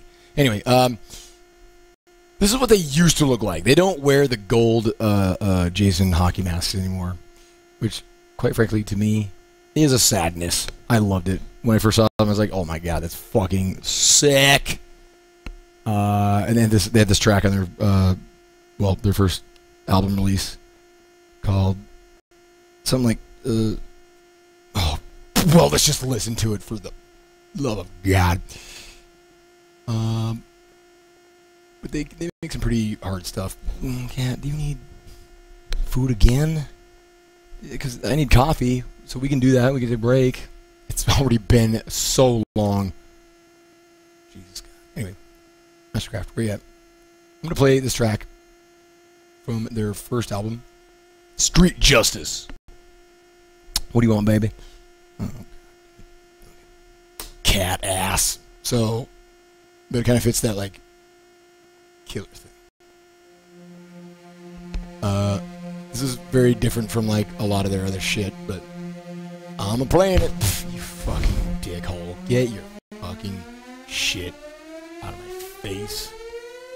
Listen, you dick. Hi, baby. It's just a killing on the dance floor. You know what? You know what I just realized? Another killing on the dance floor. I don't think this track has aged very well. It's just a killing on the dance floor. Especially after playing like some of their harder, like raw shit.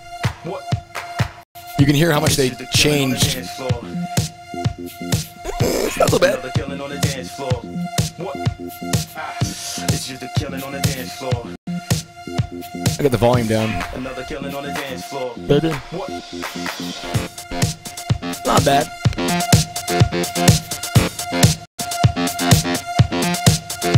Wait. Are you done? It's just a killing on the dance floor. Anyway, it's a decent song.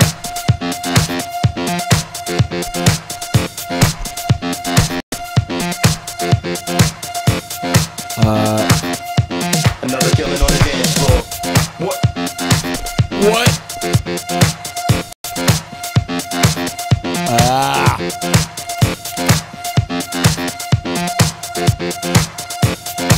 Okay.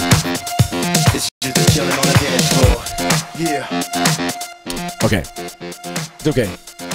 It's okay. That's where they came from. But JFK, half of MasterCraft, and he's now in Death from Above 1979. He did this remix of a track called Is You. I'm just gonna play that. This is pretty raw. I'm in the mood for it. And he tries to squish as like many fucking like hi-hat rides into a track, and it's just, I love it. Anyway, play the goddamn game. Okay.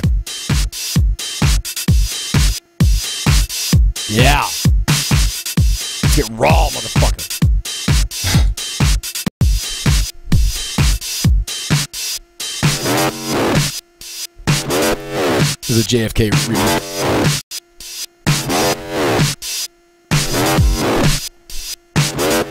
She's dancing.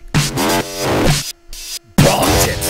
No pain, no gain. Fucking A.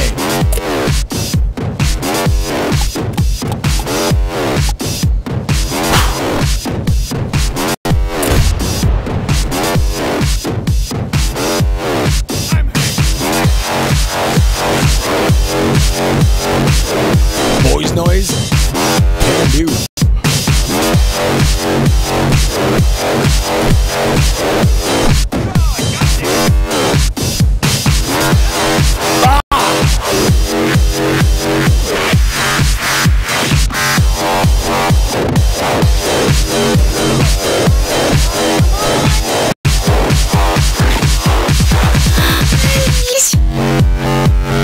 Nothing is loud enough for me. Want my ears to bleed.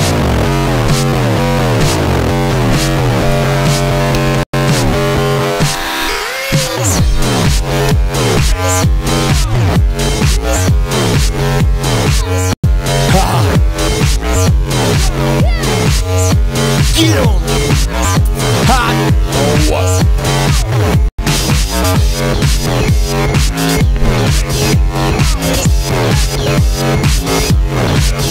Hot. Fucking asshole.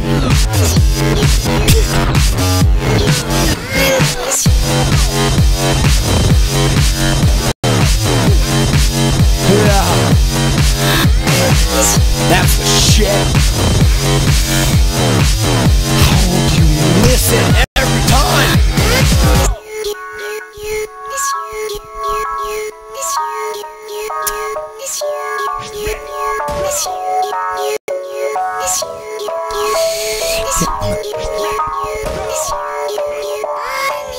I haven't heard the new Chemical Brothers. Is it good?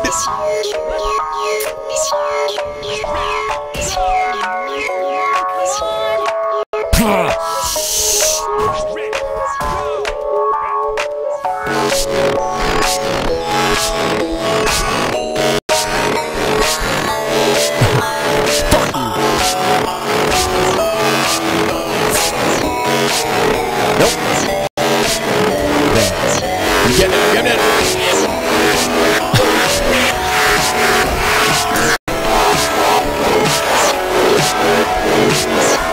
That's it. Ah! Fucking asshole. Ah!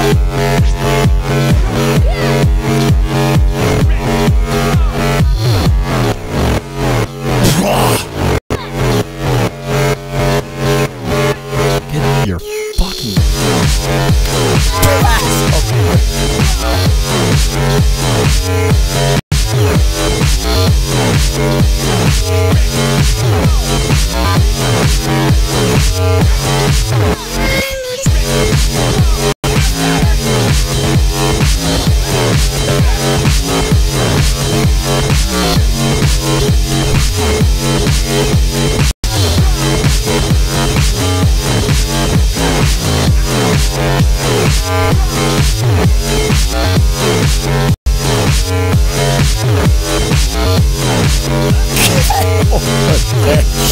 you silly twat! Sit down! Oh.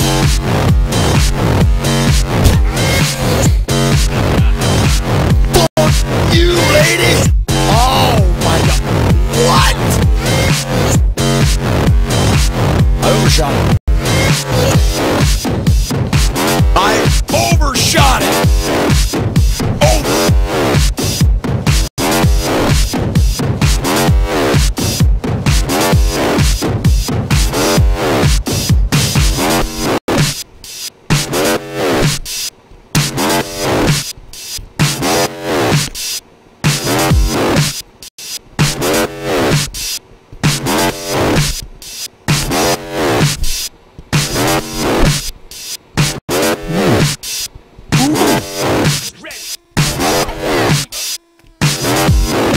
Oh, shithead. Bam. Say what?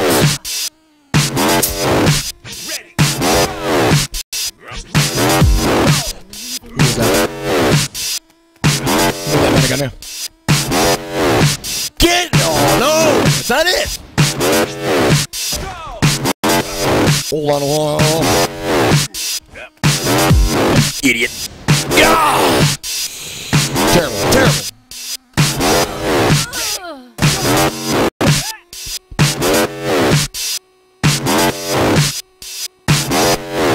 This is for DJs to mix if they're having trouble beat matching. He went ahead and he did you solid. That's a joke.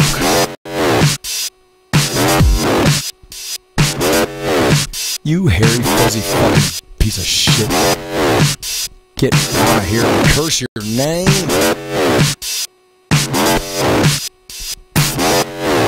Hi, baby.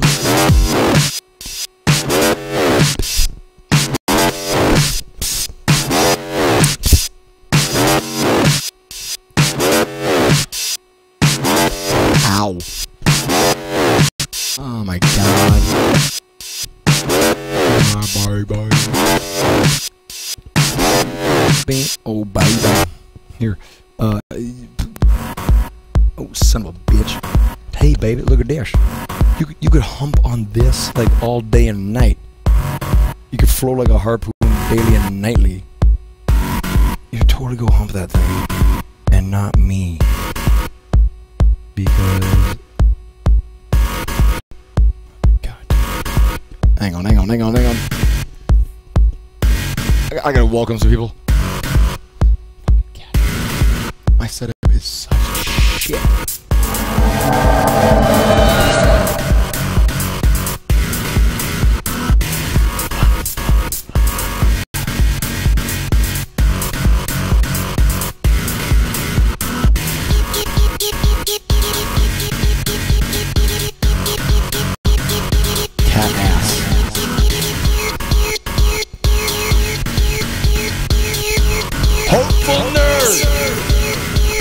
Welcome to mankind!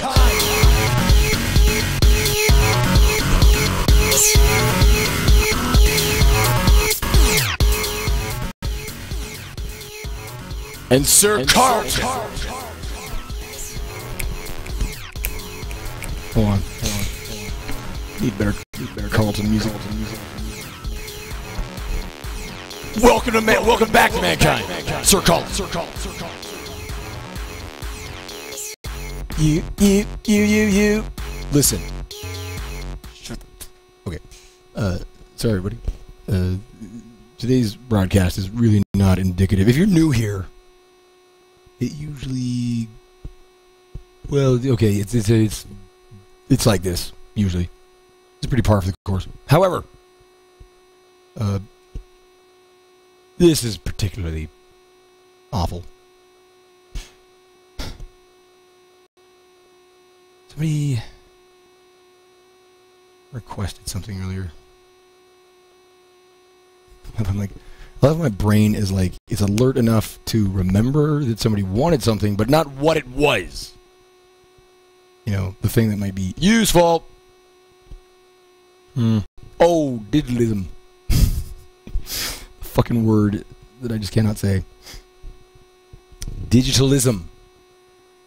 Seriously, digitalism. Say it yourself.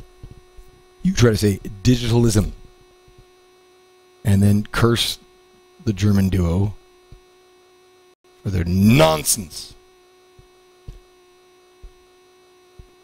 What are we doing? Can't stop bobbing. Fucking this thing. I gotta get rid of that too. There's a reason. Play magnets? You got it. It's not very hard to get me to play digitalism. The album is Idealism. Idealism. I could say idealism all day long. They chose to call themselves digitalism. Just say it really slow and keep track of like the acrobatics that your tongue has to pull off to say digitalism. Sorry. It's also... There's a possibility that I'm also brain damaged. Oh, crank this shit. This is a German duo, by the way. The name of the group is Digitalism. Play a video game now.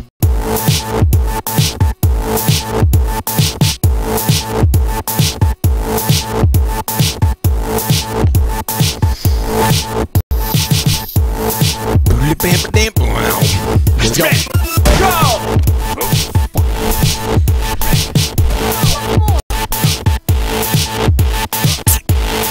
What? Ah!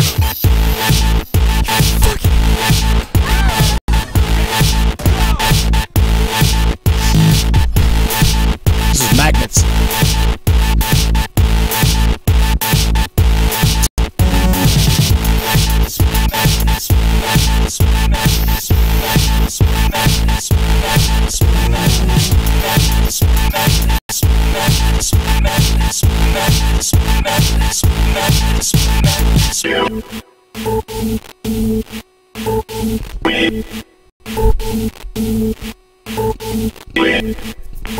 Volume adjusting. For me!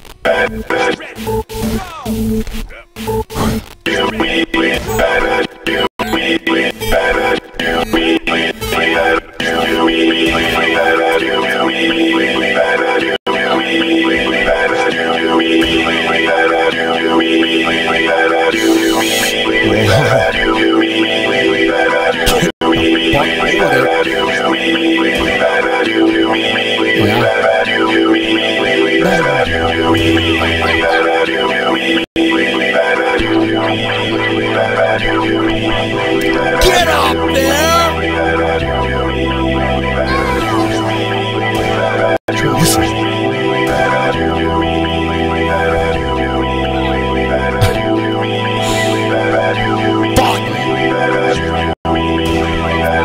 Blitz. I'm like an blitz. Hot. Yeah, motherfucker. Oh.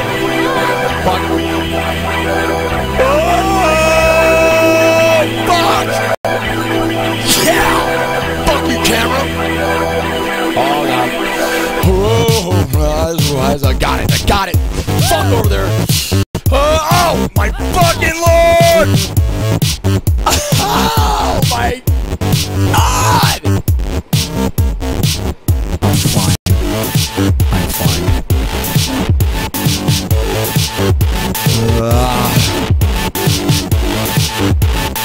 Do we do Lady Gaga? No. I don't have any Lady Gaga.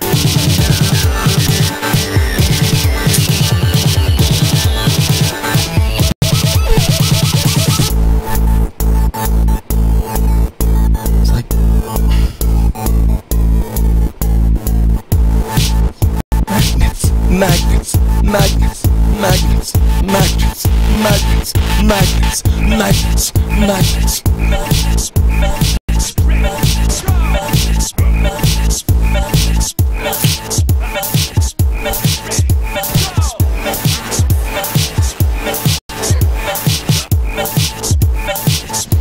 get the fuck over there!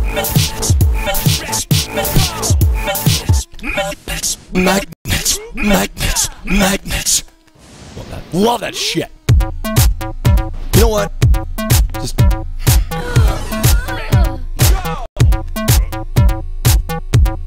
look. Just I love this track. I love that track a whole lot. But I was listening to it earlier, and that's just where I'm at, man. I'm sweating. I've been doing the same two tracks over and over. I'm not surprised that people have left. They're just like, this is like grade A 100%, unfiltered, uncut, unadulterated shit show.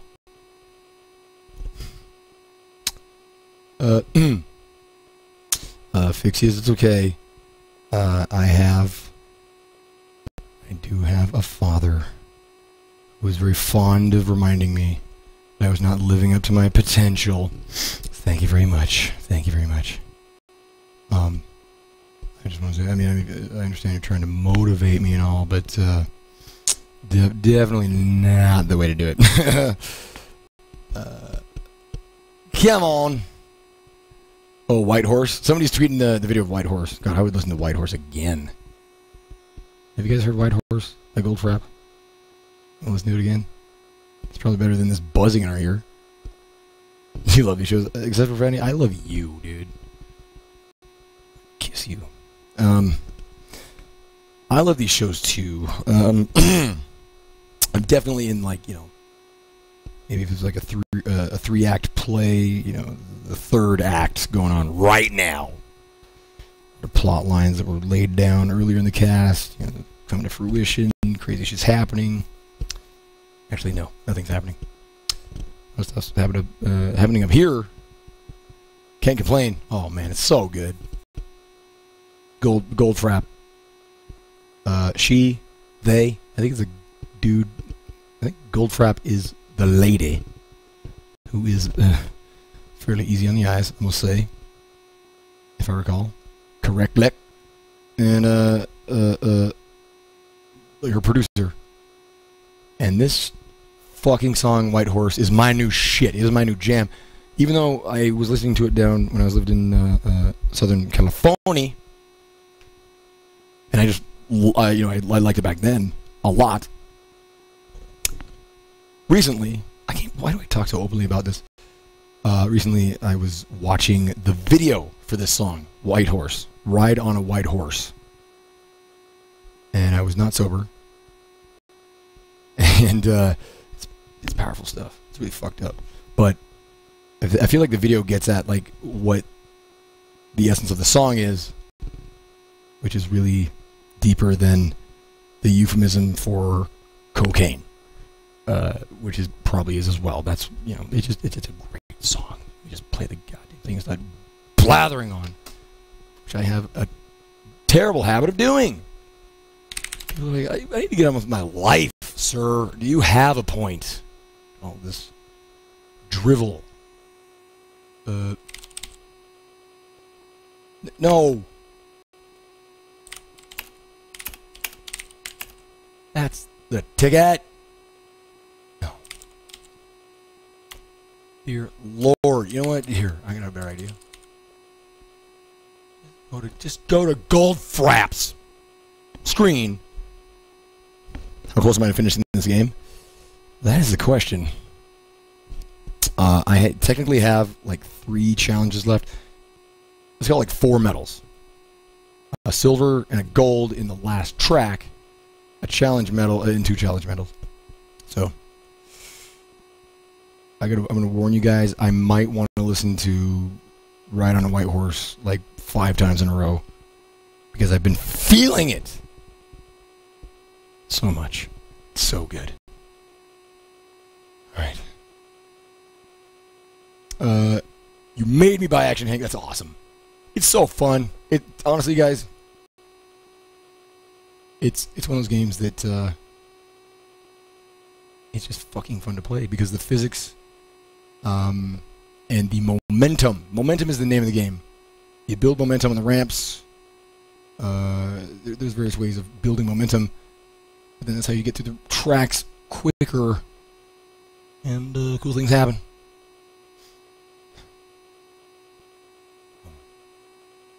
Oh my God, Martin, please. What the fuck is this? Oh my God. Look, the name of the fucking song is White Horse. I really do feel like I'm losing my fucking mind right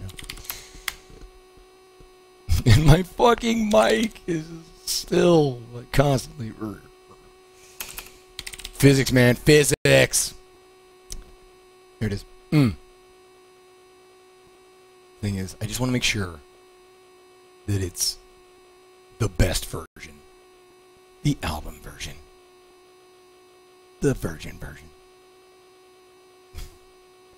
How does this happen? No, look. Hey. Oi. Here it is. 1, 2, 4. Yep. Super Nature. Awesome. Name of the track is Ride a White Horse. I love, to me, what I feel is the theme of the track. Deathridge Craft. It says, hey man, I have 2 Action Hank Steam codes left from what the devs gave me. You might not give them out in chat. Not at all. And, dude, just a reminder, Death Ridgecraft, a fine caster here on Twitch, you might consider checking out. He also plays Action Hank, among other games. Let's listen to White Horse. Ride a White Horse. And I'm going to crank this. It's already cranked, so let's go.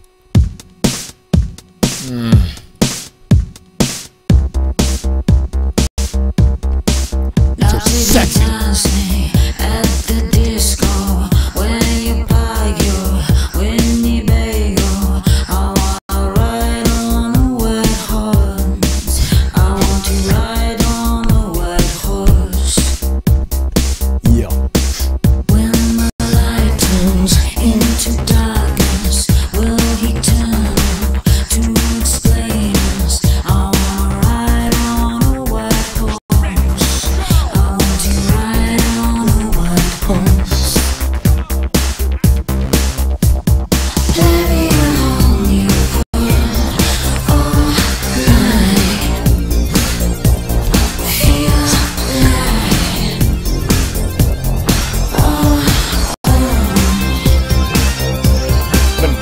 Gap. where's the represents to this world.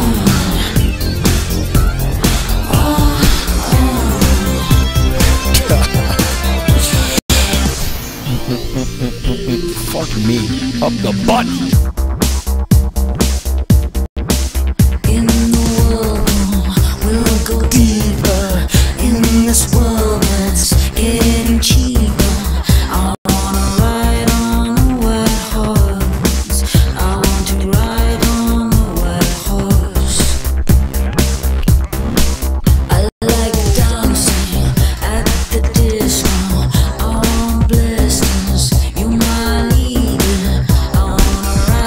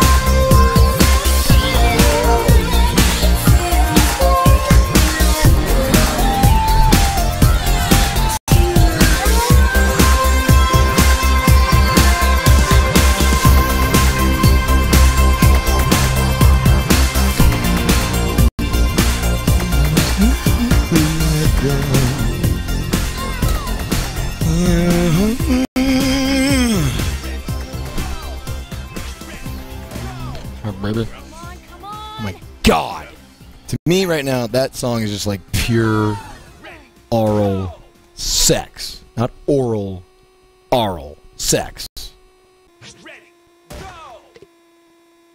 I think I need to take a break. Now take me dancing at the disco when you buy your Winnebago. I wanna ride on a white horse. Shit. I want to ride on a white horse. I love it. When the light turns into darkness, will he turn up to explain us? I wanna ride on a white horse. I want to ride on a white horse. Let me hold you for all night. Feel like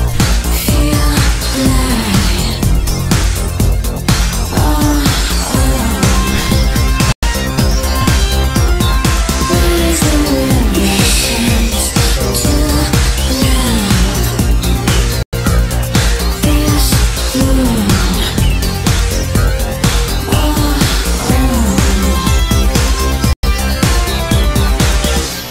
All right, hold on. I'm sorry. It's fine. Anyway, what a mess. It's so funny. In my brain, like in my head, when I hear that song, I'm like the sexiest person on earth. I'm just like, oh my god, I'm just like pure sex. And then I'll open my eyes and see the video player. I was like, oh no, that's okay. Yeah, no, you should probably just settle down, just simmer down. Anyway, that track is so good, and I really say, you know, I would advise, if you like that song at all, you should absolutely check out the video for it, because the video makes the song 10 times cooler. You know what? Same break music. I don't care. So good. Man, my girl just walked in and I just introduced her to you. Hold on. Take a moment here. Okay, man, my girl just walked in. And I just introduced her to you. Her name's Jen. Hi, Jen. Hello. Pleased to make your acquaintance. I don't know why I bowed like I'm like the fucking 1870s or some shit. Your brother-in-law is from Billings. Wow.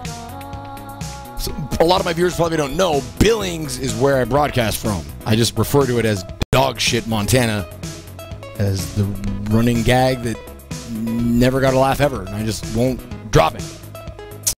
The name of that track I was playing is Ride a White Horse by Gold Frapp. Hold on. So I'm going to take a break. I'm going to get some coffee, do some jumping jacks, throw Martin around like a football. I'm sorry, what? I don't care right now. Yes! And, you know what, dude? Is that the video? Oh my god!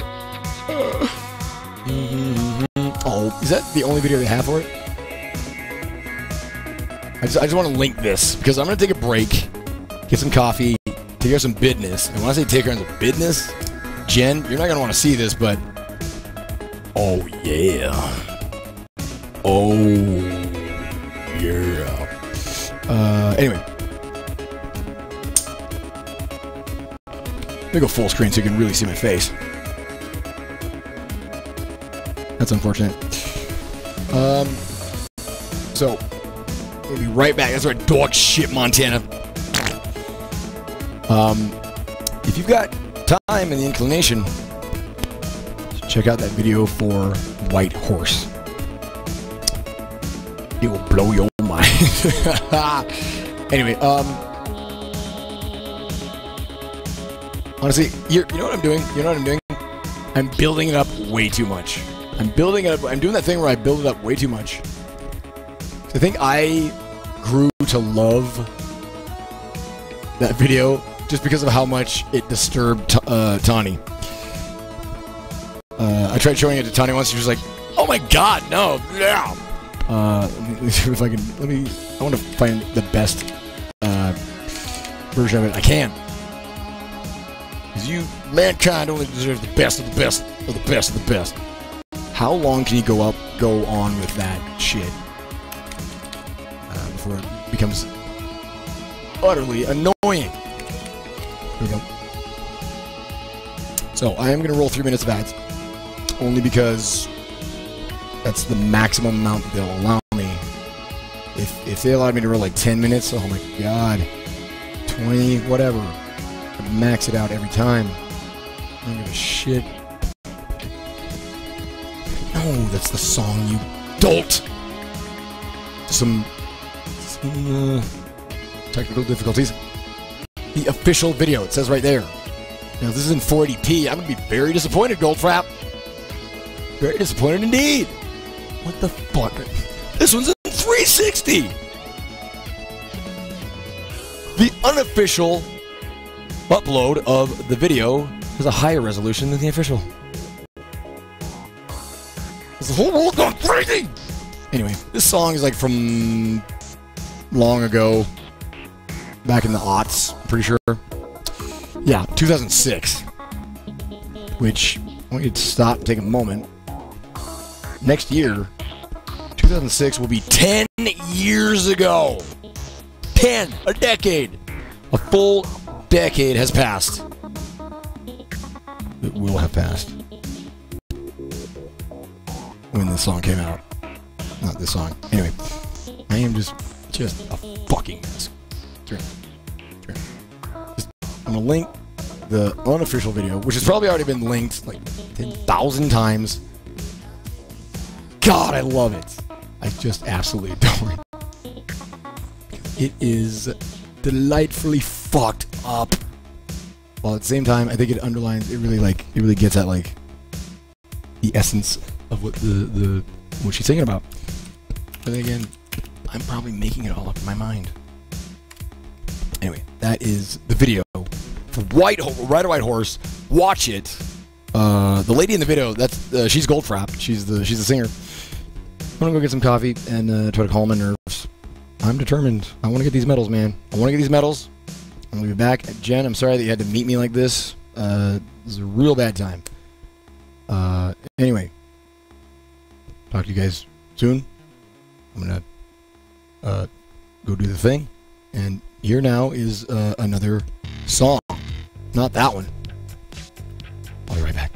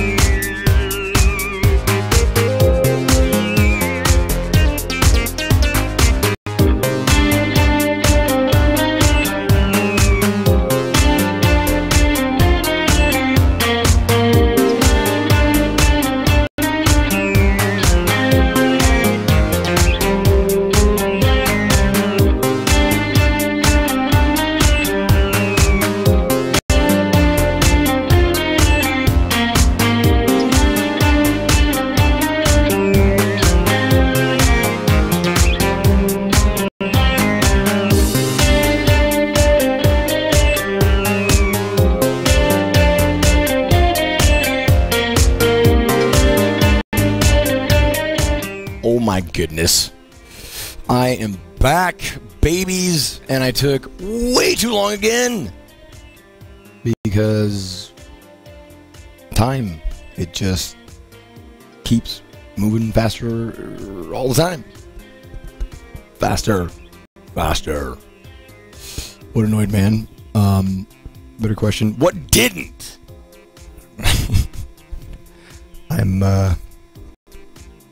I'm just being crazy. Honestly, guys, let me talk about it a little bit when I finish getting my stuff together here. Because as I told you guys at the last break, I know I take so long because I don't take regular breaks. So when I take a break, it's like that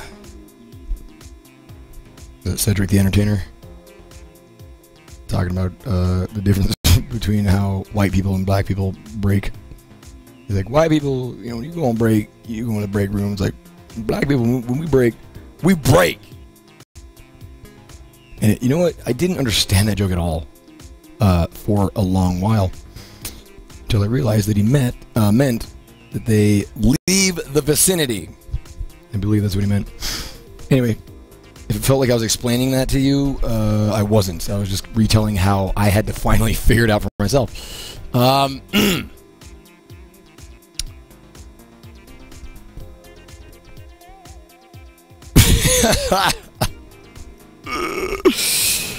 Oh man, I'm really trying to do something. With this whole face hair thing. It's not really working out for me too well. Thank you, Wicked Illman 4. I was like, Wicked Lil Man? Wiggle Man? Did I shower? I wish. No. I just splashed water on my face and put some water in my hair. Some hair care products. Another thing that took a long time, because I know it took quite a while. Look at that. What does that mean? Cat owners know exactly what this guy just did. That's right. He cleaned my anus. Thank you, Martin. It is fresh as a daisy. All right. So I have my coffee. Really quick. I know you might be surprised that I'm not in a real hurry to get back to the game just yet. How many people here watched the video for Ride a White Horse by Goldfrapp? I just want to talk about it just like a little bit. I love it. I don't know why. Oh my god, who brought up Goldfrapp? Was it Nude Eskimo?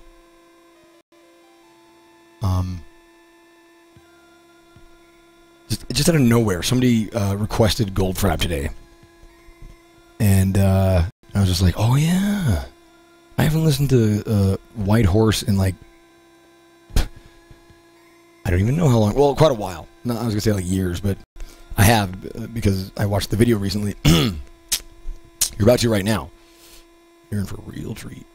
Damn it.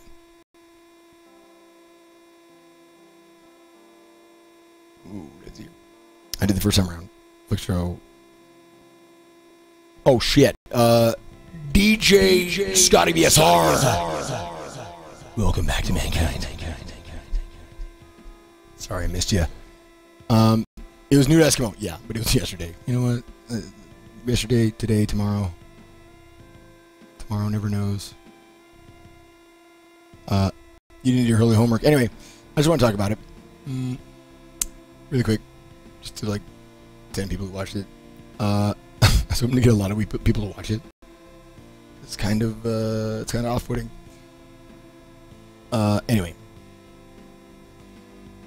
Here you are. Oh my god, this is an anonymous donation came in, $5, and I am not supposed to read this out loud, so I'm going to get a secret message. Hopefully my face doesn't give away too much. Okay.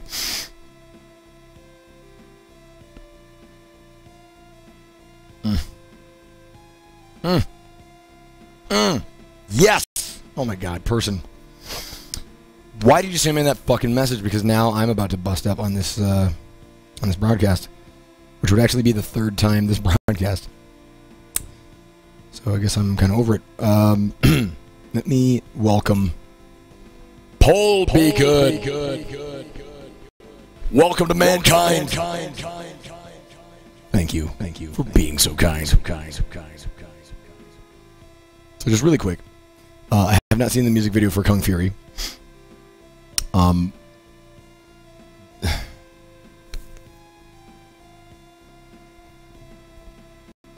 You know what? I'm not going to bore a bunch of people who didn't watch the video for White Horse. Just know that, like, I don't know. You know what? I don't want to talk about it. I don't want to talk about it. I just feel like it gets at the core theme of the song, with its juxtaposition of like the way the song sounds and the lyrics, what she's singing about, and what's going on in the video. And I just think it's brilliant. I think it's absolutely brilliant. It's fucking great. It's special, yeah. It's see, that's the thing. I don't like, the less I say about it, I feel like the better, because like when you start watching it, you're just like, what the fuck is this?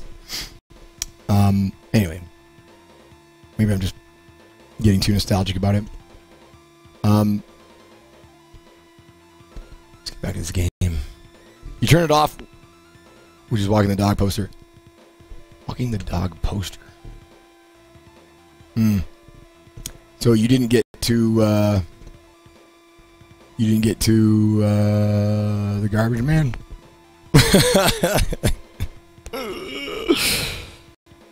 Oh my god. It is just such a fucking crazy video. Fucking crazy. Anyway.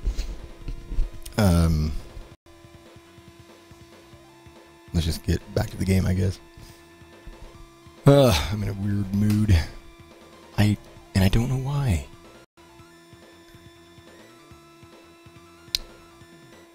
Yes! It's the Kellys!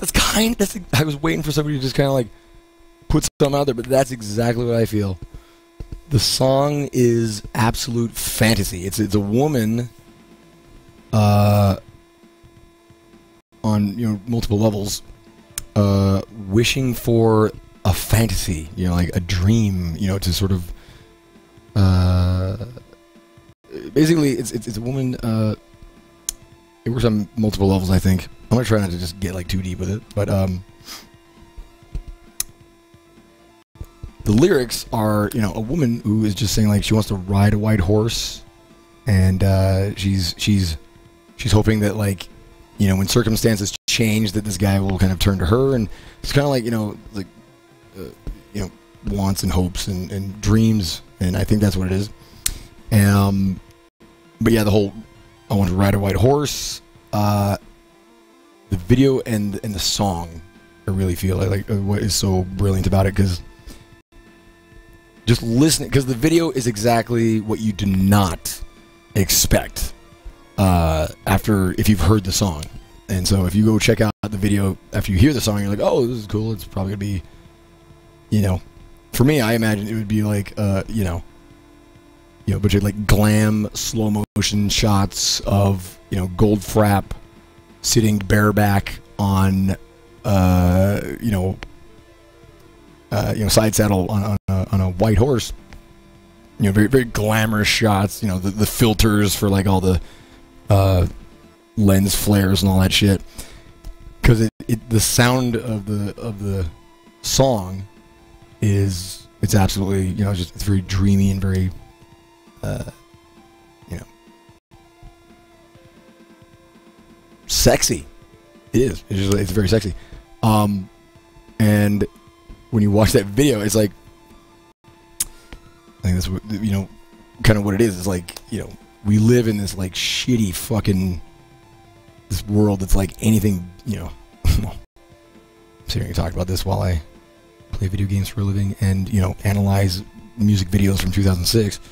and I'm about to say that like the world we live in is shitty and anything but dreamlike. But for what we're talking about, the difference between what the song she wants to be riding the white horse, and it's just this image. I just love the image of like riding a white horse.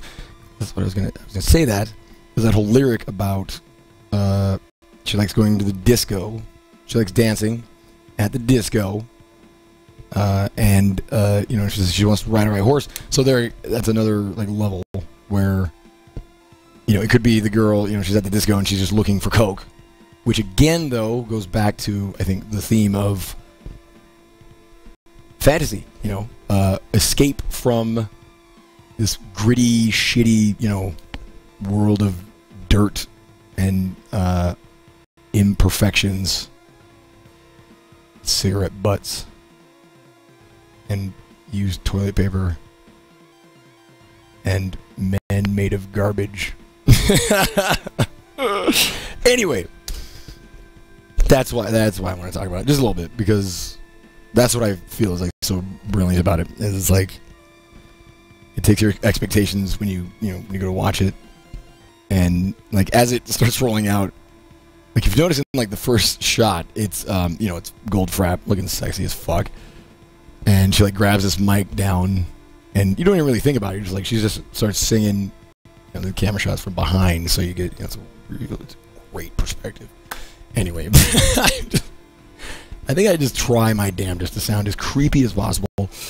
Anyway, she has the microphone and she's singing it, and like at first you don't even notice, but like the microphone is, I think it's like cardboard. It's been a while, but the microphone's like cardboard with like just aluminum foil over it. Yeah. Ground to the grit around her. And the song so escape. Yes, Kelly, you get it. Oh God. Oh, that's refreshing. You get it. That's exactly what I feel. And it just like, I think that's why I love the song so much, is because of the video. Like if the video was not such an awesome like shocking companion piece to it, I'd probably just think of it as like this, another whatever disco fantasy electro house, but whatever. That was me trying to like fit it into a genre, and I was like, I don't really know what the fuck it is. Anyway, it's Goldfrapp. Let's go.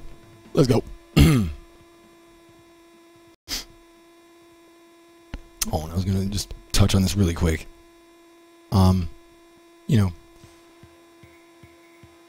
At first, when I first started doing these like casting benders, which have now become like my broadcasts, because I just can't do anything else apparently. I got very annoyed because I wasn't expecting. I didn't think about how the longer I went, the more concerned people would get, and the more of like an issue it would become as I kept going, and so I got very upset and responded poorly, which is that's my forte, responding poorly to shit. And now I don't know what I guess I just don't like to see in the chat is let me just talk about what I don't like to see more. Now what I just don't like to see is people ask how long I've been going, or when I started, or whatever the fuck.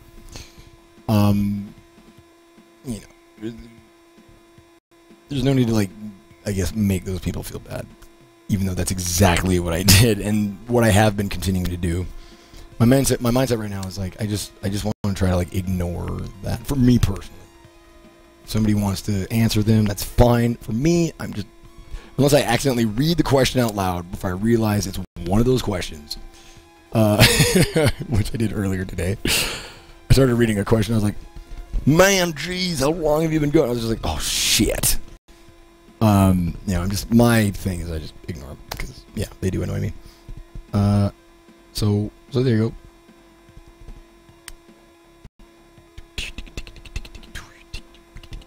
go. Yeah, I feel like the video seriously gives the. Cause yeah, you can't pick up on any of that in the song, and lyrically, there's a lyric in the song that I think gets at that, like the notion that the video gets at, where she says something like, "In the whirlpool, we'll go deeper in this world that's growing cheaper." I think that's getting at that idea, and it's true. I have double standards all over the place, by the way. Like Renee obviously can say whatever she wants to me as well. Renee is what's the word? Untouchable.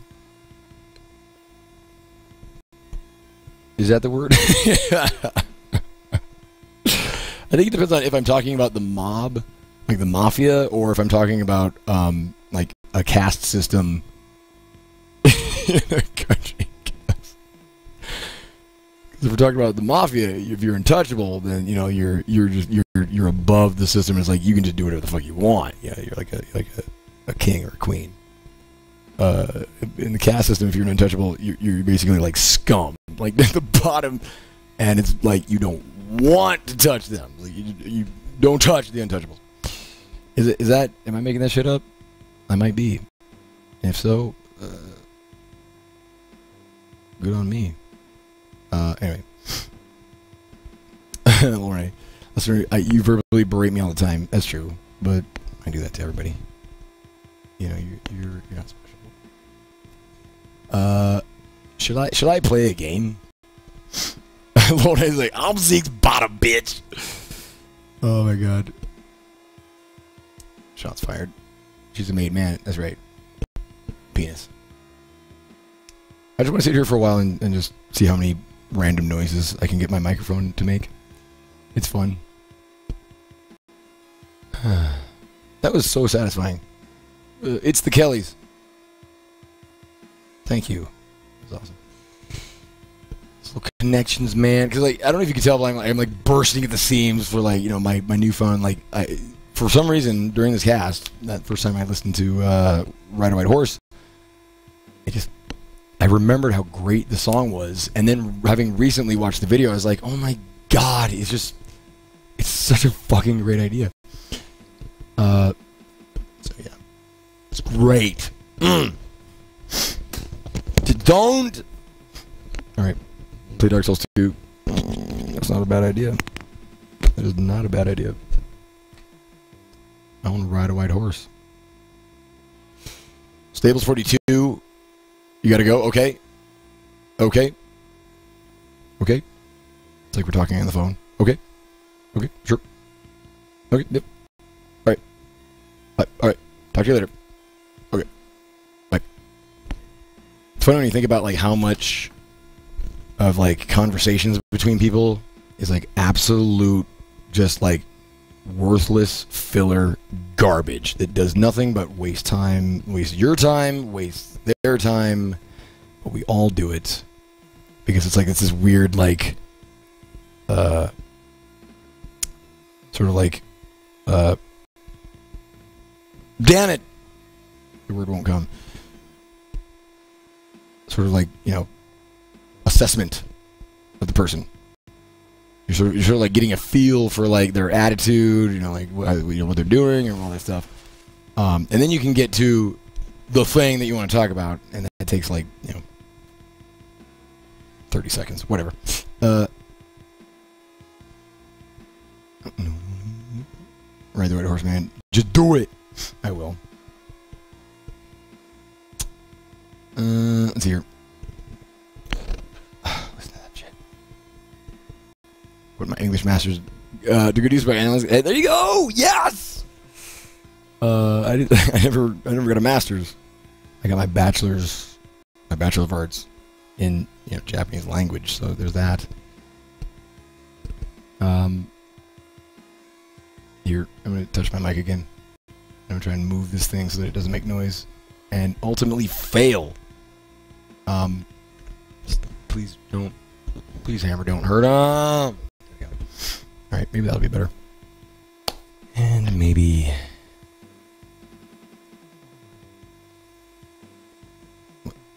They're supposed to do PvEs. It just seems so lackluster after having played Bloodborne several times over.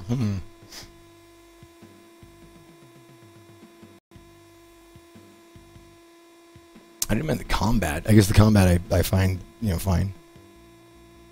There are a lot of things I find better in about Bloodborne, but that's okay. Let's just get back to the game here. What I'm doing is stalling because these tracks I have been playing them for quite some time. We're gonna get there. We're gonna get there. I have coffee. Slow rising boner. Ooh. More like blood boner.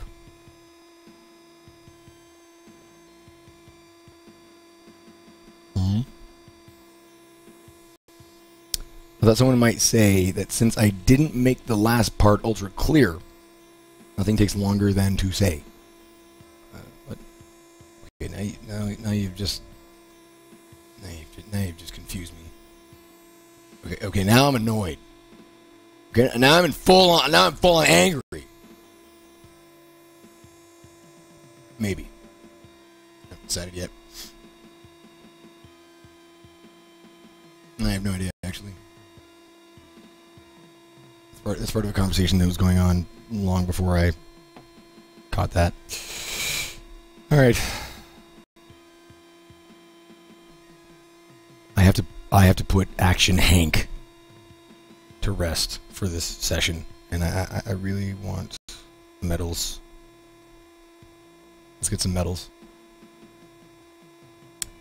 Please no spoilers. Please no Bloodborne spoilers for me, and of course for your fellow viewers in the chat room, whatever. I still have not spoiled that game for myself as much as possible, which is amazing. And it's also amazing that I have not played it in like over a week, because I was legitimately addicted to that game. So maybe I'm actually consciously staying away from it, because if I play it again, I will just get sucked right back in. Alright. I don't want to listen to Shinobi. I want to listen to White Horse. Renee, have you heard the song Ride a White Horse? Are you there? You guys don't know this, but Renee uses like just like a walkie-talkie system. Talk to me.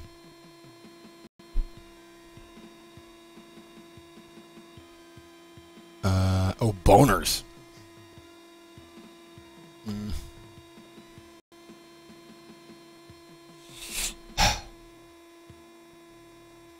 Wait till you get a load of my boner. Okay. He's the reason I bought it. So in a sense, he's the reason why I'm playing Demon Souls through the rest. Oh, difficulty level new. That's so cool, man. And in a way, I'm so jealous of you, getting to play it for the first time. You hated those types of games. Oh, wow. Like, oh, wow, man. Until you play Bloodborne. Bloodborne is exquisite. Julia, you'll talk to me. Julia, please talk to me. Renee will not talk to me right now. She's got me muted.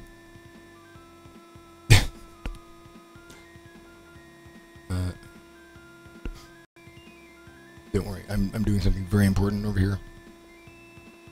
Boomaclotborn. Can we get a verification?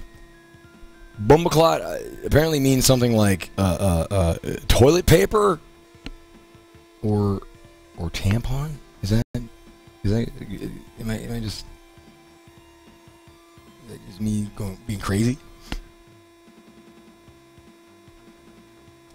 Man, I don't think Carpenter Brute has that song on my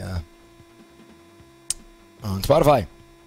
And that is bumming me out big time.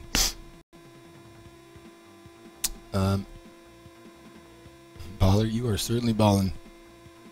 Comments like those. I played the games in such a dumb order. Played Bloodborne, then Dark Souls, Prepare to Die, then Dark Souls 2. That's not such a dumb order. I mean, really the only direct sequels there are Dark Souls and Dark Souls 2, and you play those in order. So it don't matter.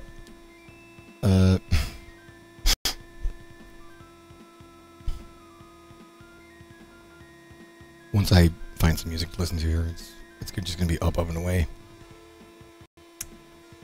Problem is, the more sleep deprived I am, the worse I am at making decisions. Oh my god! Can somebody just like tell me what to listen to?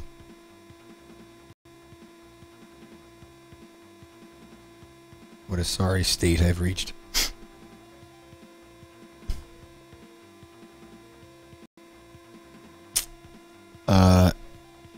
Just a beer, man. RP Jesus 81. I would gladly drink a beer with you, or you know, more. Beetlejuice. Oh, what? That's a movie.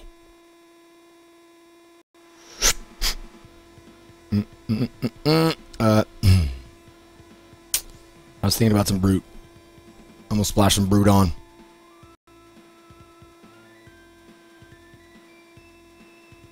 Bananas and blow? Are you... Is that some kind of taunt? Notch! What are you doing here? You're not supposed to be here. Hello. You know what's funny? I was actually listening to some Boards of Canada earlier. And it's very down-tempo. The thing is... It's not good for me right now. I need adrenaline rushes non-stop. You're like, yeah, that's exactly what you need right now. That's going to be the best thing for you.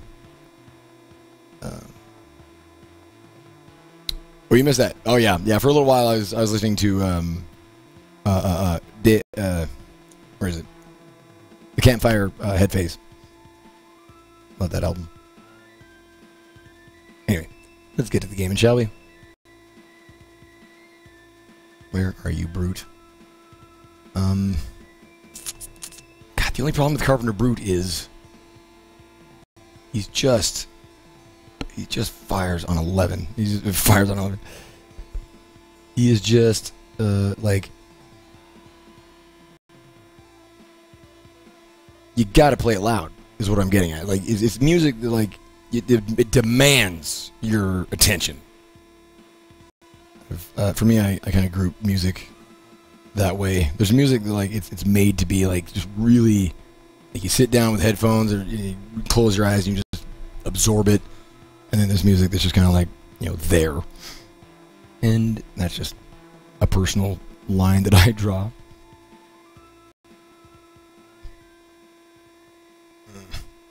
You know what? You know what? We never really got to listen to much of the Campfire Head Phase. And I do want to just talk. I want to make sure that I'm talking. Notch, was there a certain album that you were looking for? Because I like them all. Music Has the Right to Children. The Out of the Black album. What? Oh, Boys Noise. I don't know if I have that. And it's funny how I just switched gears. Just as you were suggesting something a little bit more high octane. Boys Noise. Boys Noise is great, by the way. Let's see here. I'm gonna wait. Let's see what Notch is looking for. Cause I just gotta knuckle down and just get these fucking medals. I feel like I've been messing around long enough. And it's time to finally, like, refocus. Get to the end. Massive Attack's good. Or Sleep? I know, right? I know. It's like you probably feel like you're just like, maybe you should just, you know, call it a day. Probably for the best. You know what? I'm gonna go for it. I'm gonna go. I like weird music.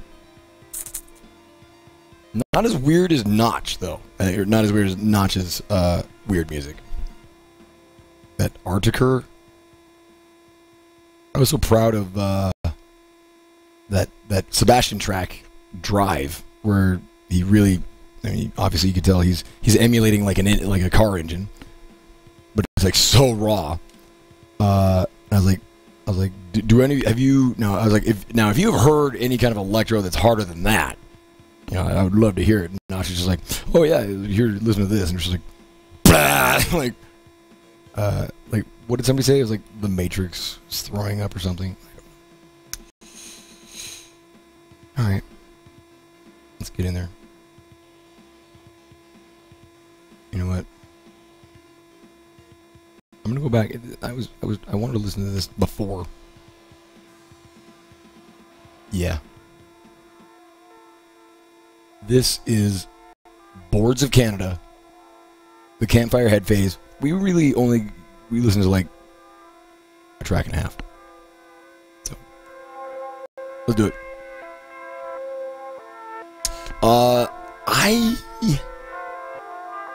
I have heard Workshop. I haven't heard a lot of their stuff.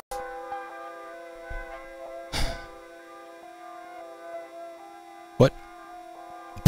Holy Scheisse. Says, man, I hope you raked in $1 million for St. Jude this stream. Keep hoping. Keep hope alive. Because we are almost there. I mean, relatively speaking, we could be a lot further away from $1 million for St. Jude. But we're not, so we are winning.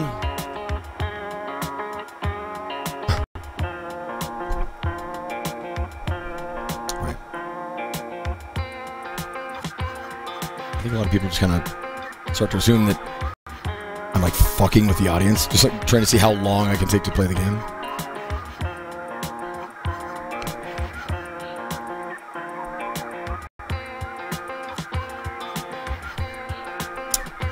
Notch, you totally should stream games, dude. I want a role reversal here. I want to be hanging out in Notch's chat while Notch just goes on like a 50-hour gaming bender. And I come in and just like drop fat stacks of cash for no reason whatsoever. Let's go.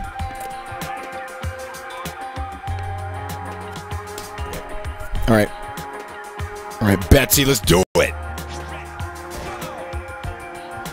I don't even need to jump. I don't need to jump. I'm talking myself through. I can't keep up with the chat when I stream. I just forget it's there. It is.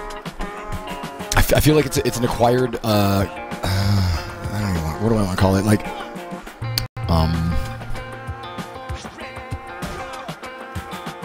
for me, I definitely had to work at it when I first started. Might sound, you know, lame, because I know anytime, still, you know, when I talk about what I do here as a job, and, you know, like, because I was going to say it's an acquired skill, I don't know if I want to go that far, because it's like, what are you doing? You are awesome. Sorry, it's that immediate, look at this guy.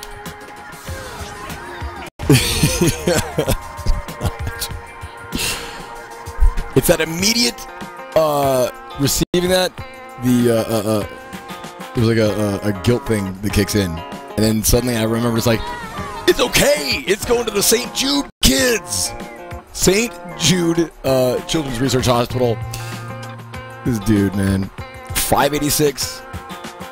Was it not 486 last time? That was 586. That's how you can tell it's the real Notch. Dude. you are just a cool guy, man. You probably get tired of hearing that. It was. Now it's a Pentium, the upgrade. Yes. Notch is all about the Pentiums. All right. Let's do it. Multitasking in gaming can be difficult. Yes. I was trying to think, like, it's like a routine, I guess. Like for me, my brain has just been like conditioned to like seek out spaces where I am able to look over at the chat, see what's going on, try and take in as much as I can, and then go back to the game. And it's just kind of like a pattern that you kind of get used to. For me, anyways, it was. Still not maybe the best at it. Like I was just thinking back to my Bloodborne and Dark Souls 2 release day casts. Because we were talking about Lyric. It all started like Lyric had said something about how when as you grow, you'll find that you look at the chat less and less. And I strongly, all I can really do is hope that that will not be the case for me. Because for me, the core strength, the core element, of live broadcasting, the strength that it has over, like YouTube recorded videos, is that you can interact with your audience in almost real time. It's getting better all the time, but that is what is electric about it. Like me, every time Notch shows up in my chat, I get little tinglies. You know what I'm saying? Like, and I realize that I'm sitting here doing my thing here. Notch is somewhere in a much nicer environment, a lot better smelling, a lot more candy available. Like maybe there might be like a wall of candy over here. You'll eat it. But anyway, it's that connection that I feel is electric. And so I would hate to think that as I grew bigger, that I would just sort of like shy away from the interaction with my cast. And this is really why I prefer to do solo casts. I really do. I can do dual casts. It smells kind of like food and nicotine in here at night. For some reason, I just pictured you sitting in like a noir detective's office with like this like fucking fedora, just kind of like pushed down. Cigarette just put out in the ashtray. Yeah, the broad was nuts. That was for sure. But I didn't know who I could trust. So I went to go program some. I wish I had the jargon to make the joke I was trying to make there. God damn it. Anyway. Sorry, it smells like food. Well, what do you mean? I'm sorry, it smells like food. Food and nicotine, that's a wonderful smell. I mean, if you're into that kind of thing. Me, I'm all about the coffee.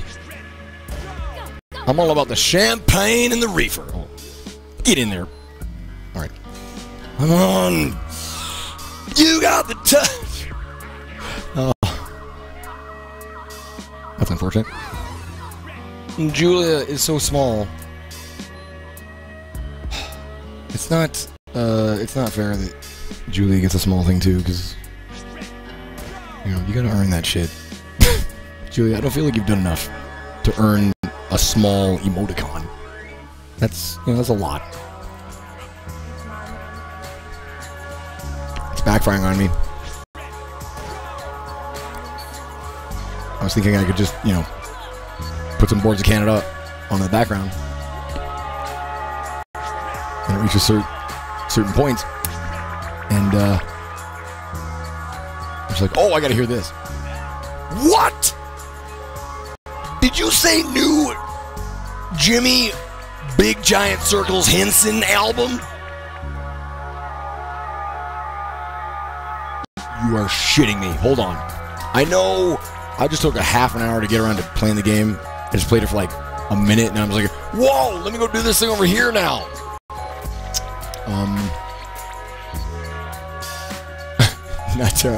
Smoking is the biggest bullshit. It should truly be illegal. Oh. Why? I don't know if I really want to get into this subject, but because you seem to feel very strongly about it. But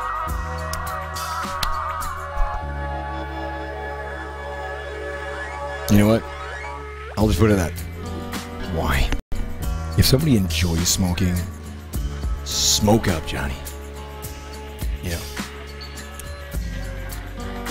Let's hear it. Because my phrase I had kind of forgotten for a while, and remember today what is, we're all just trying to make it through this life. It's like if something gives you enjoyment, and you know it doesn't really infringe on anybody else's pursuit of happiness while trying to get through this life. Oh my God, new Big Giant Circles album dropping in a few days. Oh, he is just full of secrets. Oh my God. Big Giant Circles, so good. You know what?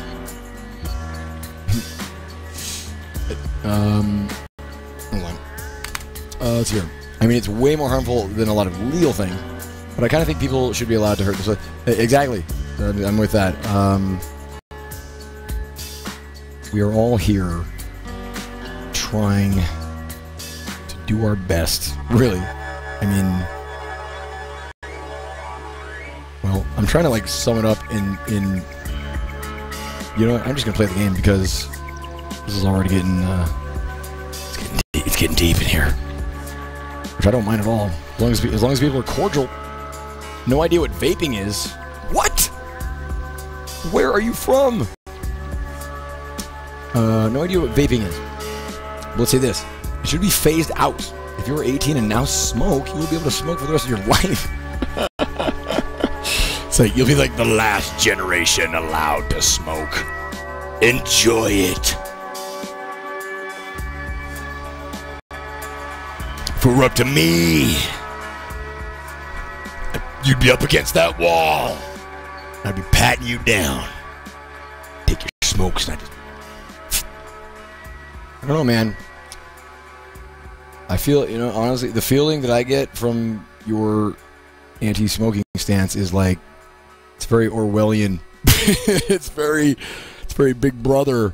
It's like, I believe there should be a generation that after this gap will just cut it off and then no one else will be allowed to smoke ever.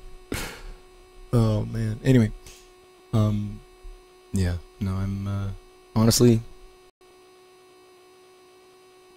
for the most part. And see, and this is where the conversation gets complicated, for sure. But, I'm going with the whole, like, you know, as long as you're not negatively affecting anybody else, I truly believe. And I'm talking about, like, you know, people, animals, of course. You know, private property, all that, whatever. You should be able to do whatever the fuck you want. Seriously. Who was that? Mad Cribbage. Welcome to mankind. You seem very familiar, though. This is probably where you're gonna come in and be like, "It's welcome back, actually." You forgetful bastard. Get in there. There you go.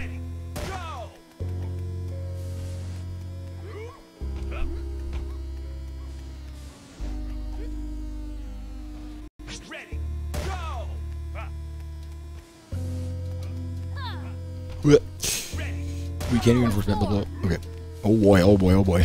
It's a lot of text. A lot of text. Yeah, see, right now, I can't. I'd love to get into that, but I got, you know, Action Hank. Oh, see what you did?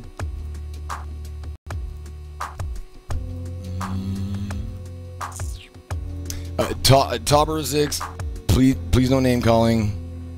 Even though I know every time we get into like a discussion, I am usually the first one to call somebody a dickhead. Let's not call people dickheads. We're having a civil discussion. Let's just keep it cool. Oh, wait a minute. Dickhead's trying to make... Oh, okay, I'm sorry. Tauber, I'm sorry. My brain put a U in front of that dickhead. When you dickheads... Blah, blah, blah. Okay. Never mind. You know what? You can call everybody, anybody outside this chat room. You know, whatever the hell you want. Like, that guy, he's a... Never mind. That's not true. I'm gonna shut up. So, what kind of candy do you guys like? I like Charleston chews. I like to freeze them and they're crunchy and they're chewy and chocolatey. Also, what else? Yeah! I'm amazed at how many times I can miss this fucking jump! Skittles! Go! Fuck. Get the hell in there. Sour gummy. Okay, you like Butterfingers. There was a time in my life where I was all about the Butterfingers and Fifth Avenue candy bars. You ever had a Fifth Avenue? Yes, you ever had a Fifth Avenue? Shit. Fuck you up. I don't know why. Suddenly I felt like a candy dealer. It's like, yeah, Butterfinger, let me tell you something. You ever had a Fifth Avenue? Fuck. Seriously though. Fifth Avenue. It's like a Butterfinger, but like, imagine the flaky golden... What the fuck is in a Butterfinger? I don't even know. Wafer stuff? Well, I don't know. It's like peanut butter. It's like peanut buttery.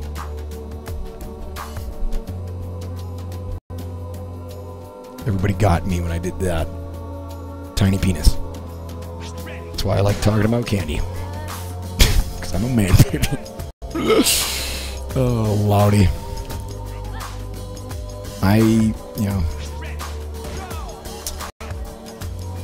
Nobody better lay a finger on my butt finger. There's nougat. Nougat was like...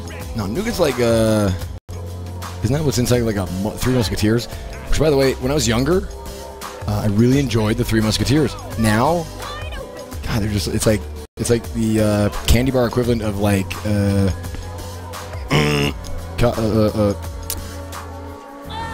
housing insulation. That's what it was. That's what I was looking for.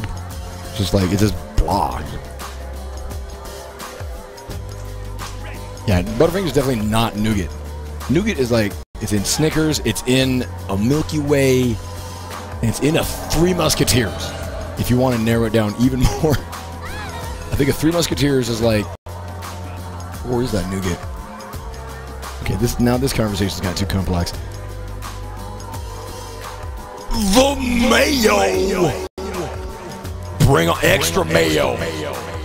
Come on in, come on back into the man cave. Welcome back to mankind! The mayo! Alright. Salty licorice. Oh, that actually could be good.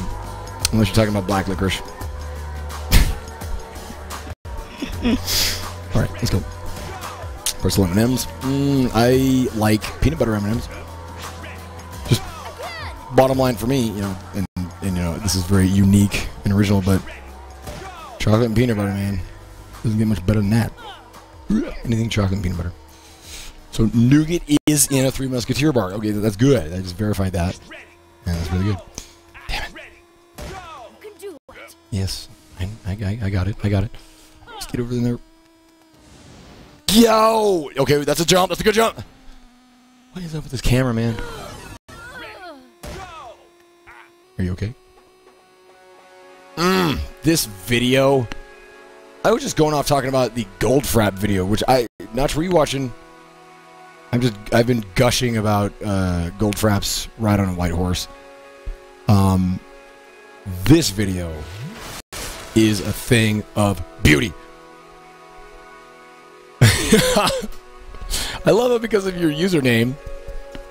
You're just always like the most altruistic gentleman ever, or lady or gentleman, dare I assume. You missed that. Oh, okay. Probably better because I was just raving and jabbering about how great it is. Parnassus is the person's name. Dropping a hundo. For the kids. St. Jude. Yep.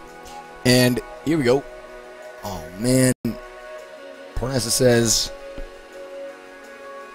I don't know how to pronounce his name, so please forgive me for butchering it relentlessly. Parnassus says, shout out to Asia Katterstrom at St. Jude Children's Research Hospital in Memphis, Tennessee.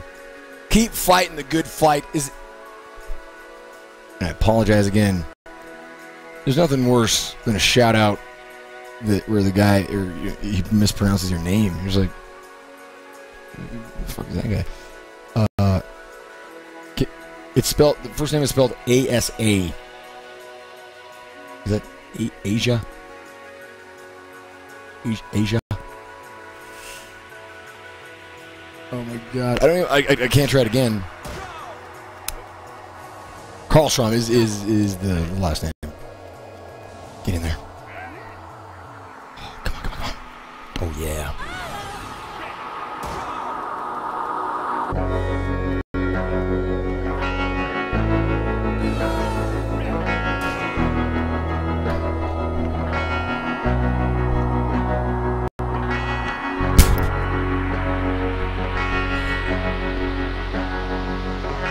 Asa Karlstrom. If you're watching, why? I hope you're not a child. Shout out for Parnassus. Thank you so much for the very generous donation.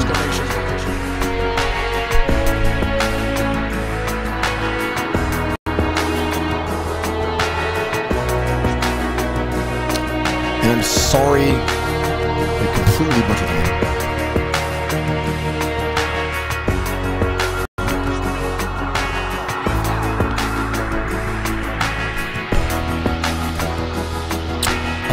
Song name. Hold on. Dave and Cowboy? Yes.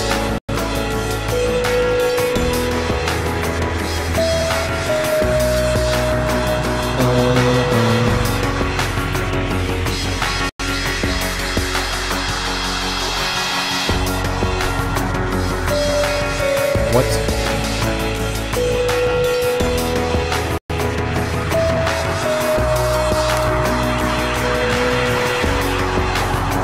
Oh my God!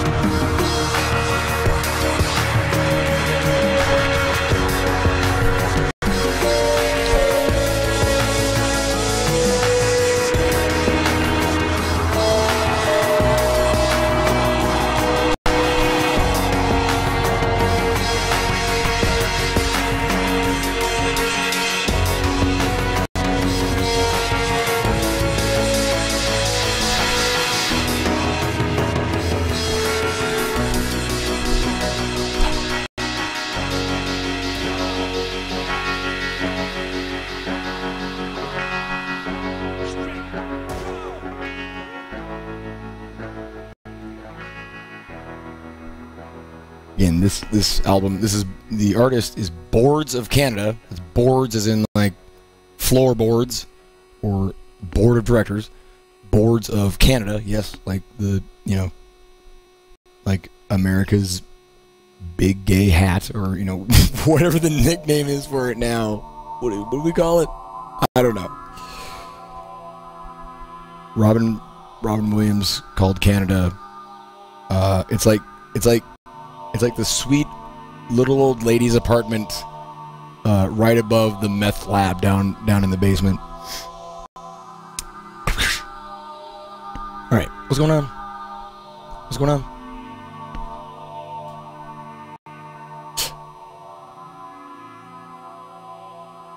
How old do I think I'll get? That's a good question.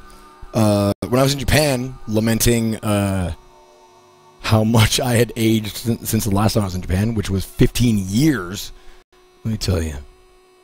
15 years, man. 15 years will fuck you up. Hold on. Still a great song. Turn it down. When I was in Japan, I had kind of a... It's strange. My ear was all fucked up, and I was really stressed out. And, you know, if you've ever seen Lost in Translation, they nail the feeling of finding yourself in a foreign culture, or like, you know, being a stranger in a strange land. And so that's where I was, feeling very kind of lonely. What else? Oh, one of my shoulder muscles. I pulled a shoulder muscle, so like every time I moved it, it was just killing me. So I was just very mindful of my own mortality. In Japan, I was like, oh my god, I'm gonna fall apart over here. And so I tweeted something to that effect. Very emo, very melodramatic, as I'm wont to do. And every kind soul started tweeting me back, saying like, "Hey man, you know, you really shouldn't worry about it, because there's a very good chance that, you know, we're just gonna like solve this whole you know, aging thing, you know, during our lifetime."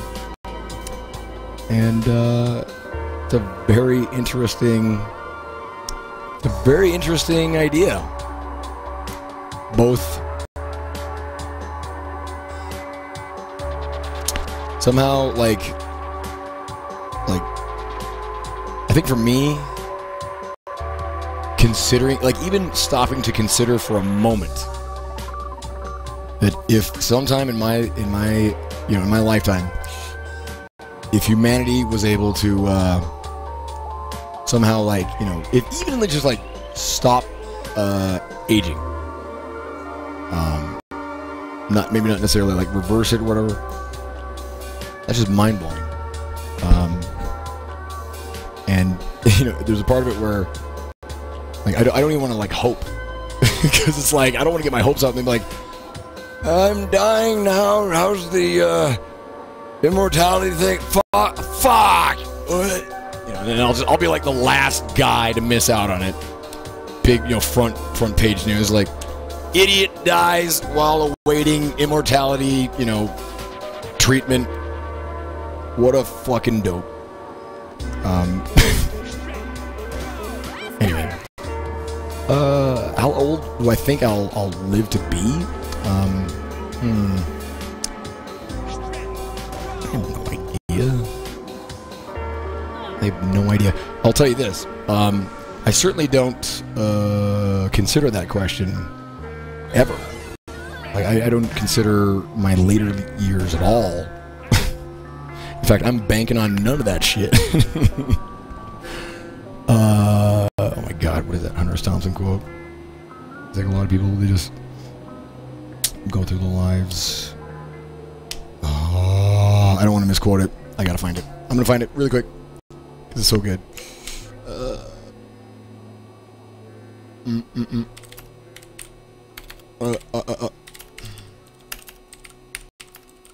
Is this even him?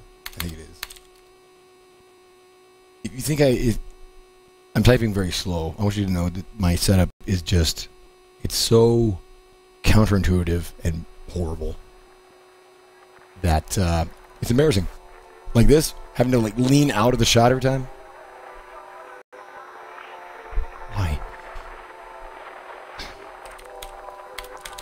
I gotta find this. Okay, just there you go. There you go. Got it. There you go. There it is. Hunter S. Thompson. Life should not be a journey to the grave with the intention of arriving safely in a pretty and well-preserved body, but rather to skid in broadside in a cloud of smoke, thoroughly used up, totally worn out, and loudly proclaiming, "Wow! What a ride! I'm with you. I'm with you, Dr. Thompson. Anyway, there you go. What if dying was made illegal once you'll be able to live forever? That sounds like a great... Wow. Like, my first thought was like, that sounds like, that could be like a good premise for a science fiction story. That's just really weird. What if, yeah, it'd be like this Orwellian society where, yeah, they had like, which, that was the second time I've said Orwellian in like the last couple hours. I'm like that guy who just knows like one big word. It's like, oh dude, that's so Orwellian. How's your lunch, man? You know, it's alright. Kind of Orwellian though. You don't even know what Orwellian means. Okay? Stop saying Orwellian. Anyway, it's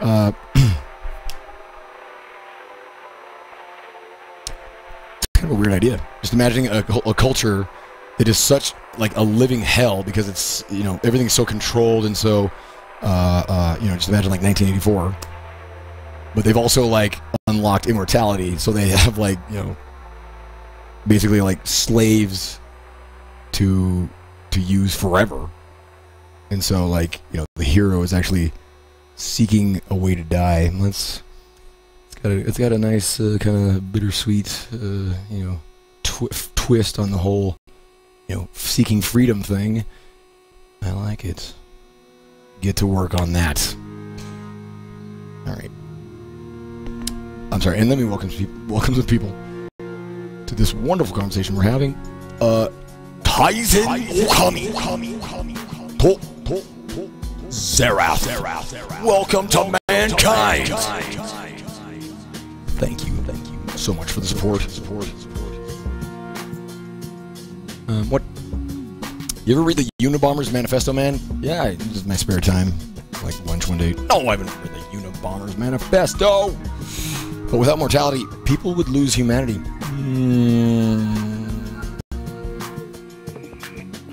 Why? Why would they? Wait. But without mortality.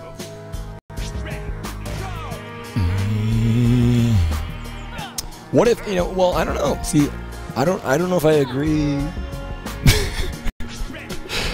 Because honestly, for me personally, the thought of, because, let's just talk about this. I can't believe we're talking about this, but, you know, this is pretty morbid shit. It's fine.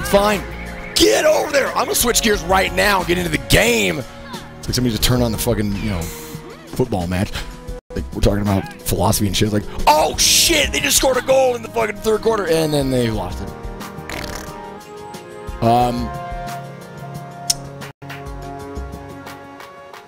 Because I imagine, for me, when you ask most people, I think, if you ask me, like, what do you fear the most? Oh, I don't know, death, dying. I think it's at the root of, like, pretty much everything. Like, distrust of people and you know, I don't know. And so,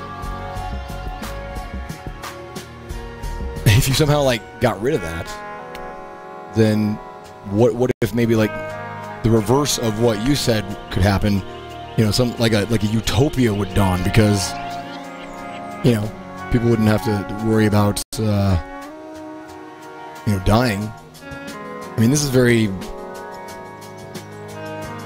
I don't know how, because if we're talking about like aging, but you know, I'm sure you'd be able to die. But you know, if somehow, yeah, we were able to, like, you know, solve death. Fix that. Oh, we fixed that for you. Yeah, that whole dying thing. Yeah, that was a bummer. So we got rid of that. I don't know. I'd like to think that if humanity suddenly had no fear of death, God, it's one of the great science fiction stories, and it's probably been written before.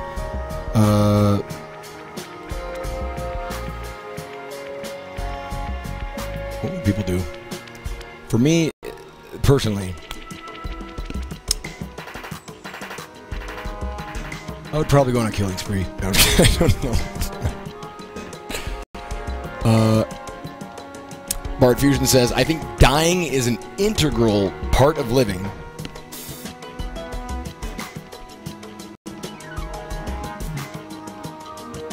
I think in a sense, you're absolutely. I think you're right. I mean, it's the duality. You know, there's like, you can't have night without day. Without short, there's no tall. No white, or you know, without black, white, black, whatever. So yeah. But what if we were just able to put it off indefinitely? We're like, yeah, we'll get to that. No, Grim Reaper, I know. Just take a seat right where I told you I'm busy today. Hold on. Goddamn name! That's what I'm going with. Welcome to Mankind! Thank you for joining the community in this wonderful, uplifting discussion we're having.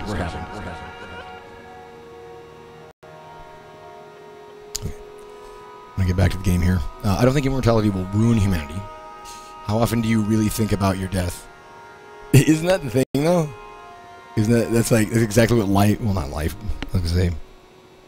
So many things in life are designed around that whole idea. What I do here, basically, if MANvsGAME had a tagline, it'd be like, MANvsGAME, forget you're gonna die one day. Watch. Be like, watch MANvsGAME and temporarily forget that you will be dying someday. And you might learn something. Because, I don't know if you knew this, but yes, I'm going to do it. Don't judge me, bastards. Where is he? Where is he? Please do the thing. You're not.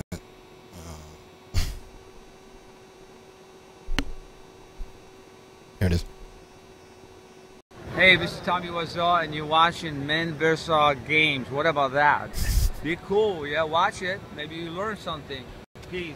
You know what, fuck it. I'm sorry, I completely forgot. That is actually my tagline. MANvsGAME. Be cool, yeah. Watch it. You might learn something. Anyway, who's joined now? Sorry, I cranked up that volume a little high there.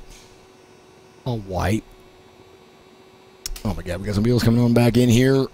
Kinky Ogre. How you doing? Welcome back to Mankind. Fancy seeing you again.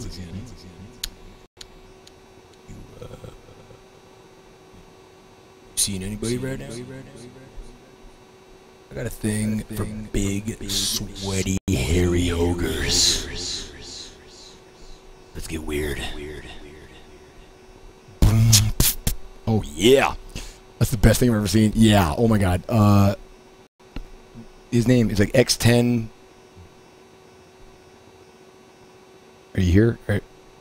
This guy. First, he got a picture of himself with Tommy Wiseau wearing the MANvsGAME shirt. He himself, not Tommy Wiseau. That would be going pretty far, huh? Like, Tommy, hey, I'm a big fan. Hey, could you put this shirt on and then stand next to me and take a picture? But yeah. Is it X10 Power? For some reason I was thinking X10 Death. I don't know why. Just got death on the brain now. There you are. The default streamer. Welcome, Mankind.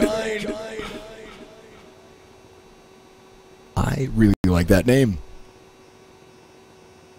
Like you should really try and go about like seeing if like Twitch can hook you up for like if for whatever in any situation there's like a default channel that the site just defaults to. It'd be like your channel.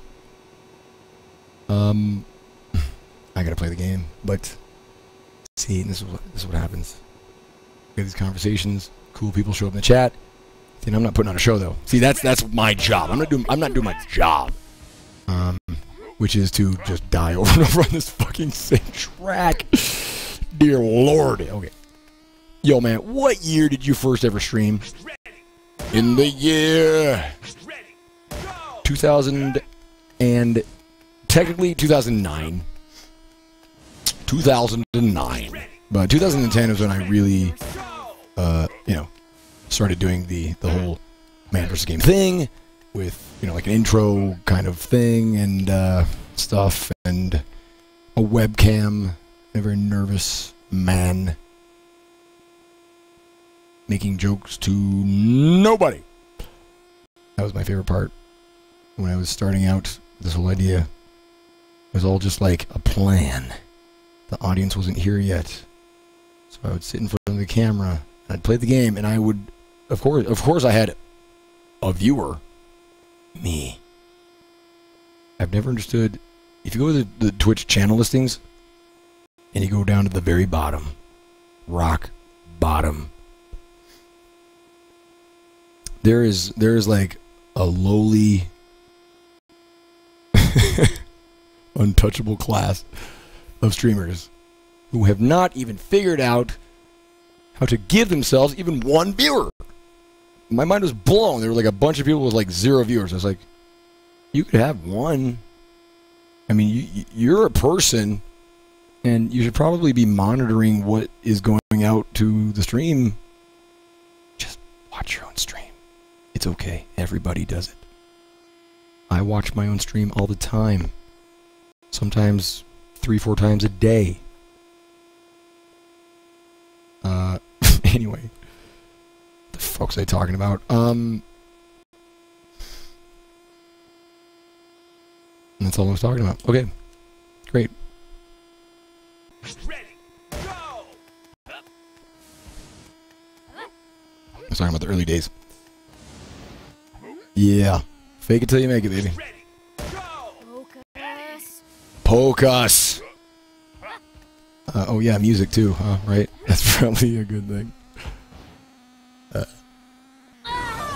Ready, go! Poor Betsy, her arms must be exhausted. She doesn't need to worry about being exhausted. She needs to worry about winning. Yeah. What are you doing? See, when it's quiet like this, and people can hear you like the mouth sounds you make, like dry mouth. It's like very off-putting. As Zeke used to think, off-putting, as in off Jello pudding, as in that.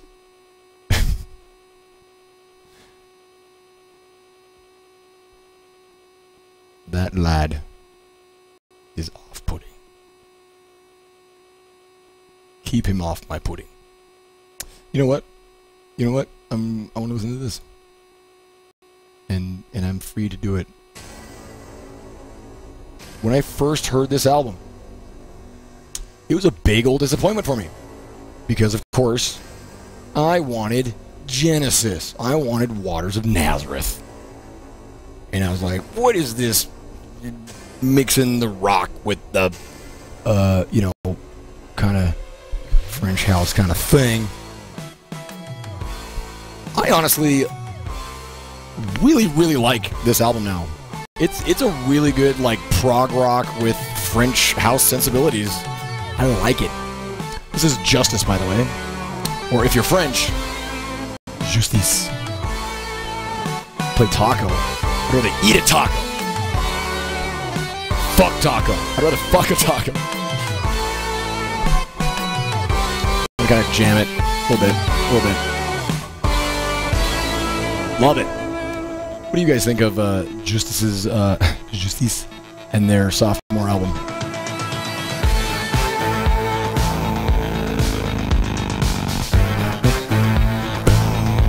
Oh God.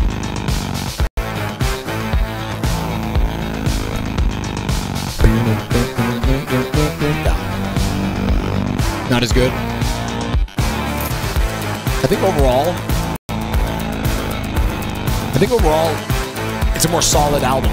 like start to finish, to me, it's much more like each track holds its own. Like their first album had dizzying highs with like Genesis, Waters of Nazareth, DBNO, Divino, or whatever. But then they had like some kind of filler track I didn't really care. Stress was another great one.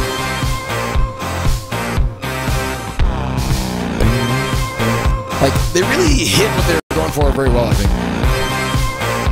Which is it's like prog rock with French house kind of thing. Or just sounds like Justice.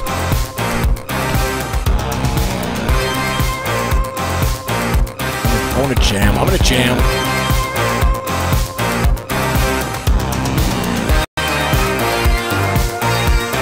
You gotta jam this shit.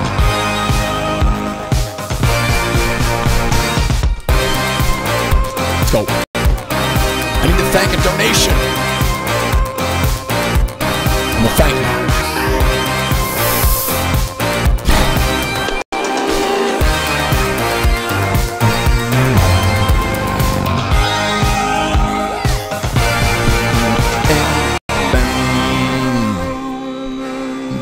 Biggie.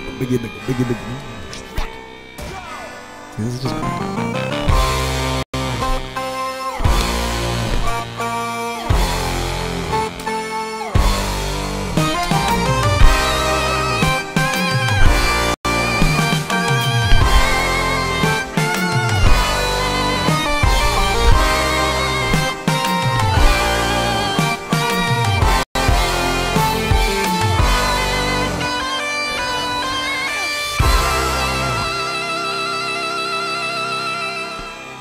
Yeah, go for gold. Okay. I'll shoot for it. Hold on, I got it. I need like 3 more monitors.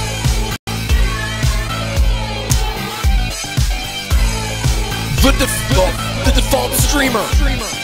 Thank you for the $10 donation. It says, hey, I've been lurking you for several months.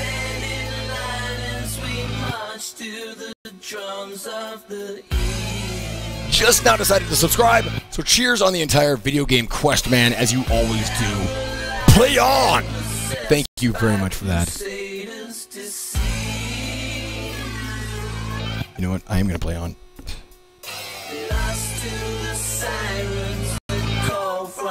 Turbulent tide. Black Bay.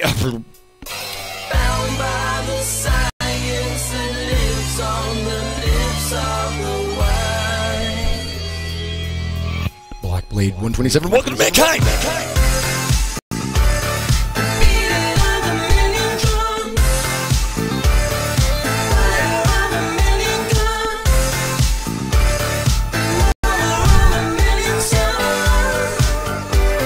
Civilization. Black Blade. Welcome. Of a million guns. Of a million suns. Civilization. You make it. Awful. Awful. Video game player.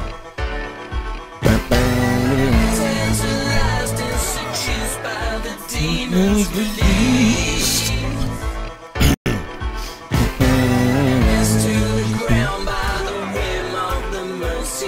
Skies.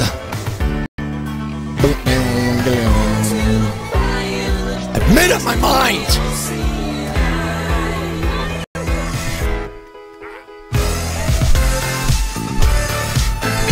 Not a million drums. Up a million drums. Mother of a million sons. Civilization.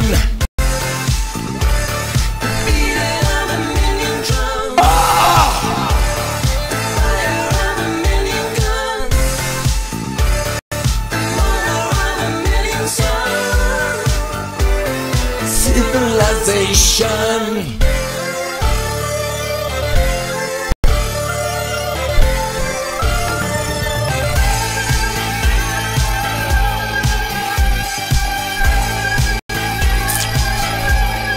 One more time. Fuck.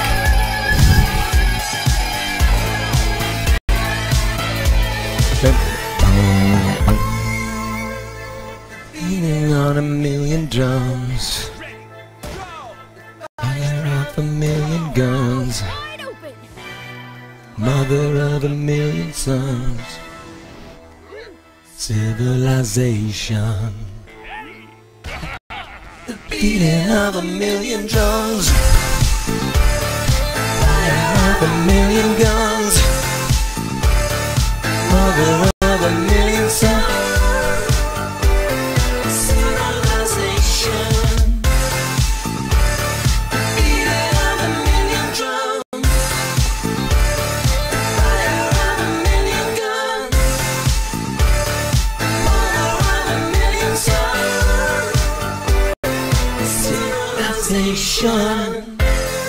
Yeah.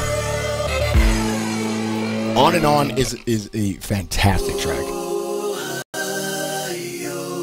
This one not so much. Probably because I'm from the USA and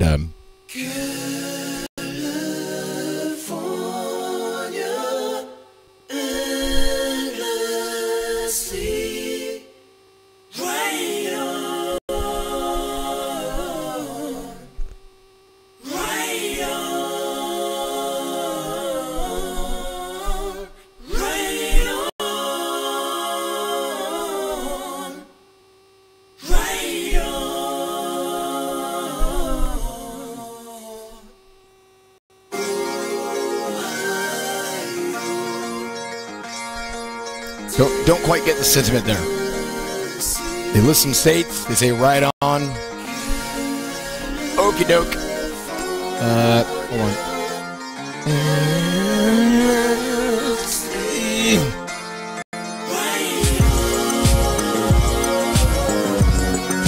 This is the album in okay.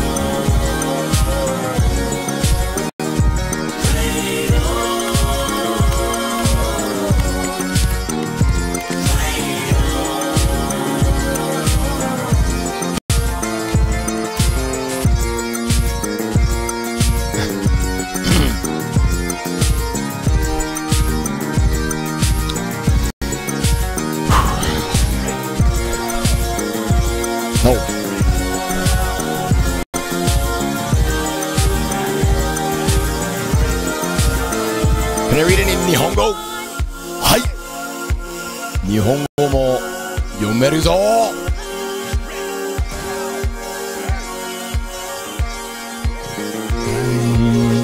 My kanji sucks.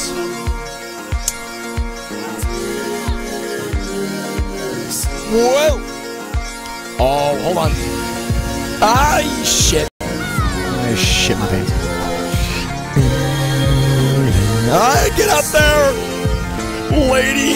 Don't make me cry. Don't make banana cry. Okay, make banana cry.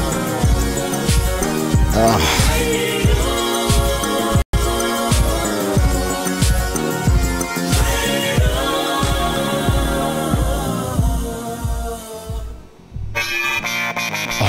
fuck yeah.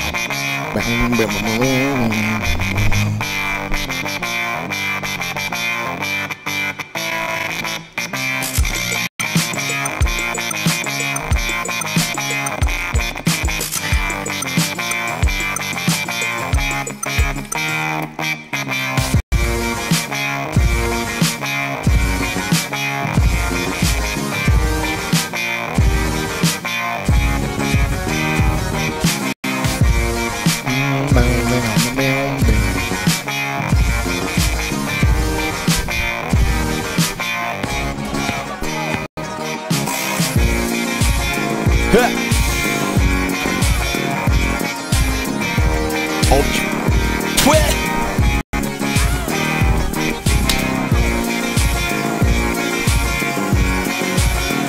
같은 게 else link it. For the love of God.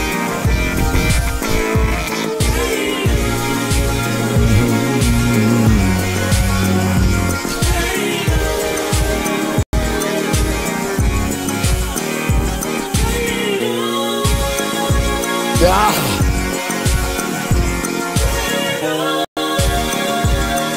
Come on. We're listening to Justice is the name of the artist, and the album is Audio Video Disco. It's their sophomore album. It's their second album, and I tried to link in it, and it just didn't. Why would you put commas in there? What do you buy? Whatever. Yeah. All right, let's keep going.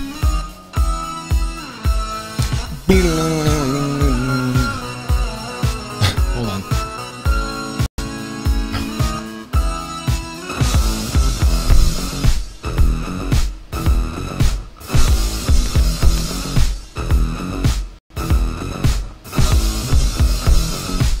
I really like this.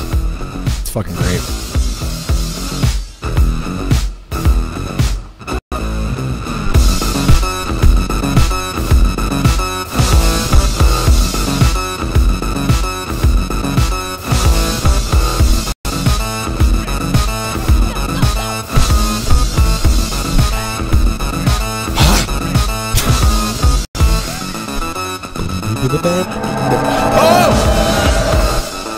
Oh, fuck. Mr. Frog! Welcome to mankind! Thank you for your support!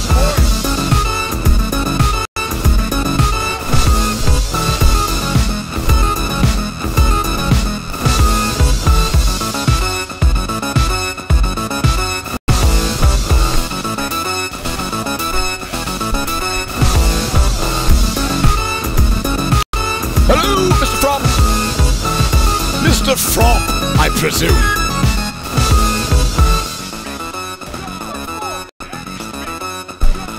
Oops.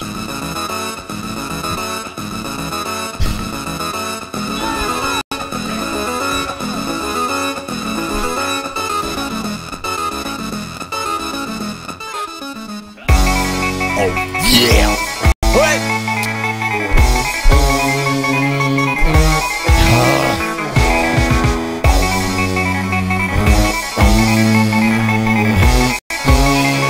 Look at the momentum that guy got!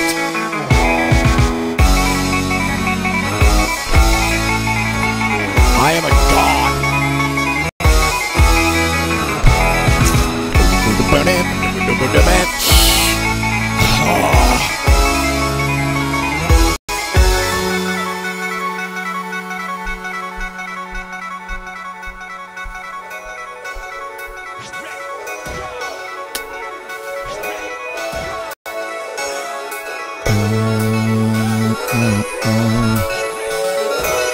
That jump sucks. They all suck. Fuck.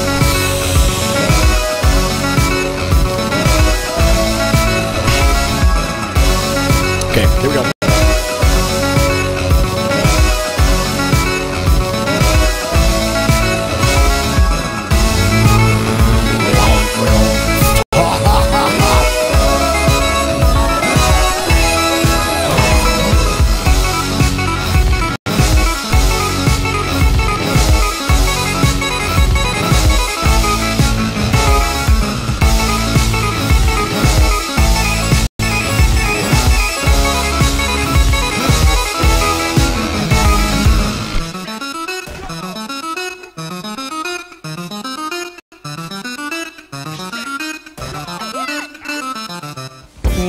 Whoa, yes, this.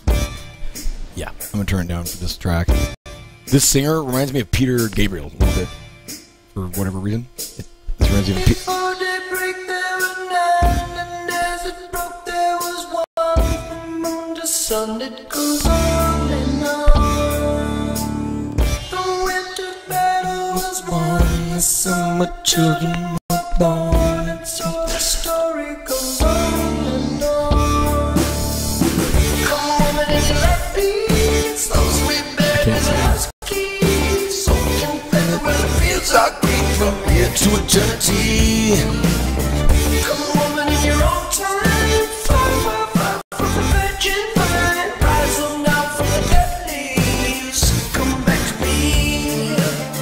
Oh, she sings a favorite song, laughter, tears and dreams, it goes and then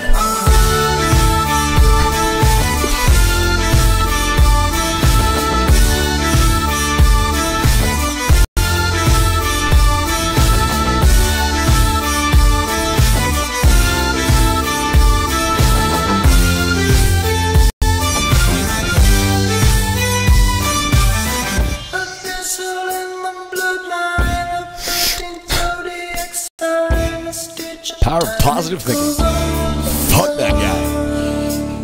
someday the grapes will be wine, and someday you will be mine, and so the story goes on and on. Come woman in your left beats, those sweet bed with the huskies, so can feather where the fields are green from here to eternity. Come woman in your own time, fly, fly, fly from the virgin vine, rise up now from the dead leaves, come back to me. Oh, she sings a favorite song, laughter, tears and dreams, it goes and then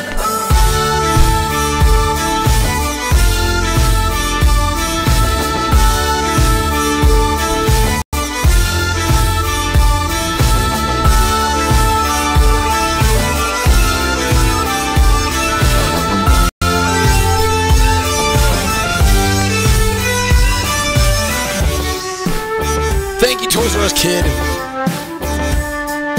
I was never really a Toys R Us kid. We didn't have one. Fuck!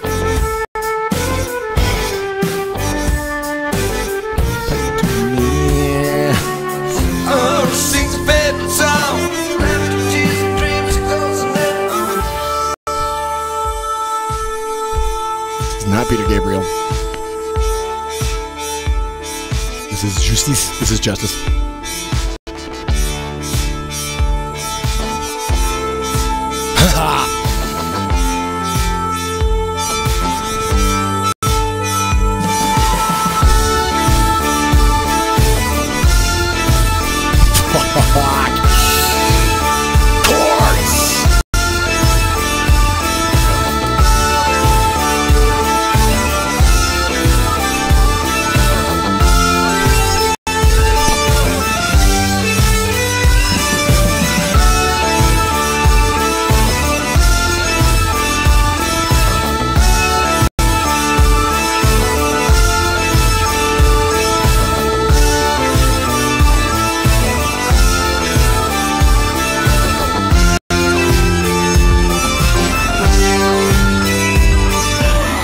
that which was put in the ground will someday come back around. From dust to dust it goes on and on. Before they break down, never, never broke, there was one. Oh my God! Get up there! You look good, honey.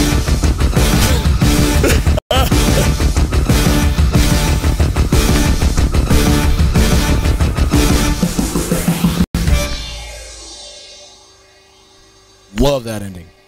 Love the whole song. It's great. It's great. It's good stuff. Chairman 2K. Feels good to just exist, watch MANvsGAME, and drink a cold beer on a Friday night. What? Okay, just making sure. Yep. Like, what? It's not Friday. I haven't been up, that long. I was just gonna. It's not Friday. Saturday's good. I wish it was Friday.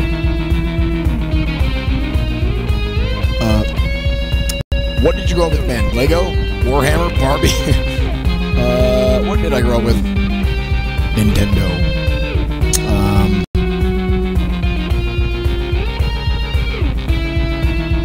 Trying to give the best answer there. I was very much into Masters of the Universe. Want those apples, motherfucker! Get up there, lady! Fucking around! Get over there, yes. Get up there! Come on! Oh my god! Such a oh! How are you not getting up there? Shit!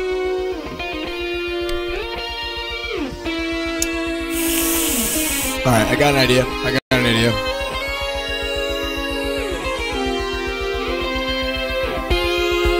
That jump is a piece of poo-poo. By the power of Grayskull. By the power of Gray Balls.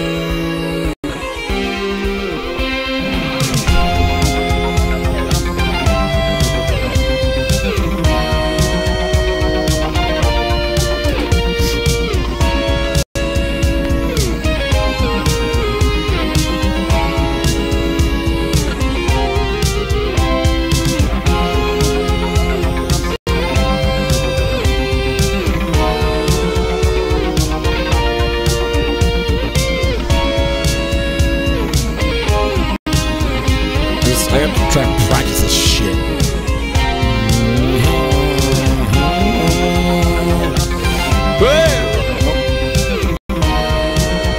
Skeletor was a badass.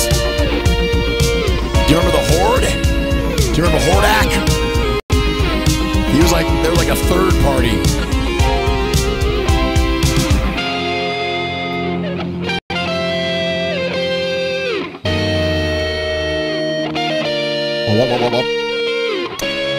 Nope, this is Justice. Wow.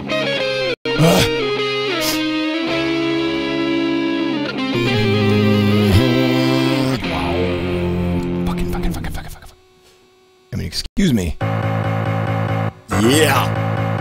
I like this track too.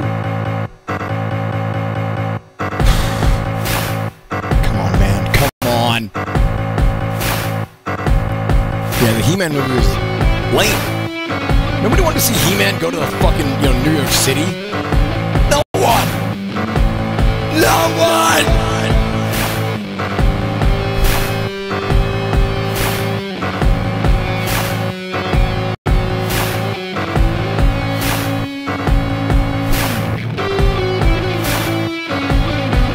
Shooters, oh, thank you.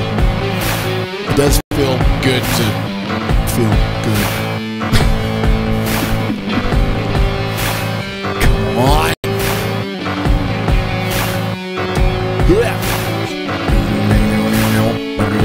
That's the shit right there. I just want to see what is after this fucking. You don't get to see that. Okay, that doesn't bad.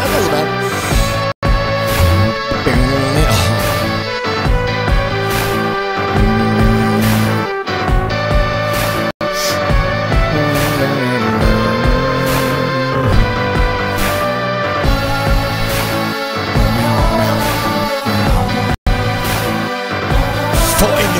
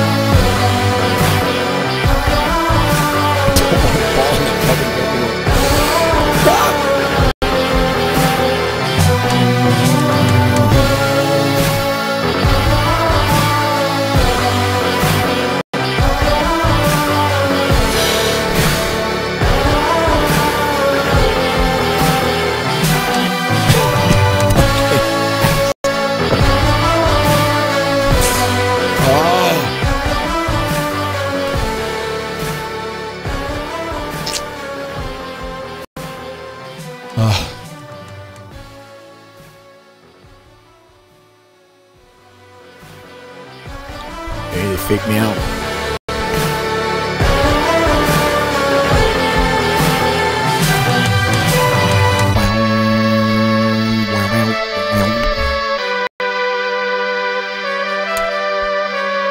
Thank you. Wow.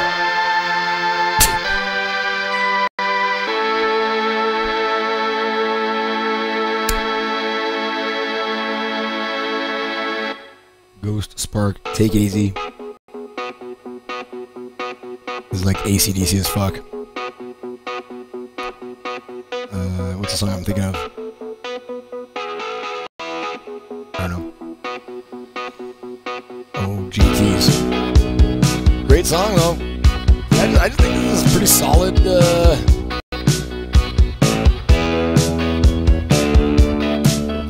It's not like the greatest album ever, but it's. To me, it's like, if I can listen to it from beginning to end, like, that's a good album.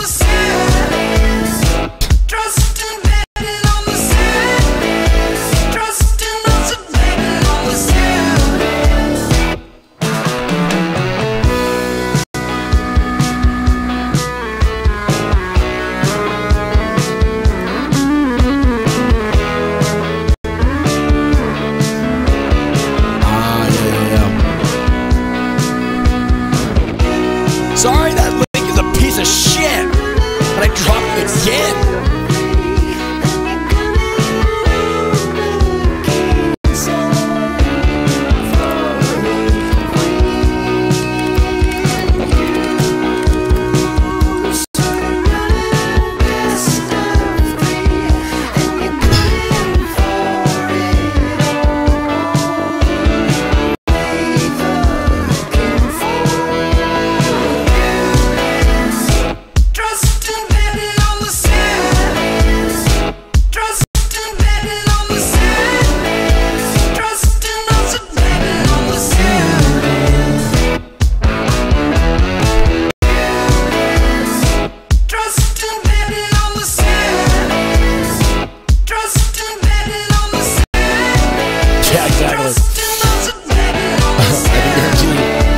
I am the one guy who doesn't. I love Lil Kappa. He my boy.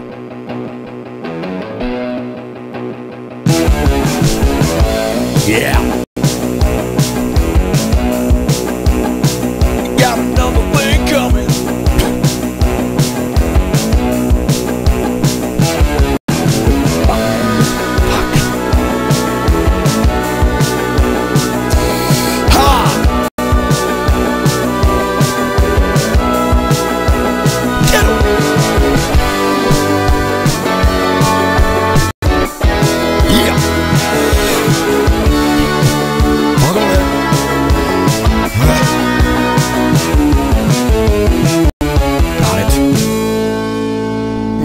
Way too early.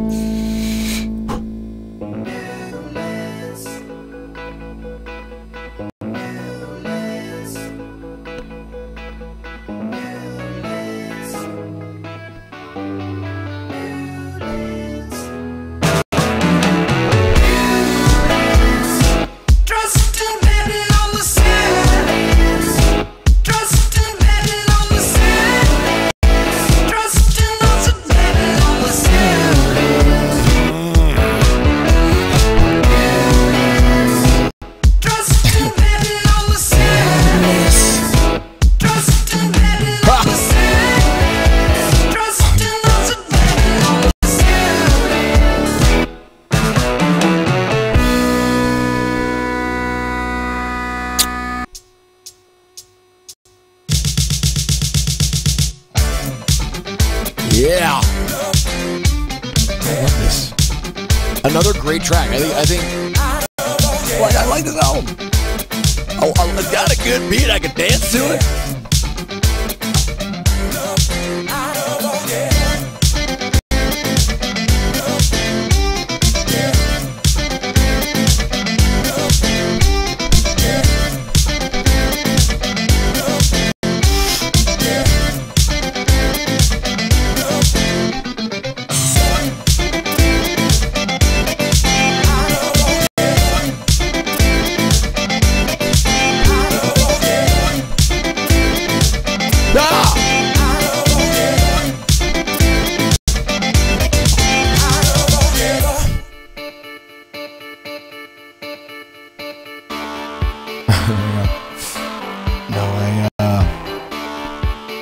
Basically, what I need to quit is a well-known game developer to just, like, have an intervention, basically, with me.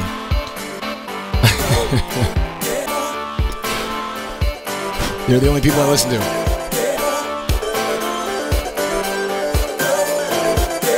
This is good shit. It's good shit.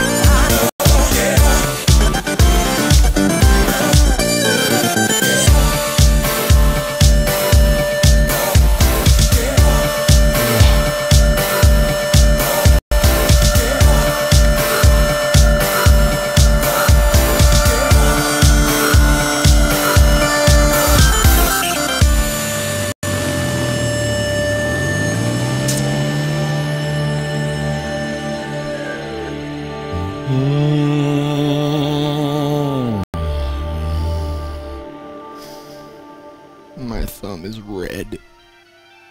That's right. I like the smiley face again. The smiley face is a good touch.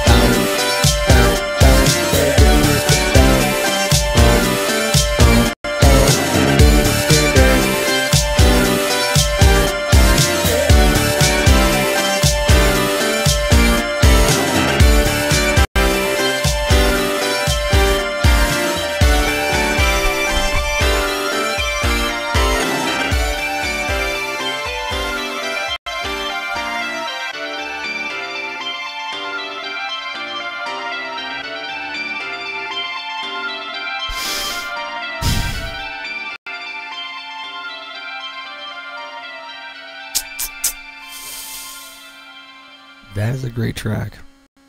That was Helix, by the way. From Audio Video Disco. By Justice.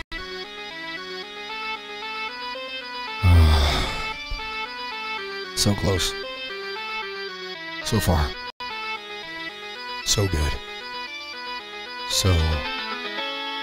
man.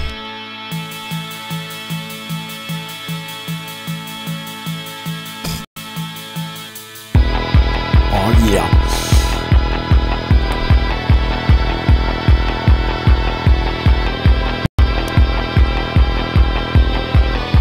This is yet another track that has a great video.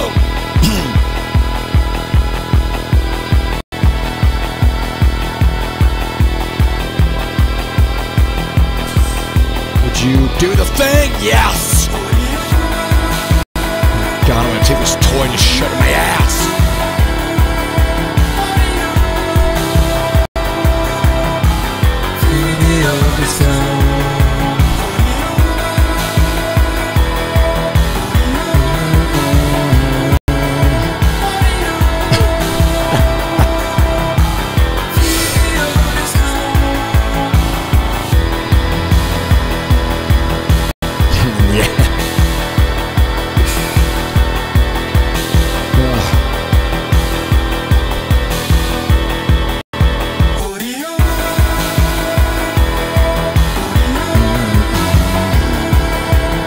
Wait a minute. This is not the video that's so great. It's still good, but the other one's better. On and on.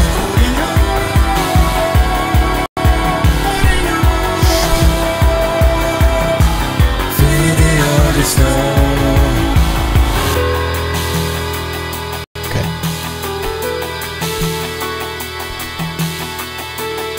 You're blowing the speakers out. Hold on, do I have it too loud? But when I'm like leaning over this way, it's me trying very hard to get the volume like maxed without peaking. Like, no. So sorry if it's doing that.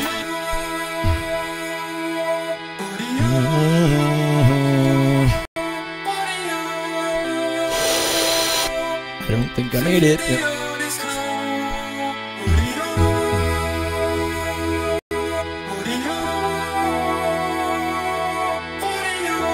Get over there. Video disco.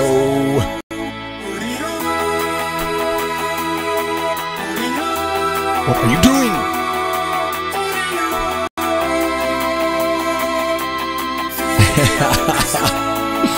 Oreo. Oreo.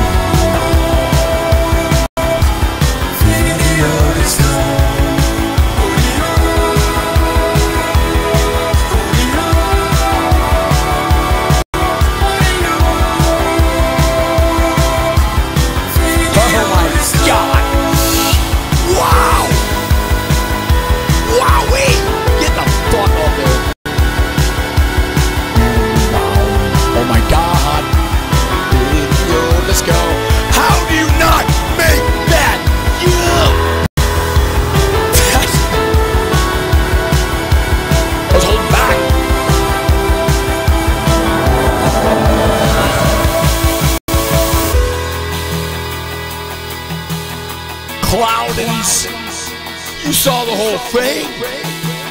How do you not make that thing? Welcome to mankind, Cloudins. Thank you so much for the support. Come on in.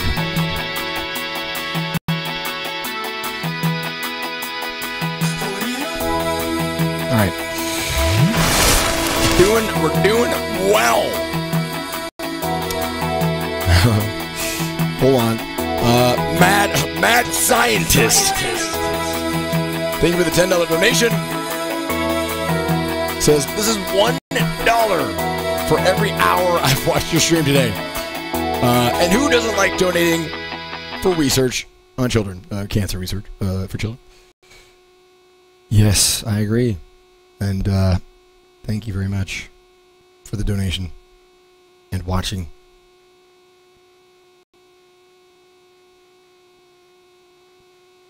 It's very quiet now.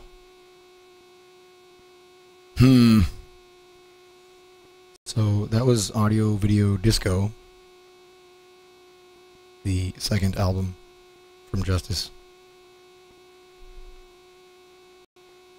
It's quite... Once I got over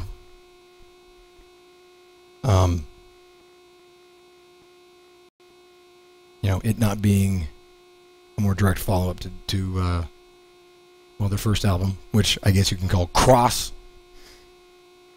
And I really kind of embraced it for what they really went for, which is much more like prog rock. It's like prog rock with a lot of kind of Ed Banger. What did I call it? J Hatcher. 88. You will so and so. Get back in here. Welcome back to Mankind. Good to see you. My voice. All right. Just go regular music. No more of this messing around with Spotify. It's a distraction.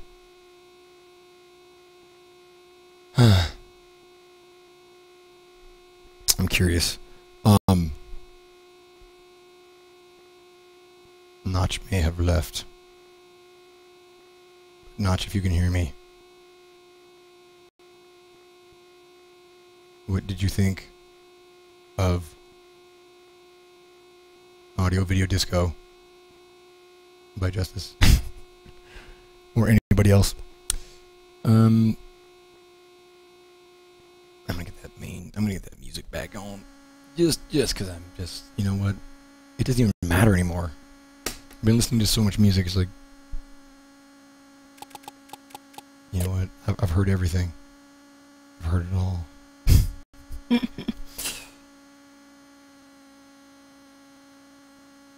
You looking good. It was neat. I do. It did have to grow on me. Like when I first heard it, I was like, "Oh, what is this crap?" It's like prog rock crap. This isn't, you know, Genesis and all that. And once I kind of let go of that, I was like, "This is actually quite good." Which still has not really happened for me with Daft Punk's latest album. But it's still good. I totally understand that.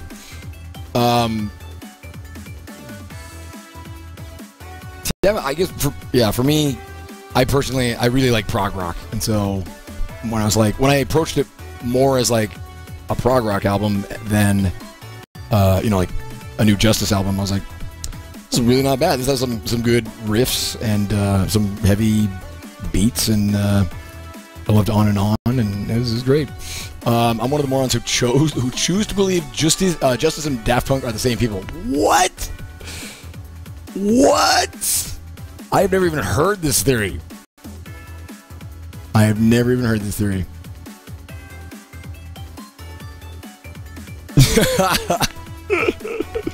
You know what that reminds me of?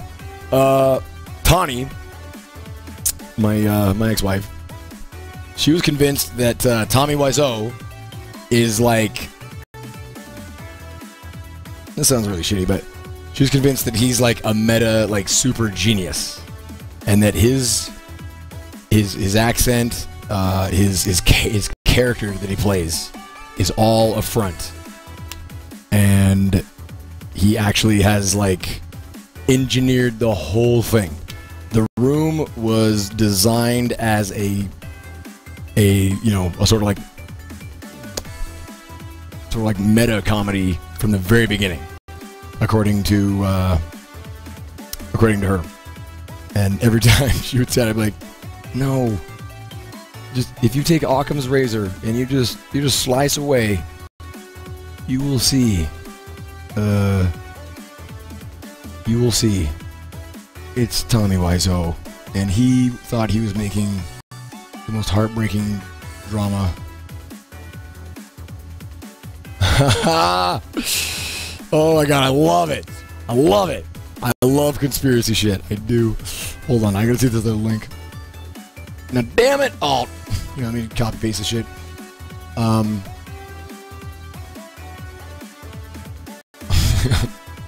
So I still have the Autaker, and I don't know if I'm pronouncing that correctly. I still have that tab open from earlier. It's like, what do you call it when it's been the same thing? All right.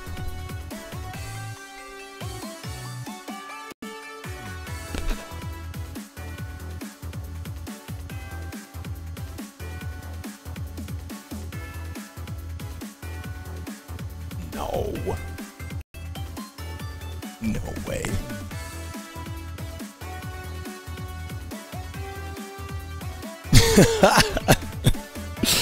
This is the first I've ever heard of this theory. I'm not convinced. I'm not convinced. You get that joke? You should. Anyway. Justice can melt Daft Beams. Yeah. I don't know, man. You're out there, man. I just got his foil hat on. Sitting down in the basement. Oh my god. But you love it. That's the first I've actually heard of that, and it's pretty funny. I'm just curious. Just, you know, you're here. What were your thoughts on Daft Punk's Random Access Memories? I eventually warmed up to Audio Video Disco Justice's sophomore release, but I still, like, I don't know, I've not been able to get into RAM. There's like maybe two, 3 songs at best that, you know, I can listen to, but like the rest, I'm just like, I just can't even. I don't want it. I can't even listen to it. I still can't stand random. I knew it. I knew that. I knew you were gonna say that. Judging by your answer regarding Audio Video Disco, and knowing how much you love electronic, you know, music. You know, was it too much to ask for, like, you know, another house, you know, French house, you know, electronic album? Is that cool? I am GW. I know. I think the developer intervention is coming.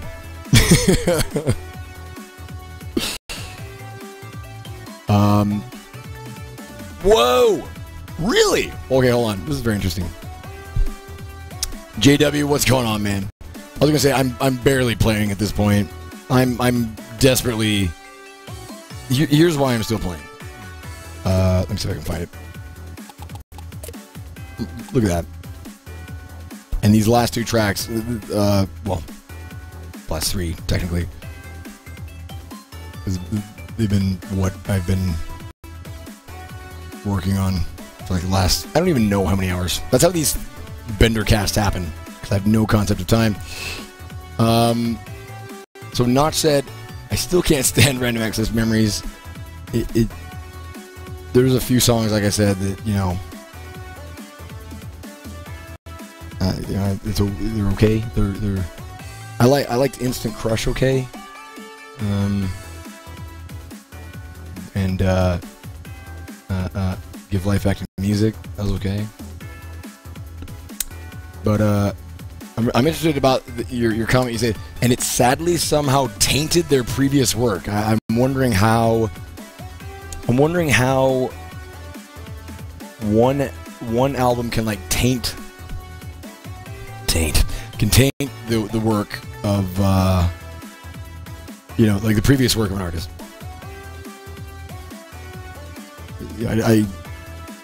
There's a part of me that, like, I can maybe see what you mean, but I don't know. Honestly, for me, sounds weird to say, but or not really, but Daft Punk can actually be very hit or miss with me. In fact, that's like a theme for them, really, for me. Like, even on like Discovery, which for me is like that's their magnum opus. That sadly I don't know if they'll ever you know, outdo that for me. But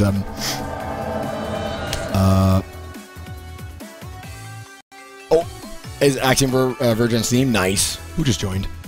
Melodica. Welcome back to Mankind. Good to see you, Melodica. How you been? I've been just sleeping away. pretending RAM never happened. You know, it's like when I complain about Metal Gear Solid 2. The thing itself is, you know, whatever. That's what it is. But there's a part of it, the way it was marketed, bugged the shit out of me with random access memories and Metal Gear Solid 2. With the big bait and switch. I feel like, if you recall, on Saturday Night Live, they first had that, like, what was it, like 15 seconds? If that. It was like 8 seconds, 15 seconds. It was just like the shortest little, you know, commercial. It was like, you know, like the best 4 bars of Get Lucky. With, I think they even had the vocoder in there. I forget. Anyway, but they had the 2 helmets that closed. And that was just hype as fuck. You're just like, oh my god, new Daft Punk, and it sounds like Discovery. That is what, you know, and I know that that's exactly what those marketers wanted. That, you know, that's exactly the reaction they wanted. They wanted me to hear that and think, oh my god, they have, you know, gone back to the disco kind of disco infused house music kind of thing. Discovery was so much more than that, but whatever. I didn't like Discovery when it came out, but it really grew on me over time. A lot of Daft Punk's, pretty much every one of their releases has been that way for me. Discovery, though, there were tracks on Discovery that, like, the first time I heard them, I loved them. And then there were others that I kind of slowly grew to love. And there are still tracks on Discovery that I skip every time. Like Short Circuit, Crescendos is not all that great to me. But whatever. It's great. It's shaped like the whole fucking French house genre. Hold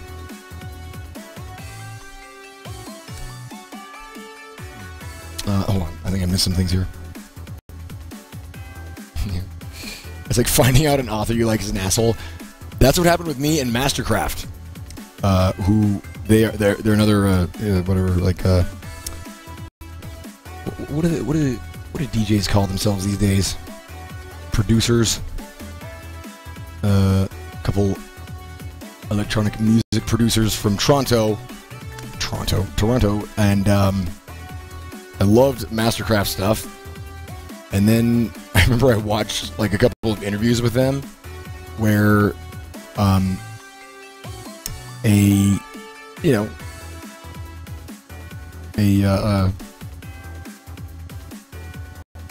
fetching girl, a good-looking girl was interviewing them for some, you know, thing, and they were just both being complete sleazeballs like the entire time, like just being creepy and gross. And I just remember thinking, like, this is Mastercraft? Like, these guys are gross.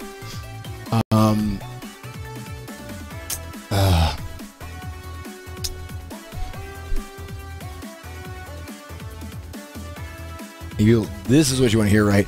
But anyway, that was my, yeah, for me, that's what Random Access Memory still is like, they played that 15-second clip, you know, of the helmets coming together with just that little tiny bit of Get Lucky.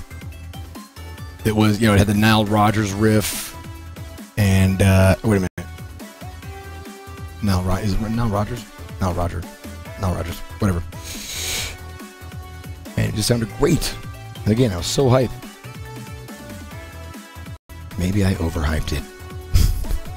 I don't know. For me, the other thing that bothers me about RAM is not, you know, I guess maybe so much that it's not, you know, house music it barely has, you know, a drum machine on it. I swear, I think like the only drum machine, well, that's not true.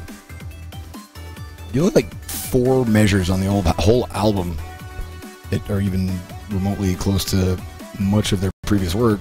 It was like 4 bars in Giorgio by Marauder. And once those are done, you're just like, oh, okay, well, But the album, because they worked with so many different other musicians on particular songs, like each song has like a really different feel, and for me, like that, I really like cohesive albums. I do. I like albums where you get a sense that the artist was like kind of experimenting with like a certain sound or like a certain setup, and really kind of tried to expand in like every direction with that sort of central theme or something. I love concept albums right there. So Ram was like, it was so hard for me to get into because it was just like all over the place. With each new track, it was like, okay, now this is, you know, some kind of like new wave, you know, housey thing. I'm trying to define, you know, like what Instant Crush sounded like, but yeah, the bottom line is, I mean, I just haven't gotten back to listen to it. And I've only really listened to the album like 3 or 4 times, and just I really don't feel the drive to go back and like listen to it at all. God damn it! I think I'm gonna have to call it, guys. If you can believe that. There's this sad point in the cast, which we reached long ago, by the way, where my physical status basically lowers the odds of me actually achieving whatever the goal that I'm going for drastically. And I think I'm getting there. Not to mention the fact I can barely talk.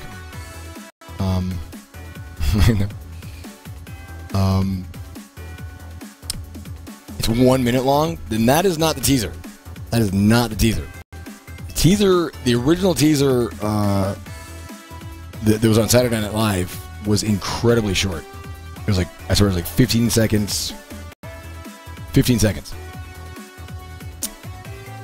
I tell you, yeah. I appreciate that, man. Yeah. Well, and the thing is this. I freely admit that, you know, at a certain point in the broadcast, it just became a lot more about me being DJ man and just listening to a bunch of music while talking with you guys and, you know, playing video games. So I really kind of slacked it in on this last few runs. So I'm probably gonna get out of here. And it's always like, how do you tie a nice little bow on this monster? This has gone on for so long. It's like, yeah, that's awkward. Yeah, that's pretty awkward. Yeah, the music definitely sounded better with you guys. Yeah, never mind. Glad I didn't go to sleep 3 times during a can. What? Yeah, you did. See, and that's where I'm at. Mr. Literal. I'm like, what yet? Oh. Welcome to the joke. Please have a seat over here, or we will flog you for being a fucking idiot. So I'm going to just, you know, do my standard thing where I just kind of like wander off and go collapse in a pile on my bed and then pass out immediately. The adrenaline just once the adrenaline dies out, my body's like, oh yeah, no, I'm like a zombie. Let me see who's casting. Let me get some music going here. Good old music. Here.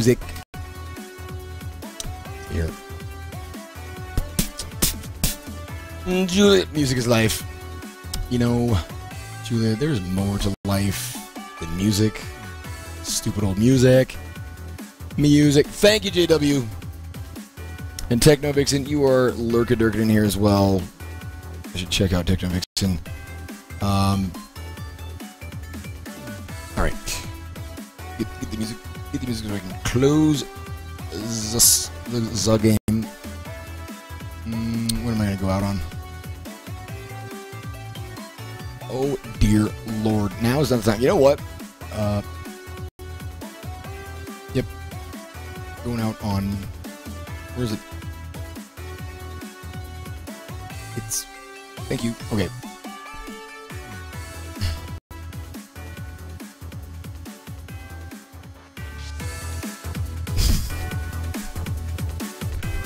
Perfect. All right. Let me see who is casting right now. See if I can kind of urge you guys. I'm going to push you guys their way. I will probably just host them here at this channel. But of course, if you want to chat with them, you do need to go over to their channel. I don't even know who I'm hosting yet. Just really quick. Let me just do a quick... I want to show you guys how much you guys have raised for St. Jude Children's Research Hospital in donations here so far this month. And it is May 16th. Let's see here. The month. Holy what? I guess I didn't consider, you know, the second amazing donation that Notch threw in. Upgraded to the Pandium.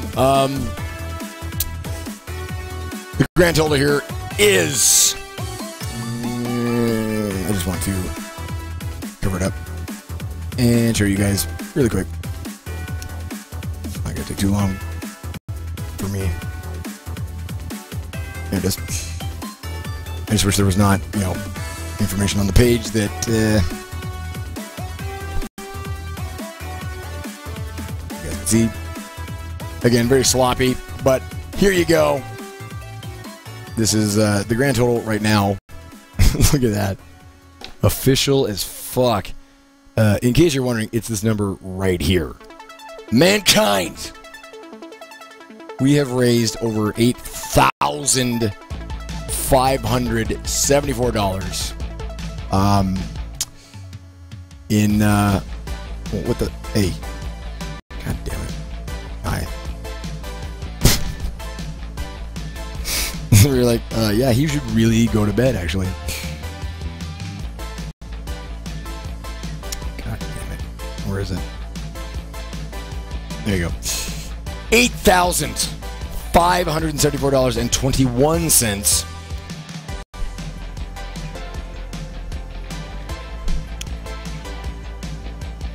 That is actually insane. I mean, it's not. It is very impressive, I guess is what the way I want to put it. It's incredible. How about that? It is absolutely incredible. I don't even know what I'm going to do for this last full week in May, but we have already raised so much.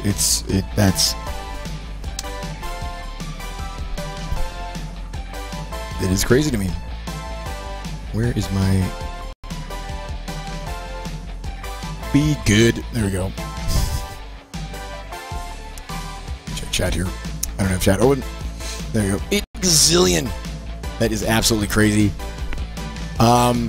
That's what I'm saying. Last, I tweeted about it, and I will absolutely tweet about it tonight. There you go. There's a quick, shameless self-promotion reminder.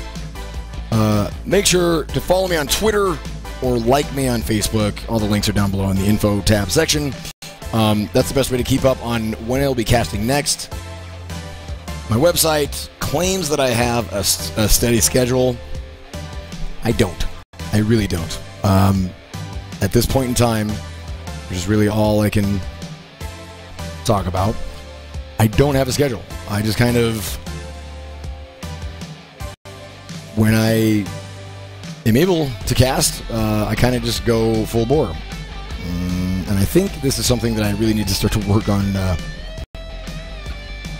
weaning myself off of because I've talked about this before pretty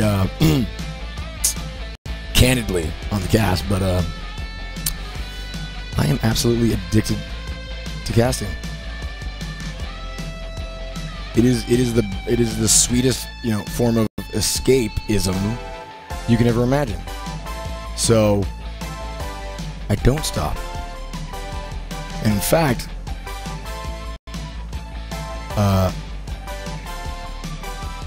I sometimes wonder what it would take for me to actually stop if after a while I didn't start getting like constant questions about how long I'd been on, or people saying they're worried about my health, all the things that happen when the longer I go. I just kind of wondered if I would ever stop at all before I literally just collapsed off screen.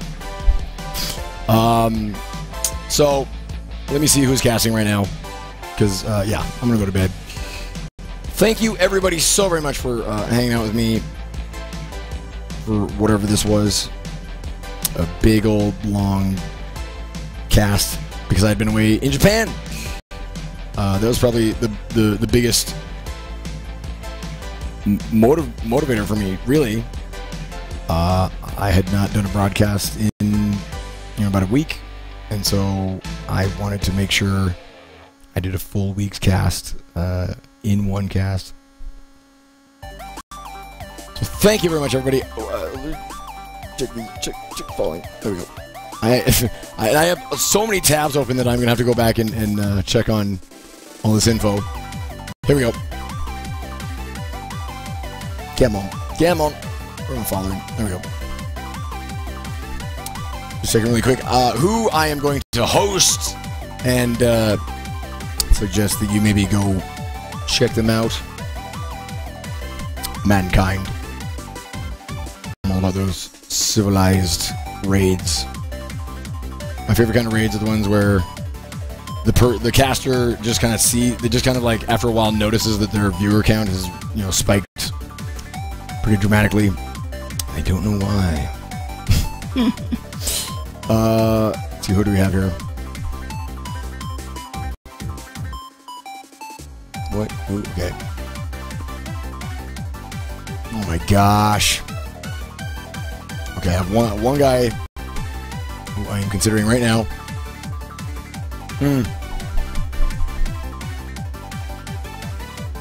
I think I wanna raid this guy. If we have to use that grotesque term, that brutish grotesque term, raid them. Who is this? I hope this person realizes I'm getting the hell out of here. I have to take it really quick, but come on. Golo, welcome back to Mankind.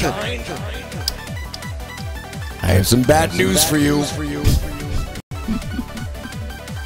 Followed by some good news. The cast is ending right now, but I will be back soon enough.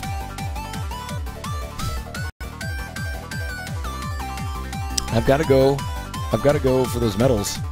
They're going to drive me absolutely crazy.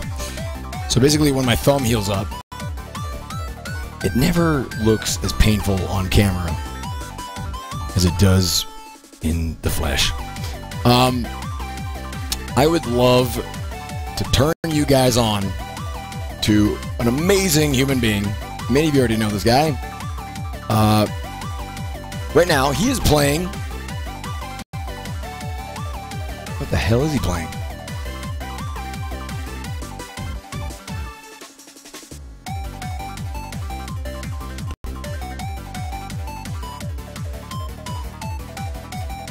Operation Supply Drop?